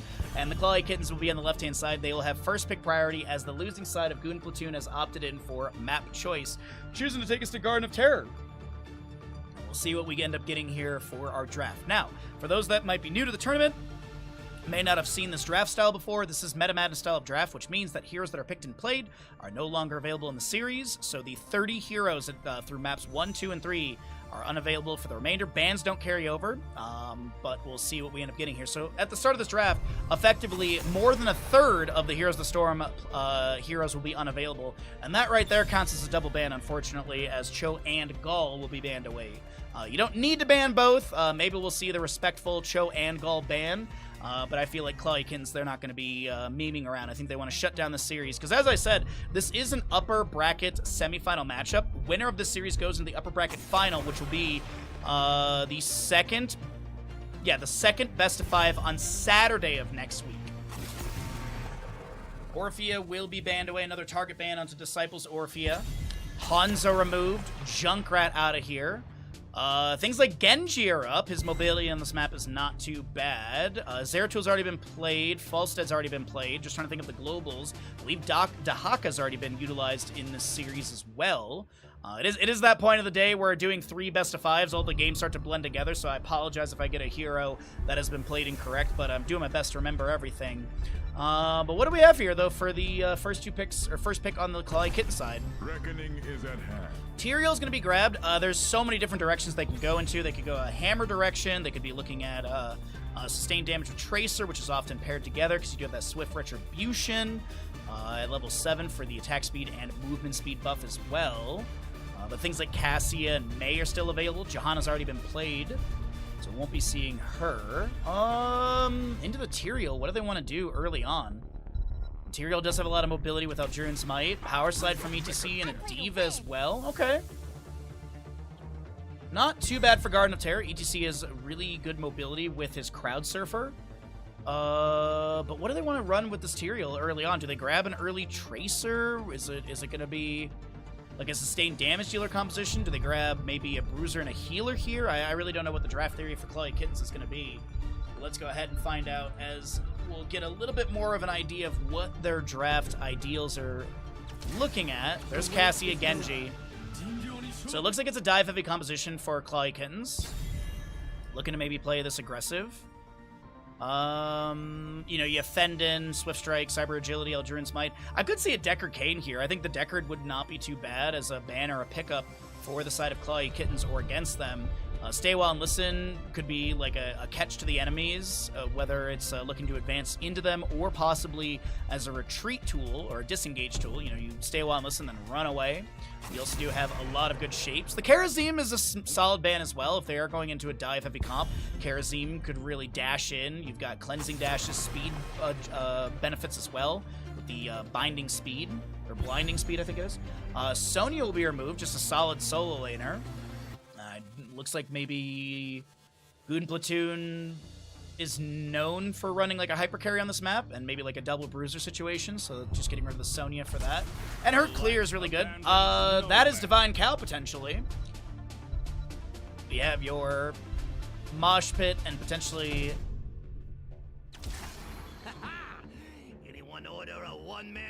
Sorry, the Gazlo caught me so off guard.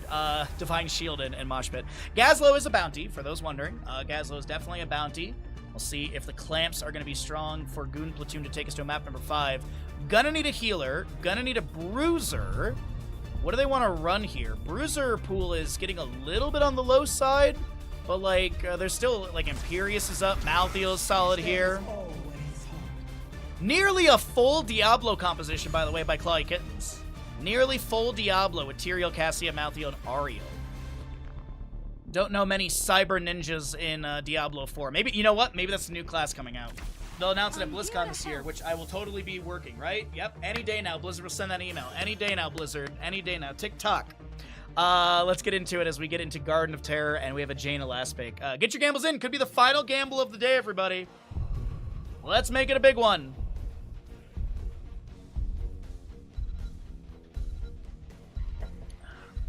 And also, as a reminder, we do have that giveaway going on. Exclamation giveaway. Help me win a trip to TwitchCon and possibly win yourself some free gear. Possibly win some cool gear. First place is a Galleon, which I love this keyboard so freaking much. It's a pricey keyboard, but it's so freaking nice.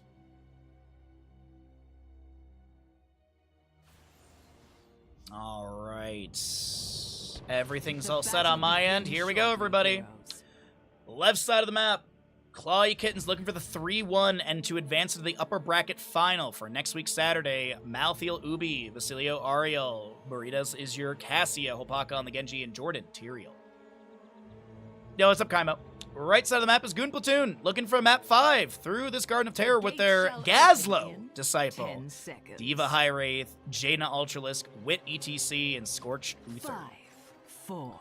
I even mentioned earlier, you know, the old Mosh Pit Ring of Frost combo. That could be an option. Let the battle begin. Water Elemental, kinda stronger. Wintermute, humongous upgrade as well. Power Slide immediately, and Cassie gets taken down by Gaslow. The clamps have been given, at least at the start here. Gaslow heads into bottom lane. We do have your Fear the Reaper for Malthael, Righteous Assault, as well as Charge Strikes, Agile Dismount, and Ardent Restoration for the Tyraels. The body blocks are coming through. The Detainment Strike into the wall. Wit is trying to back away. And no Swift Strike in from Whole Pocket to try and get that kill. And they will... Oh, they get the... Swift Strike in for the kill into Jaina. Power Slide is the answer. Jaina, Genji traded, but kills are still in favor of Goon Platoon. 2-1 in kills. As we have pretty good odds on the gamble. Thank you, everybody. We only need to refer you. Nope. You just need to click on my name once. That's it. 1 vote per person. Any other entries or benefits to you for possibly winning any of those prizes. That's all that those do. I just get 1 vote, which, hey, I'm happy if you vote for me. I got a long way to go, but I got a big heart. So Disciple in bottom lane continues to push out the wave. No one matching into him yet, and this might be an opportunity for an experience advantage. Speaking of experience, though, this camp invaded and will be stolen away, and it's going to get some siege value in the back of this fort as the bottom lane siege giants are pushed up. Malthael has his Shade Shroud out and is going to be able to get some nice clear onto that.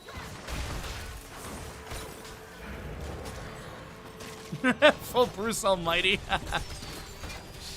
That's a good reference. Alright, 24 wave of light stacks, Proc Rock on 2, Jaina Fingers of Frost on 1. We do have your full metal for Diva and Rocket Boots for the Gazlo, sorry. On Garden Terror Seed, bottom left of the map. ZTC is just chilling up here with Jaina. The Aldruin's Might goes out, and I think Tyrael just wants to try and get that globe, but he'll just wait for the wave to push up, and then he'll be able to grab it.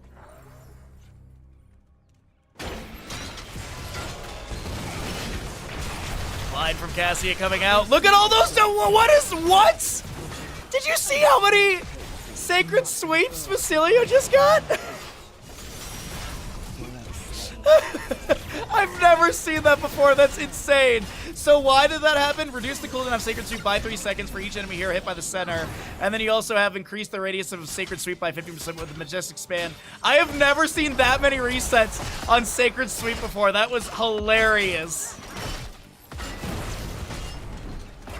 Ubi has a wave push up onto Disciple and bottom. A Death Laser comes out. Jaina looking to rotate down here to clear out the wave a little bit faster. But some damage onto the fort gate will be achieved as Gaslow does manage to finish out clearing things. Fingers of Frost on 5 of the 20 stacks.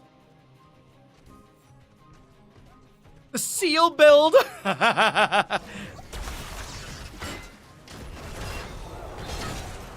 DC Power Slide. Gaslow with an Explodium charge, but Diva's going to lose her mech in top lane. Gets the big shot out, but won't be taken down. Still half a kill, though. The only hero in Heroes of the Storm to give half a kill for the mech and pilot. I guess, or pilot.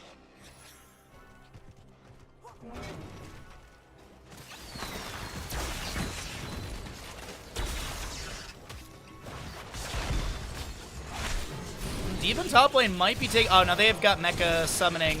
Power Slide from ETC is good, though. Diva boosting in. Jordan is taken down. A 5th kill over the side of Goon Platoon, who want a map number 5. And I mean, the experience trajectory... Or, sorry, the kill trajectory leads me to believe that, but...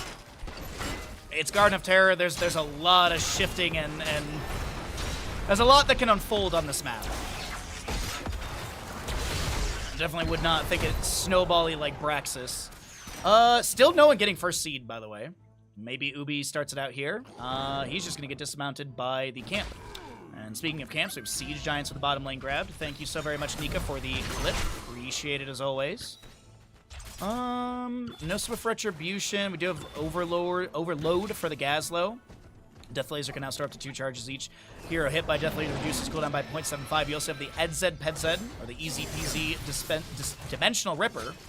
You activate to gain 40 armor for 3 seconds, reducing damage taken by 40%, obviously, and reducing the damage dealt by all nearby heroes and summons by 50% for 3 seconds. So kind of a unique, imposing presence, if you will, for Gazlowe, but it's definitely a bit on the different side, as it's going to be the damage dealt rather than attack speed. Marinas is not going to be able to get the channel here. This is a power side from ETC. Jaina drops a Blizzard down as well onto the enemies. Up to 2,100 of the 12,000 for that ice block. Initially, there is the ice cold at 30,000. Ultra's getting a little bit low, looking to back away, and will be able to back off tap well. Genji thinking about jumping over the wall, but I think they're wise to the well taps and such. Nice stun from Uther into a power slide. Jordan low, and the Blizzard from Jaina will be able to set up the kill for Uther. You've got about 2 or 3 seconds off the death timer, down to 18.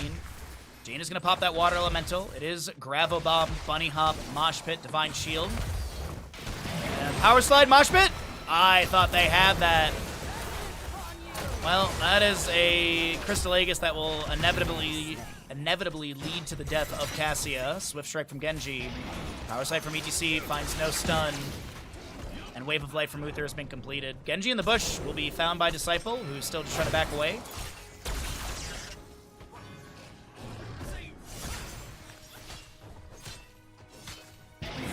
ETC is going to be able to get that power slide over the wall, and then immediately Tyrael's punished for the judgment. Is he taken? Tyrael just respawned. 24, 23, down to 20, so 3 seconds off of that timer there, maybe 2. Wow. Goon Platoon wants the map 5, and they're making a beautiful case for it. 8-2 in kills, 11-10, nearing into, actually, it's just about 12 to almost 11. As Jaina goes and grabs this first seed with the friends.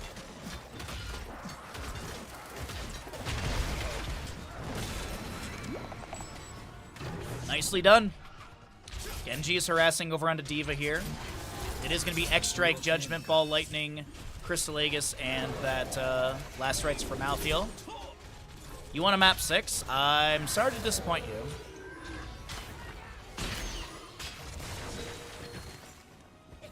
Where's next seed? Top center location. Okay. So, probably right side of the map for the 3rd.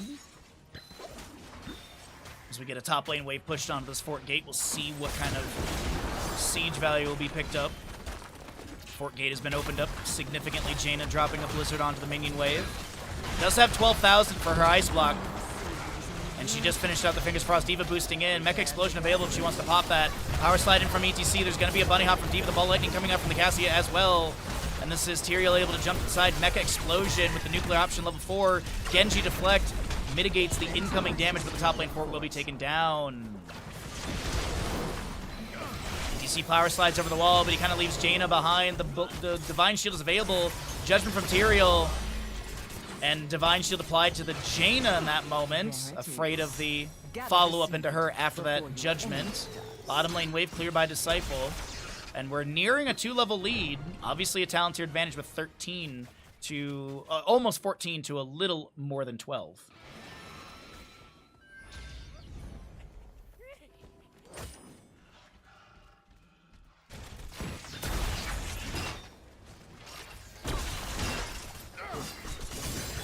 Might thrown over the wall. This is Disciple looking to back out of here.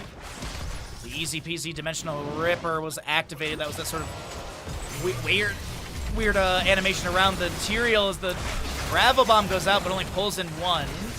2 out of 3 seeds over to Goon Platoon as well. And Malthael heads for a Bruiser Camp of mid lane. Genji jumping in. Power slide from ETC finds no stun. Money out from D.Va is active, and she does have the pilot good to go. There's the Torpedo Dash. Also does have that concussive pulse for a little pushback onto the enemies if they try and step into her, but does not look like that'll be the case. And as I said, right side of the map for the next Garden Terrace seed. Goon Platoon has the favorable side on this one. You had best be ready to gather another. D.Va pressured by the Tyrael, has to use Torpedo Dash and gets a quick heal from the Genji, who will then, gets a quick heal from the Uther as Genji swift strikes in, has to use the X-Strike to back away after that heal came through and denied what Genji was anticipating to be a swift strike reset. Malthael has a quick wave pushed up. Gazlow's here and gets a easy clear onto that.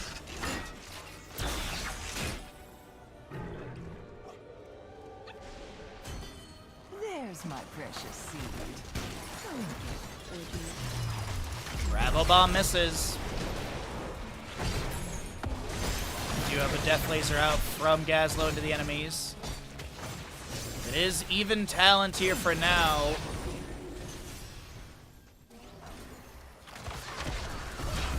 Genji jumps in.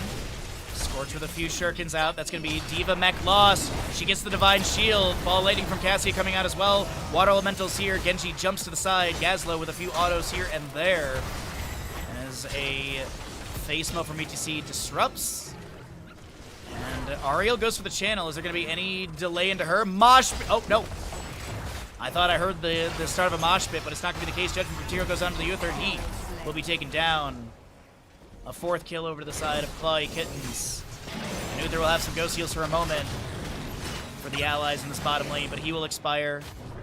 And D.Va does get her mech back. Top lane wave is pushing up onto the keep gate, as we do have a level lead still, but Talontier advantage.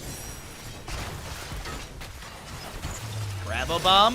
Disciple misses the combo. Power slide from ETC, and Marina's is going to be rooted by the Jaina, gets Crystal Aegis from the Ariel ally. Trying to maybe break that sidewall. ETC gets another power slide, bunny hop from D.Va, and that's Cassie to be taken down.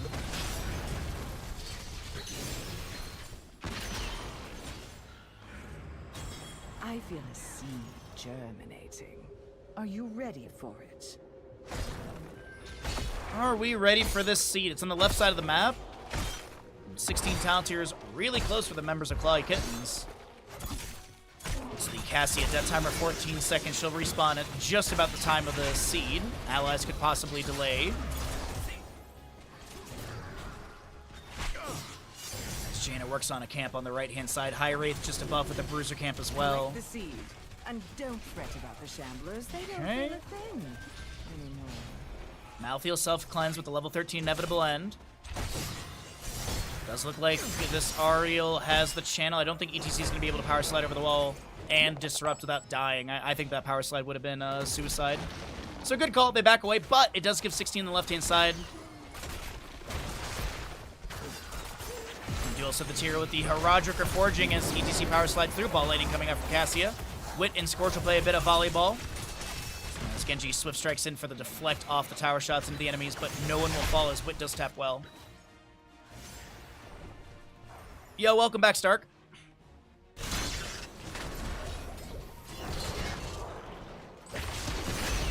Running out from D.Va. Stun onto Cassia.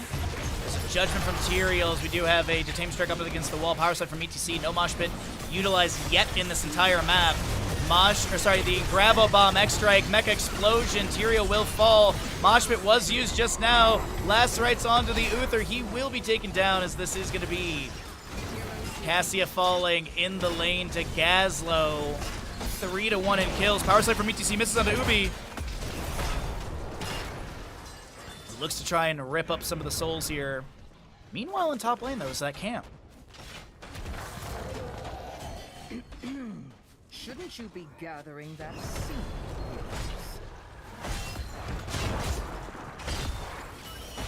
Garden Terror Seed to be summoned.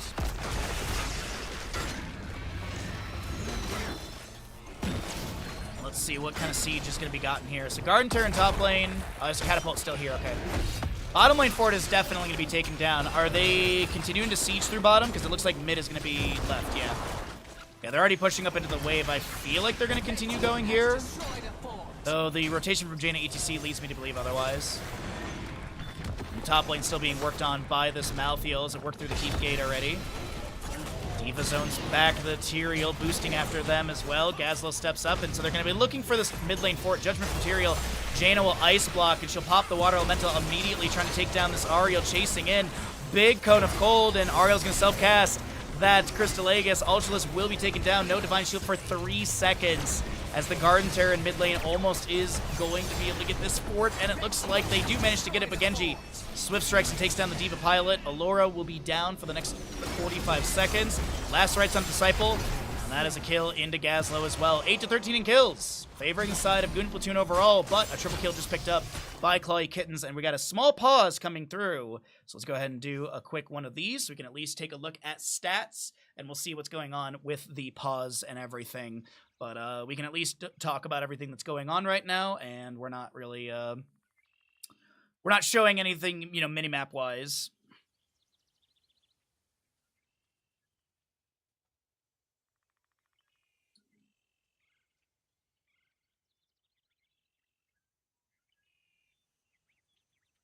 All right, the readies are already being requested. As we do have Jaina, by the way, she does have that Ice Cold, so she has the 30,000, so she can move and cast while Ice Block is active. You also do have pretty much every every questing talent done. 10 stacks on the Ariel, by the way, already. That's actually a lot of stacks, because it's 55 energy per stack, so 550 additional energy for the Ariel. So her total pool right now is 1,552, actually, and she's going to be building that up quite quickly with the help of Genji. Had it over here. All right, 16 stacks for the Tyrael. You got 15 seconds off of last rights. So there's 3 stacks for the Malthael of the 70. Sorry, of the 70 seconds, sorry. Sea Giants, the bottom lane, will be pushing up, and it's going to be 20 talent here for both teams almost simultaneously. A little bit faster on the left side as they're able to get these rotations. And invade onto another camp. Diamond Resolve. We do have the Titan's Revenge as well. That's going to be throwing the final curtain for the Death Shroud. Throwing shade is level 4. We also do have Tyrael with his Eldrune Seal and Living Weapon for the Genjis. The Bunny Hop from D.Va is going to be activated. We do have ETC on the right side taken down. This will be a Crystal Aegis, and Ariel is going to be traded. Healer for main tank. D.Va Mecha Explosion, dealing some decent damage. Ultralisk is trying to take down Jordan on the left-hand side. Extract from Genji, as there will be a hand of protection onto Ultralisk, who's just trying to avoid some of the damage. The Judgment from Tyrael comes through, and that will take down the chain of Cassia falling previously as the Gazlowe gets so many bombs out with the Bomb Toss level 20 upgrade. D.Va Mech is going to get a Divine Shield. There is going to be no stun onto Hopaku. Uses the natural agility, the cyber agility to back over this camp. But yes, it is going to be your Bomb Toss for the Gazlowe, the Pop and Lock for the D.Va, Winter Mute Jaina, Bolt of the Storm, Ride the Lightning for ETC, and that's Redemption Uther for his buyback. And I did not see, did he die in that engagement? Looks like no.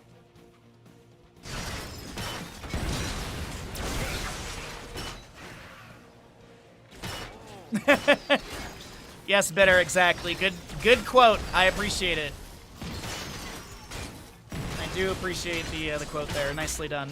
But focusing back into these little buff boys, we got ourselves Siege Giant camp for the bottom lane grab, Bruiser camp for Disciple picked up as well, and we will be having your bottom left seed.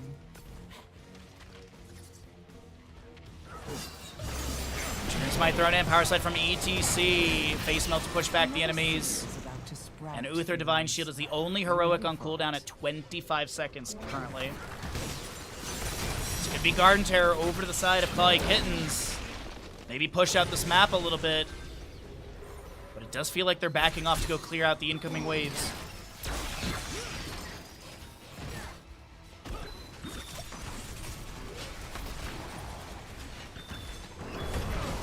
Uh-oh, power slide. Crystal Aegis from Ariel applies to the Tyrael. Few auto attacks here and there. The top lane wave is pushing in. The Winter Mute from Jaina has a slow onto Ubi. The self cleanse is going to be there. Ubi getting chunked. Looks to jump back, and Ultralisk has the burst needed. D.Va Mecha Explosion. Ariel with the knockback really quickly, as that is going to be Tyrael trying to get away from this backline dive. And the keep in top lane will be taken down. Is this going to be a GG moment? Doesn't look like that'll be the case. Blue team's core is under But a win condition through top lane has been set up. Power slide from ETC. Mosh Pit is there. And good night, sweet Tyrael. What death timer value does he get? 56, 55, down to 49. It's Disciple and High Wraith clear out to the Shamblers, and it looks like Disciple gets the channel. invade onto this camp. I mean, Cassia, Ariel, Genji are the only two defenders. So they're actually going to leash it as the top lane wave is coming through. Bunny Hop from D.Va does not get the stun onto this Ariel, but will be able to do so onto Cassia. Ball lightning was activated. No infinite ball at level 20. Crystal Aegis is there. D.Va Pop and Lock is currently active, and she'll boost the side extract from Genji as the Obedative Armor, or the emergency shielding, sorry, from level 16 will trigger. Scorch is low, will be taken down. Golden Swirl around the head, that means Uther will have Redemption trigger.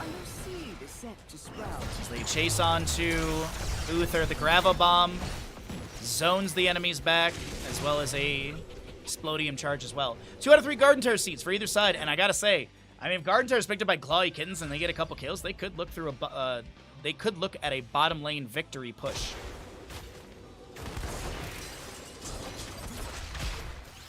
The couple kills, I think, is the big factor in this. G Swift strikes after a little jump into the bush near the enemies. D.Va boosting in. Fusion Cannon's getting some sustained damage. ETC power sliding. Gazlowe gets 1 delay around this objective area. ETC power slide onto this Cassie. The ball lightning coming up from her. There will be Crystal Aegis as well.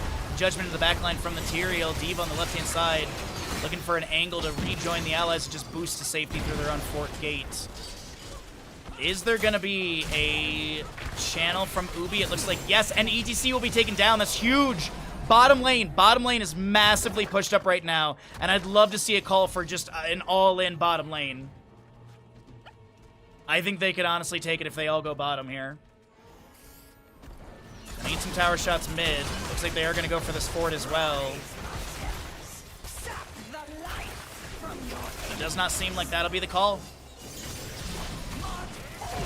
Containment Strike, D.Va will lose her mech. That's half a kill.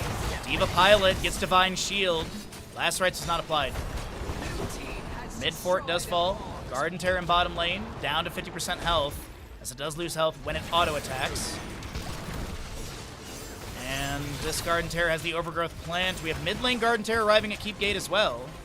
But mid lane is a lot healthier. So still is that possibility of a keep to be taken down through mid lane. Siege values are pretty good. ETC up in 5 seconds. Garden Terror in top lane, just taking a quick peek at this, seeing how that looks.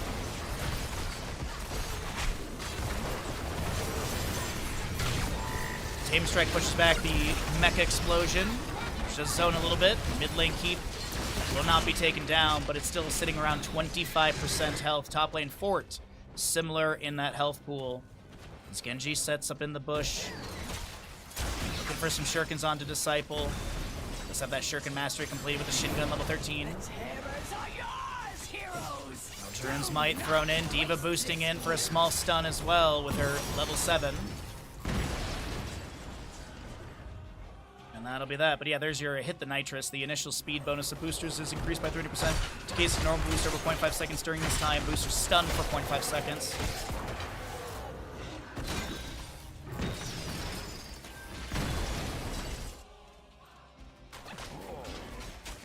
Okay, Ariel is almost at 20 Reservoir of Hope stacks. If you're curious, her reservoir, or her energy is at 2,172 currently. No Searing Light level 1 for, you know, Ray of Heaven dealing 30% damage to enemy heroes. Still, I mean, 30% of 2,000 is still a lot. But as we did see that seal activation earlier on, which Nika got the amazing clip for.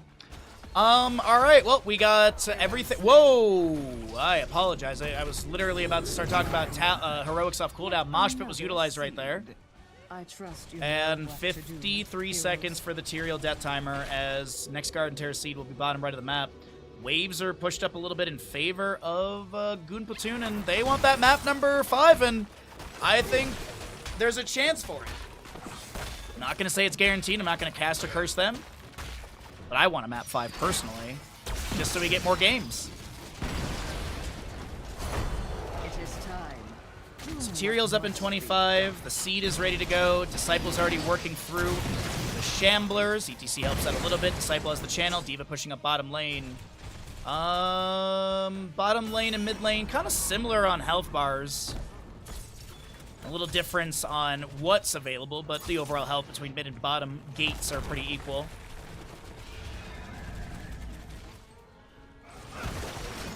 Mosh up in 53. Everything else is off cooldown. Malfield dealing with top lane. D.Va bunny hops to avoid the stun of Tyrael. Emergency shielding level 16 will trigger. That is going to be Cassia taking down D.Va Mech. Lost as the pilot gets the divine shield. Big shot goes out. Torpedo dash to safety. And this is going to be Garden Terrors through mid and top on the core. And the call from Goon Platoon to go in for this is being made. Can they make this a map 5? It looks like yes, with Malfield being taken down. No buyback for him. Jaina will use her Ice Cold, but she's going to be taken down. There's no way this clear is coming through in time, and that is going to be, ladies and gentlemen, in our final series of the day. You love to see it. We've got ourselves a map 5.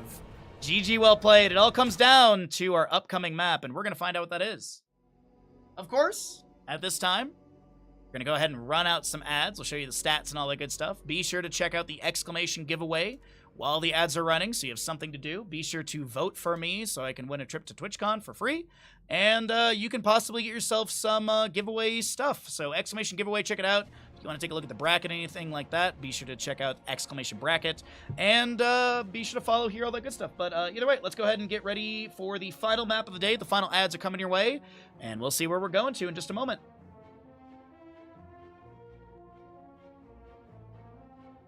Alrighty, it is I love to see it personally. I love a map number 5.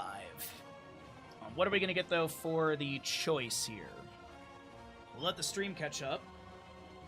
And then I'm going to go get myself a glass of water. Actually, I'm going to get myself some soda water. That sounds better.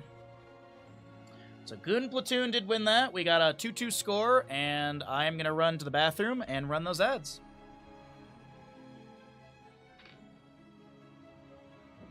All right.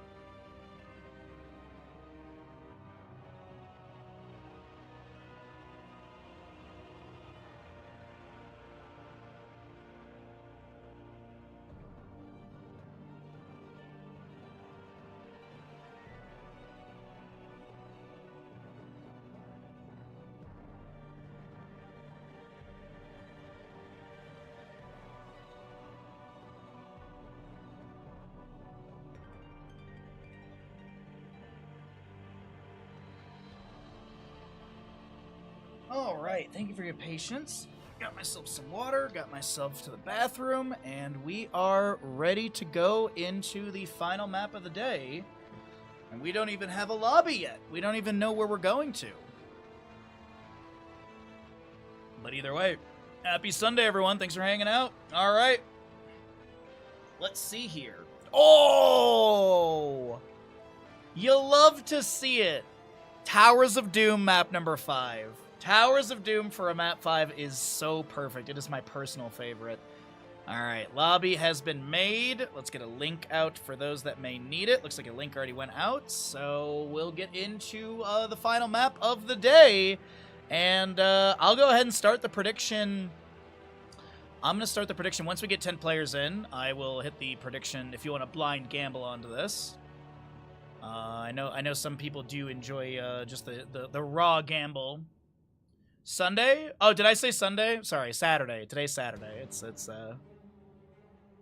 I've already been awake for nearly 7 hours. So. But yes, it is Saturday. Tomorrow, Sunday, we'll have 3 more best of 5s. Tomorrow, Sunday, we will. Yeah, Towers of Doom for map 5. Perfect. Oh, speaking of, tomorrow, if you forgot, tomorrow is Father's Day. Tomorrow is Father's Day, so if you've not gotten your card, or if you've not bought your dad a brand new chainsaw, which is what I did, be sure to go get your Father's Day present today. But yeah, I got my dad, my dad really wanted a chainsaw with a pole arm on it, so like, you know, like an extendable chainsaw.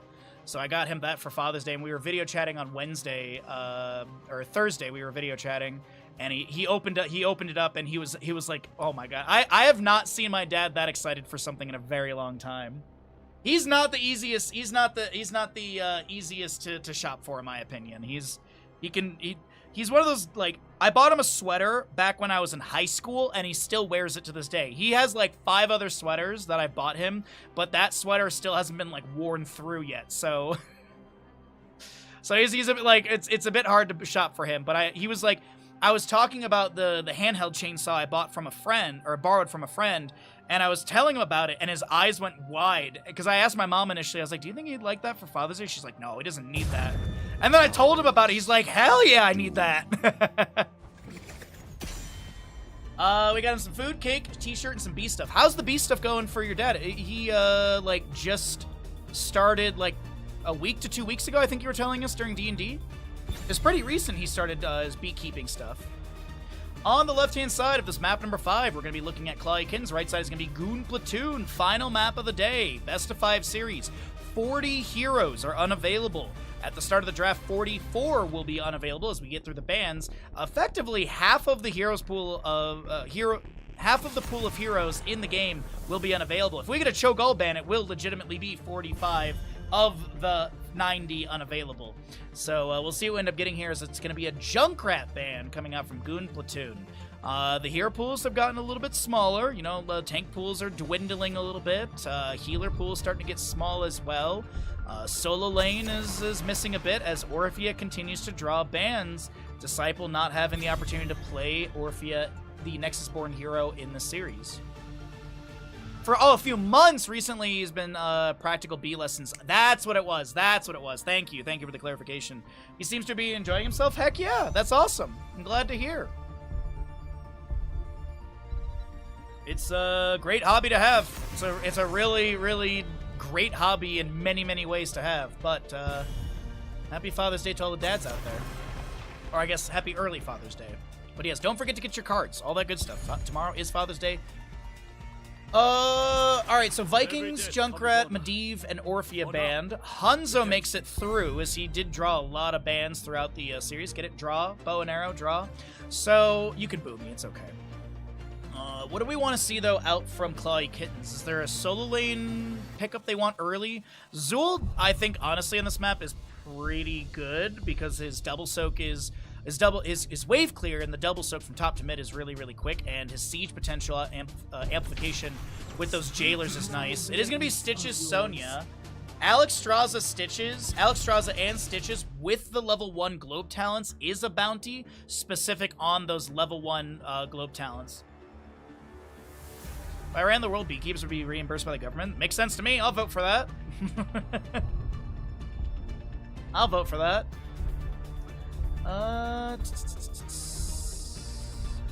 What are we looking at with the Hanzo, though? Are we looking at, like... I think Leoric is still available. Our world is worth fighting for. Did Leoric get played in map 1 of this series, or was that, Yeah, he was played in map number 1 of this series. He was. I'm just looking back at it now. Okay. Alright, so no Leoric available for solo lane. I was thinking maybe you go into Entomb with Dragon Strike, so you get the Snake Pit. Not gonna be the case. Tracer removed as well? I don't think they're gonna be going Tracer here. That's an interesting ban. Because realistically, it should be solo lane and healer. Unless they're gonna double soak with a Phoenix, which I guess you could do. But the Tracer Band's an interesting one, to say the least.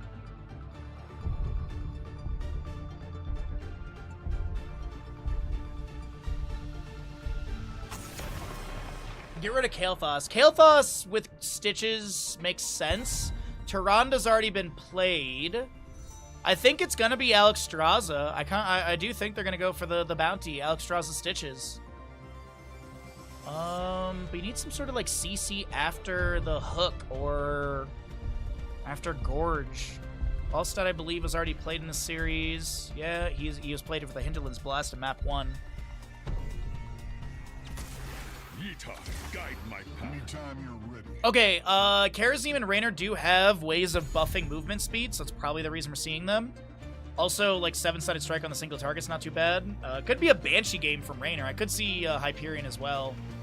But either way, I don't hate the Stitches comp so far for Clawy Kittens. Last 2 picks on the right side, I'd like to see something with a Cleanse. Maybe I could see Lily, like, good to go. I'm trying to think of, like, healers that have a Cleanse available that haven't been picked yet. Intercession Whitemane, yeah. Okay, they're gonna get Thrall. Possible, like, Sundering or Earthquake to... Probably Sundering, to block the Stitches from running away. Medivh incoming, in your opinion? The second banned hero from Clawy Kittens? I don't think so. Sorry, bud.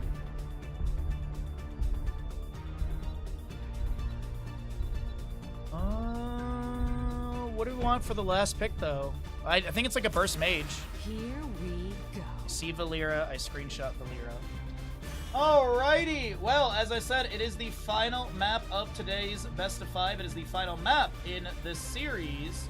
So be sure to get your gambles in. Sorry, I'm just trying to screenshot this for a friend of mine. When I see Valera, I send them screenshots. All right, let's get going. Gamble's still going. You got a good amount of time.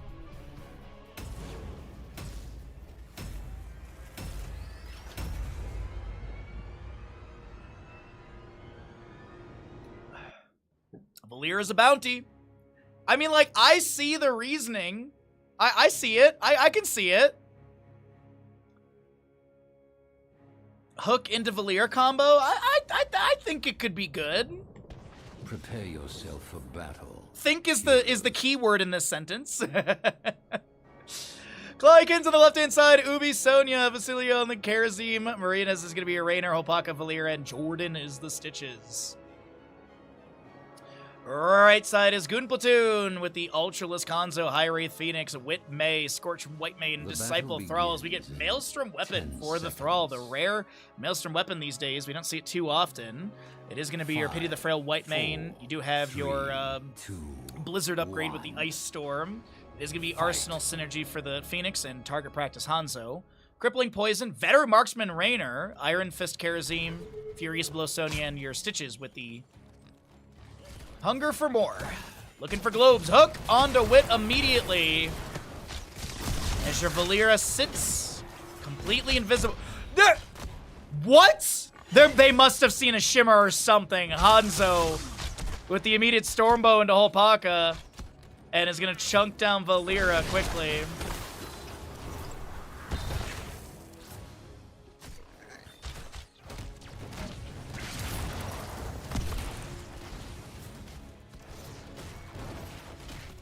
Sonya already starting the top lane camp. High Wraith is going to check it, sees it's leashed. No Sonya somewhere around. Double checks in case Sonya was going to go back for it. And she'll step up into the bush, seeing Phoenix obviously in lane. Insta Spear into High Wraith. A couple slams, a couple autos. Health bar being dropped, but no takedown onto the Space Crab.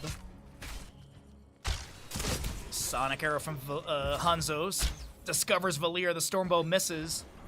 I believe that would have been the third hit onto Valera right there, as, yes, indeed, it would have.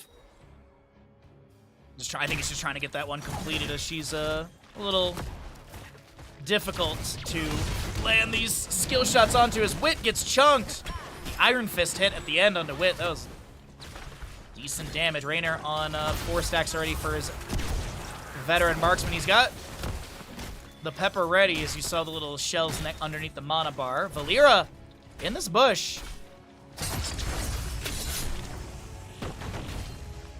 shielding damaged.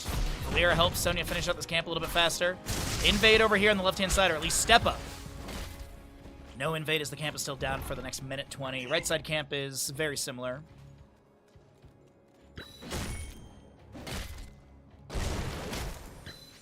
Blue team draws first blood. Sorry about that. Bandit just stepped out. My bad. Good boy. You okay, bud? I thought he did like yak or something. We're unmuted? We're unmuted, okay. First objective phase, though, is going to be triple as always, top left and right, and the RNG is going to be in the center of the map. Hopaka's going to be able to dive onto Hanzo here. The white main has some Inquisition beaming onto Hopaka's. We also have a little scatter out onto Hopaka and Ubi, and it does seem like Hopaka will tap well. High Wraith with a few auto attacks, that Arsenal Synergy phase bomb at the end. And Raynor continues to just work on bottom lane wave. Go for it. Trading round. Raynor's gonna pop the Inspire. Feral Spirit from Thrall goes out, and he's on 3 of 6 stacks for that. 13 for the Maelstrom weapon. A slam from Stitches goes down. A hook. Oh, that's a beautiful ice block timing from Wit. Nicely done. Valyra. Well, heroes.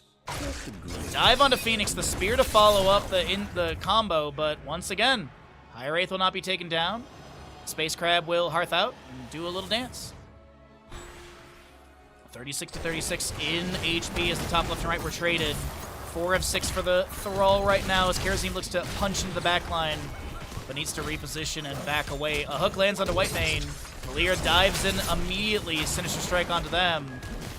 And she does pick up that Relentless Strikes, and she'll probably go Mutilate level 7. That's what we've been seeing a lot of Valyra players going into. Raynor might be dead. Is dead. 1-1 in kills. And no channel on the center objective just yet. Experience-wise, things are pretty close. Raynor did go Behemoth Armor, already on 5 stacks. Hanzo with the Dragon Hungers at level 7 as well for the spell power increase. Thrall's done with Feral Frostwolf Pack, and he's actually up to 23 stacks on his Maelstrom weapon, about to get to that 25 mark, and that's going to be Ultralisk, not taken down. At 25 stacks, you have the movement speed bonus while Wind Fury is active, and also basic attacks have 40 additional damage. Phoenix will be taken down by the Valyra. Stitch is picked off by... Sorry, Valyra takes down the Phoenix in top lane. We do have Hanzo taking down the Stitches. My apologies. Getting a little excited and ahead of myself here as Valyra will not be scouted. What's up, Be Crazy? Unfortunately, this is the last map of the day, so I can definitely do those redemptions, but I don't think they'll be on stream. Spear into the bush, and that is a dive onto Disciple. A third kill as the boss you heard laughing is up and available. Top left and right are going to be the next objective. I didn't look at the timer, but I'm guessing we're going to be having the announcement very soon. But thank you, Be Crazy. Hopefully you're having a wonderful Saturday. Sorry, I juked everyone earlier by saying Sunday. It is Saturday. Appreciate the support, bud. Alright, so Raynor gets left side. Sapper camp. There's going to be the announcement of the objective. Phoenix is unable to invade this camp in time. Does chunk Ubi by about 50%. We'll see if the Sapper's going to be pushed up as this is High Wraith. Slowed by Stitch's Slam. A hook lands as well. There's going to be Valyra diving in. And Phoenix, that was a long death audio bit. 10 talent here, though, is going to be faster on the left-hand side. Let's cycle through those other numbers, chat. Sonya looking to maybe control this top lane forward. Stitches can harass on the right-hand side. Raynor's gonna channel. Now, they're not gonna be able to get the conversion, but they get this down to about 60% health. Raynor gets the left side channel, possibly a right side channel as well. Leap, 7-sided. Hyperion, as well as your Cloak of Shadows, and a Gorge Stitches as it's going to be activated onto the Mei.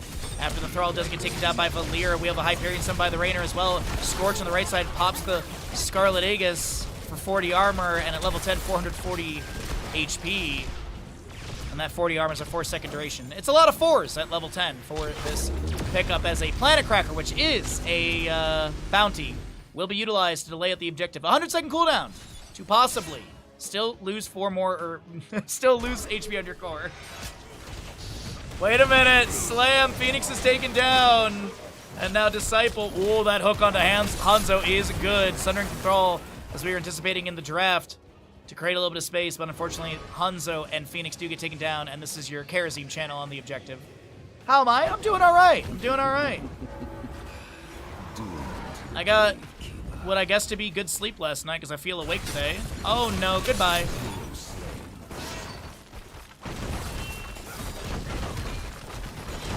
And yes, tomorrow is Father's Day, so keep that in mind. Sorry, LaFossi, I did not mean to send you guys into a panic. Gorge onto Thrall. May gets the icing to knock Stitches into the Blizzard stun. Disciple is going to be assisted by that Dragon's Arrow, but the 7-sided strike will be coming through, and Valir actually gets the kill into the Thrall. Sonya takes down the May. It's 10-2 and kills, as Raynor and friends will be able to take out a Hanzo as well. Top right bell tower in favor of Clawy Kittens. Work done by High Wraith and Scorch.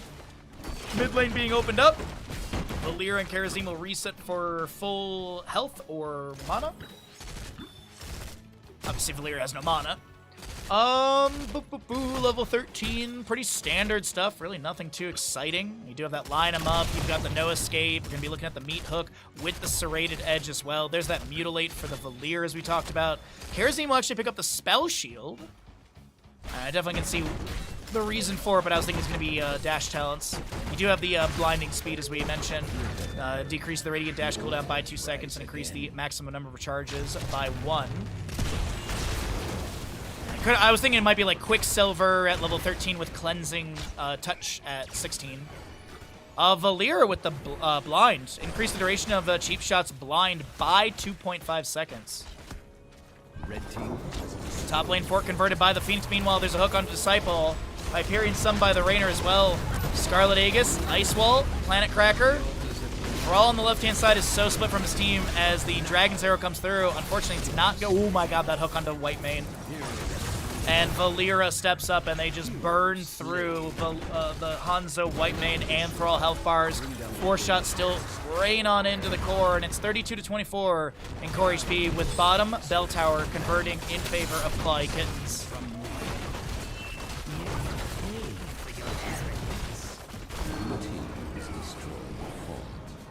Another tower under my dominion.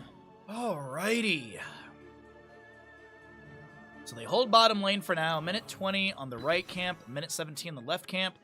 And it's going to be center and bottom locations, as you can see on the minimap for the next objective. Sonya just kind of freezing the wave in front of Fort Gate of Mid.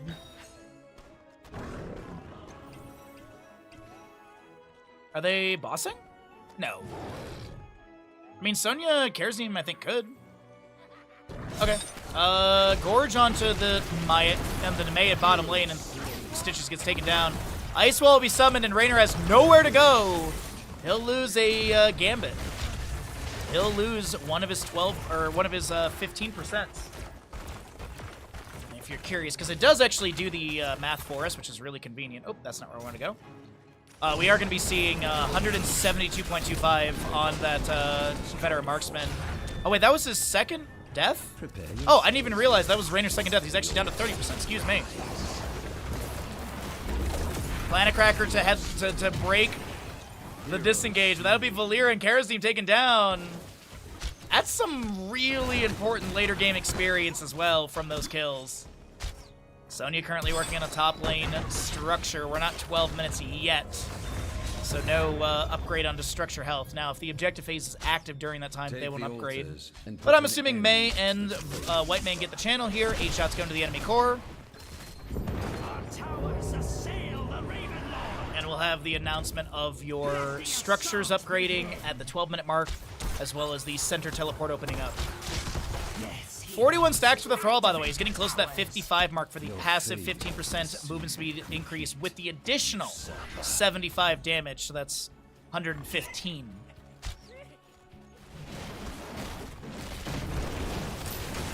Ice Wall onto the Raynor. Valir looking to flank, as the Hyperion will be summoned. The hook finds its way onto White Mane. She'll be gorged, sundering, icing. Rainer's going to be taken down. Leap in from Sonya, 7-sided strike. There's so many members inside the circle. A slam from Stitches won't be enough. He should be taken down. And this post-16 era of Goon Platoon is looking so comfortable. As the Raven Lord and the Gravekeeper talk about opening up their tunnels.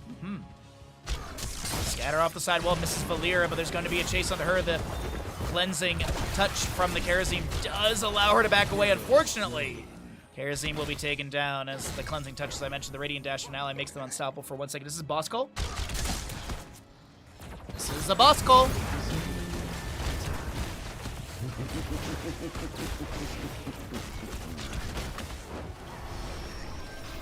All right, Boss is going to get 4 shots into the core. It's a triple altar phase coming up next as well.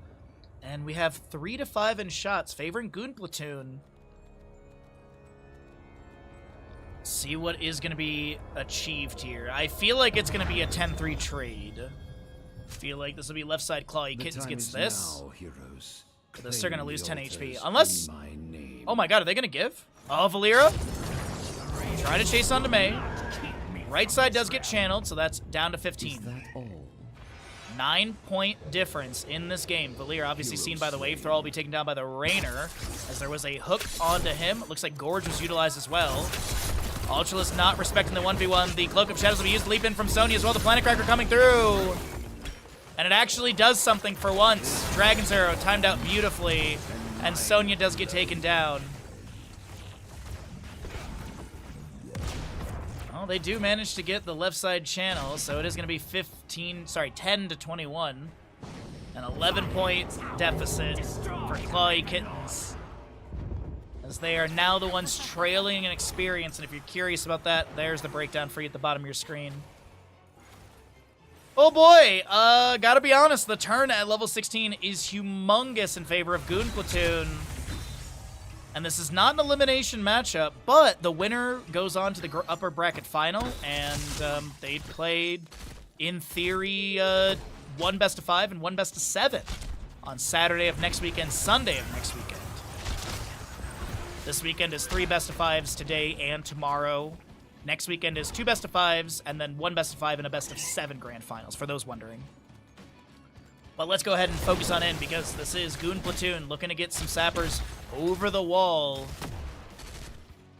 The series has been a roller coaster. Yeah, honestly, it's been a great series. It's been really fun. I'm glad it went the distance. I was saying it at the beginning, and I was like, I was a little worried after map number 1 with such a deficit. Like, map 1 wasn't it like a 24 difference in kills? Like, it was like 28 to like 4 or something. I legit thought this was going to be a 3-0 series, and I'm pleasantly incorrect. I'm happy to be incorrect. I always want more games. I have no horse in the race. I'm not rooting for one team over the other. I just want you all to enjoy as much heroes as possible. Hook! Oh my god! 20 talent here on the right-hand side. You do have your Wind Rush for the Thrall. Scarlet Crusade. The big one for May as well. You do have Unconquered Spirit and Bullseye for the Hanzo. And look at that, level 16. A quality level 16 from Ultralisk in your flawless technique. Blue team. Valera, invisible. Reveal. I just dashed to the side, okay. Be swift. So close to level 20. And by the way, there is going to be this bell tower converted. There's still 2 sappers, and it looks like 4 shots go in. We're 4 to 21 in core HP. Boss up in 40-something seconds as 2 sappers do make it over the wall in this top lane. 3 sappers in bottom. Dragon's Arrow lands on his Stitches. He gets a cleansing touch from the Karazim. 1 sapper cleared away. 2 remain on very low health bars. Ice Wall from the May will go out. Bullseye from Hanzo. Planet Cracker from Phoenix will be utilized. No Armageddon Beam upgrade, as we had mentioned. A hook almost connecting onto your May with the Master Hooker level 10. It's going to be the Vanished Valera. Raiders roll for the Rainer. Good sustainability from that one. We also do have your Fist of Legend, if I remember correct. It has gained 50% of benefits from both level 1 talents that were not chosen. So the Insight and the Transgression. And then you're going to be seeing the Ignore Pain for the Sonya. She did go Seismic Slam at level 16, which is on her Furious... sorry, she did go for the Giant Slam at level 16, which is going to be percent-based damage on your autos and your slam. May is still controlling bottom lane. Sonya looking to open up mid lane. or at least convert this bell tower, we'll be able to do so. 45 seconds for the boss. Destroyed a fort. And it is sort of do or die for the rest of this map on the side of Clawy Kittens. Rising heroes. Do get ready.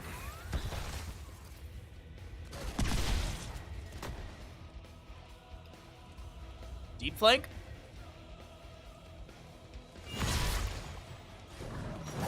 Hook finds its way onto Mei. Leap from Sonya misses on the left side of your screen. Scatter won't find a connection either. That's going to be a Feral Spirit onto the Stitches, who did have a Gorge onto the Phoenix. There will be a Ice Wall into 2. Stitches will be taken down. 7-sided strike from the Kerosene Disciple, getting a little bit low, needs to back away. Booby trying to make a play here on the Sonya, and Sonya will be taken down. It does look like this is going to be the final shots from mid and bottom. Sonic Arrow goes out to try and scout out Valera. She'll try and get a play into Whitemane and doesn't get taken down. Planet Cracker into the face of Raynor, and he will fall. That is to wrap it all up, and that is going to be Goon Platoon after a humongous loss on map number 1 is going to be able to turn it around, wipe the enemy, and find victory here on Towers of Doom. Which, I gotta be honest, the start of Towers of Doom looked sketch, but post-16, as I keep talking about, was so good for them. Flawless Technique won the game, obviously.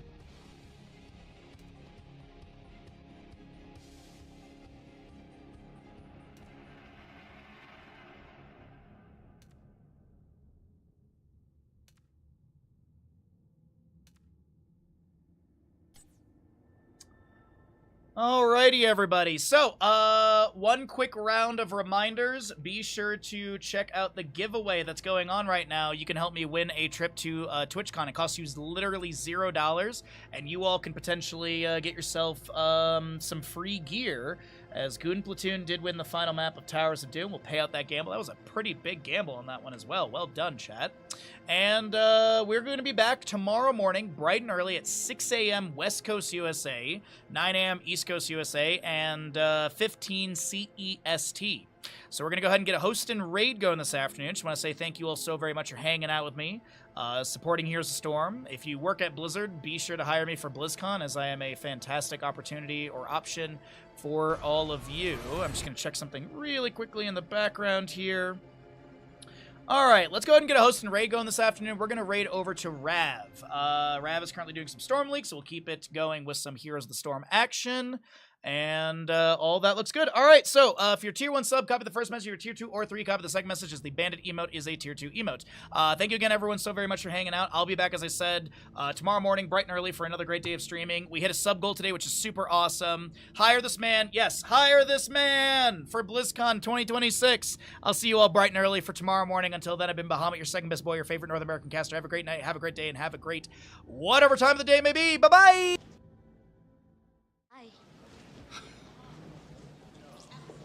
Have a lovely